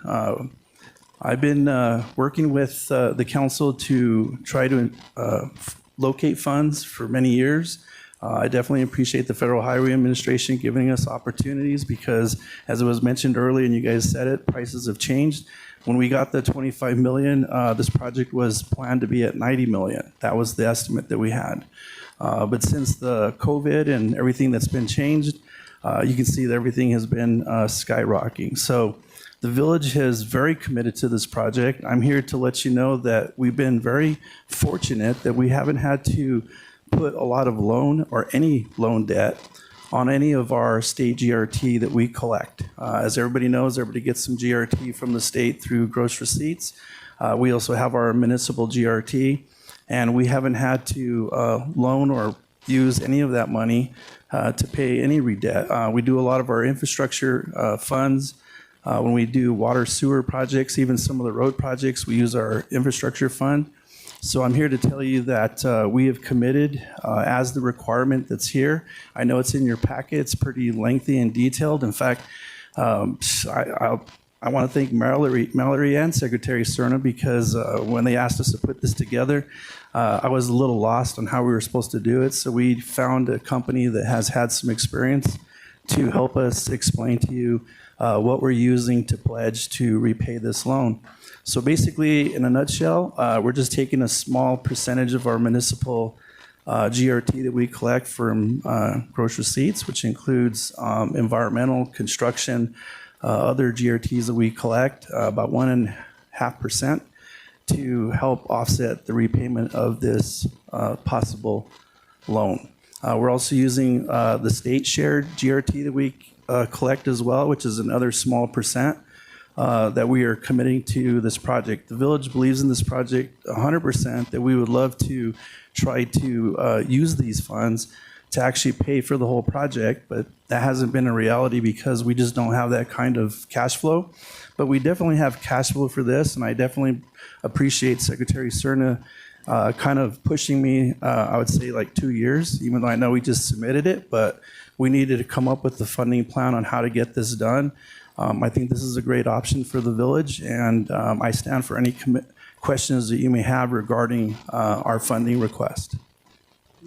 I just have a question, Dave, and I asked it at the last meeting is, you said you'd have an answer for me this next meeting is, not that it would happen, but if it did, what would happen if they failed to repay the loan? Mr. Chair, members of the commission, if they fail to repay the loan, statutorily, I do not know if we have. Ken, it's going to save me, Mr. Chair. He was gonna say we pick up the interchange and repo it. Another Raider fan. Ken Swain, I'm Deputy General Counsel for the Department of Transportation. I've been working with the city of the village of Los Lunas' attorney on this application.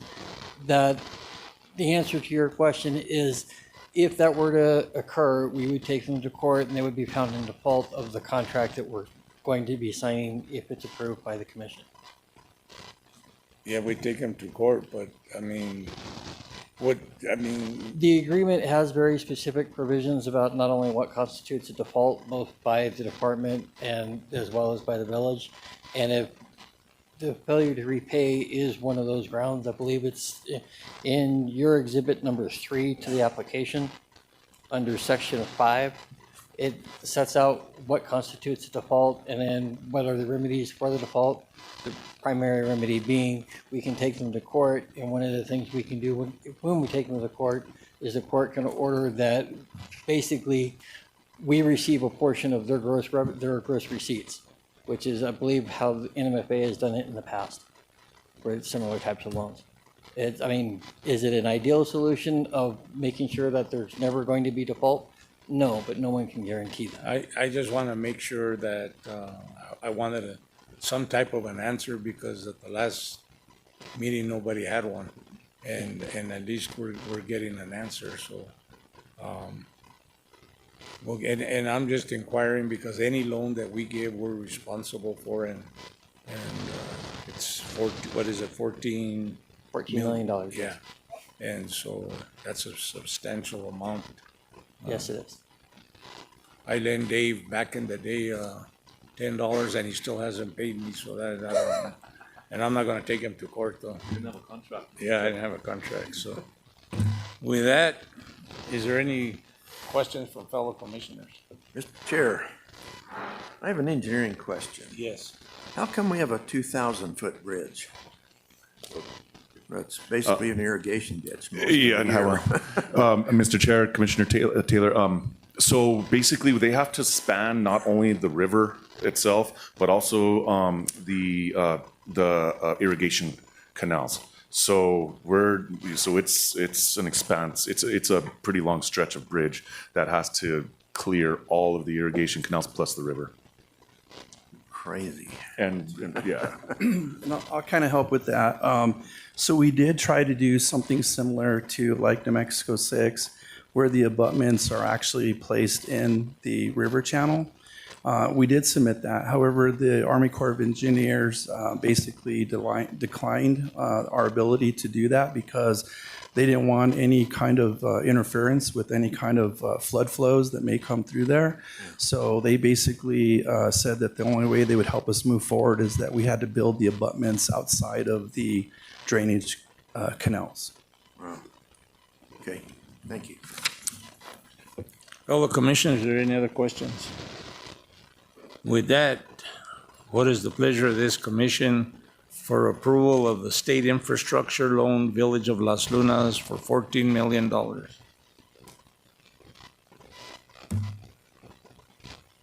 I'll make that motion. Motion by Commissioner Chenoweth. I'd second that motion, Mr. Chair. Second by Commissioner Lundström. Tammy, will you do a roll call vote on it? Commissioner McElroy? Yes. Commissioner Chenoweth? Yes. Chairman Adams? Yes. Commissioner Taylor? Commissioner Lundström? Yes. That carries unanimously. Thank you. Thank you, Mr. Chair. We'll move on now to the redistribution, bar number 4. Dave?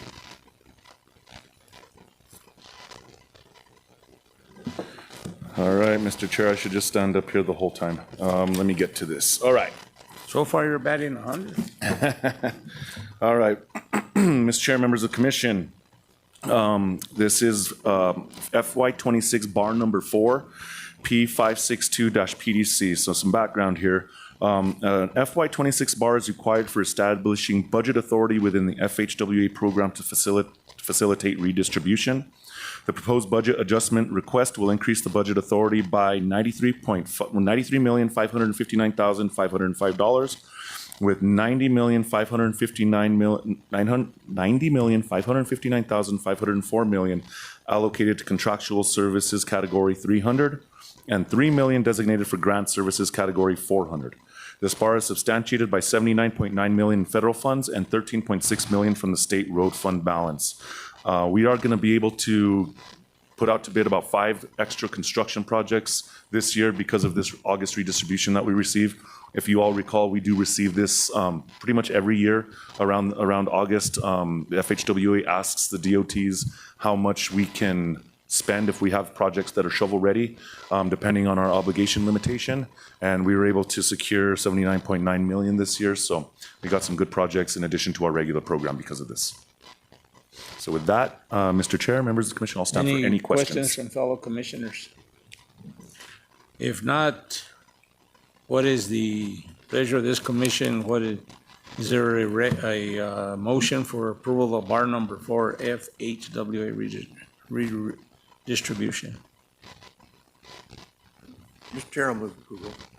I have a motion from Commissioner Taylor. Do I have a second? I'll second that, Mr. Chair. Second by Commissioner Lundstrom. All in favor? Aye. Aye. Opposed? Carries unanimously. Thank you, Dave. Mr. Chair, commissioners, appreciate you. Thanks. Now we'll go to bar 5. Mallory. All right, Chairman and Commissioners, bar number 5 for FY26. Bar number 5 is requesting the budget adjustment is necessary to increase the budget authority in the personnel service and employee benefits, which is category 200, by $12 million. These funds are intended to cover payroll-related expenses, including vacancy reductions, insurance and longevity premiums, and an increase to GSD rates. This bar is supported by the State Road Fund, and I respectfully request your approval of bar number 5. You heard the recommendation. Is there any discussion from fellow commissioners? If not, what is the pleasure of this commission? Do I have a motion to approve bar number 5, payroll agency? Mr. Chair, I'll make a motion to approve bar number 5. I have a motion by Commissioner Taylor. Do I have a second? Second. Second by Commissioner McElroy. All in favor? Aye. Opposed? That carries unanimously. Thank you. Now we're going to go on to electronic data collection grant. Hello. Great. Welcome. Thank you for being here. And thank you for the job you do. Oh, thank you. Appreciate it. Well, today I'm here to present bar number 6, P565 for the Modal Division. I'm Shannon Glendinning, the Traffic Safety Division Director. This bar is required to increase the budget authority by $7,580,000, with $470,000 allocated to contractual services and $7,110,000 to grant services category 400. The department was awarded the 2024 State Electronic Data Collection Grant from the U.S. DOT National Highway Traffic Safety Administration. The grant will support equipment to upgrade statewide crash data repository, adoption of electronic crash reporting by law enforcement agencies, and increasing the alignment of the latest model minimum uniform crash criteria edition.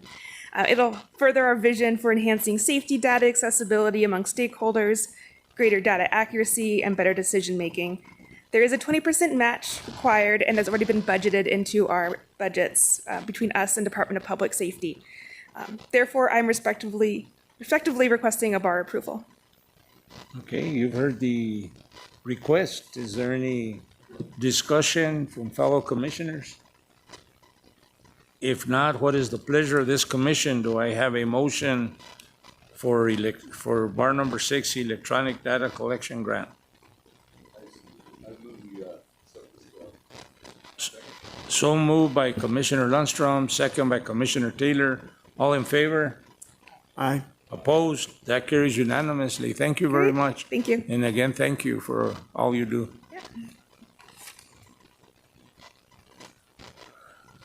E, update to 2025 STC meeting schedule. And I had brought that up at the last meeting. And with everything going on right now, I thought it was better that we start meeting monthly instead of bi-monthly or every other month.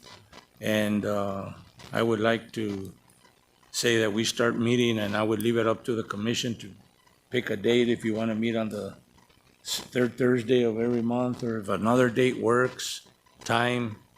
But I would like to recommend that we start meeting monthly to discuss some of, like all the stuff that we had here. And with a monthly meeting, we can also lessen the load on the thing, because if there's other stuff that we need to approve or that, plus all the updates and all the information, I think will help improve the communication and enhance all the information we get. So do I have some discussion on when would be a good time to meet? Is the third?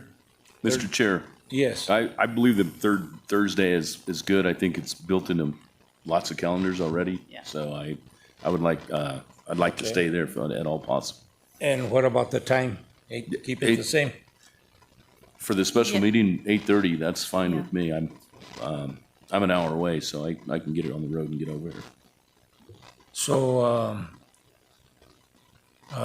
I will leave it up to legal counsel. All I have to do is just amend it and add the extra for this year, and then when we get to the November meeting, then we can just include it so that it's part of the regular meetings from that point forward. I've been starting in January anyway. That's correct, Chairman. Under 61, commission policy,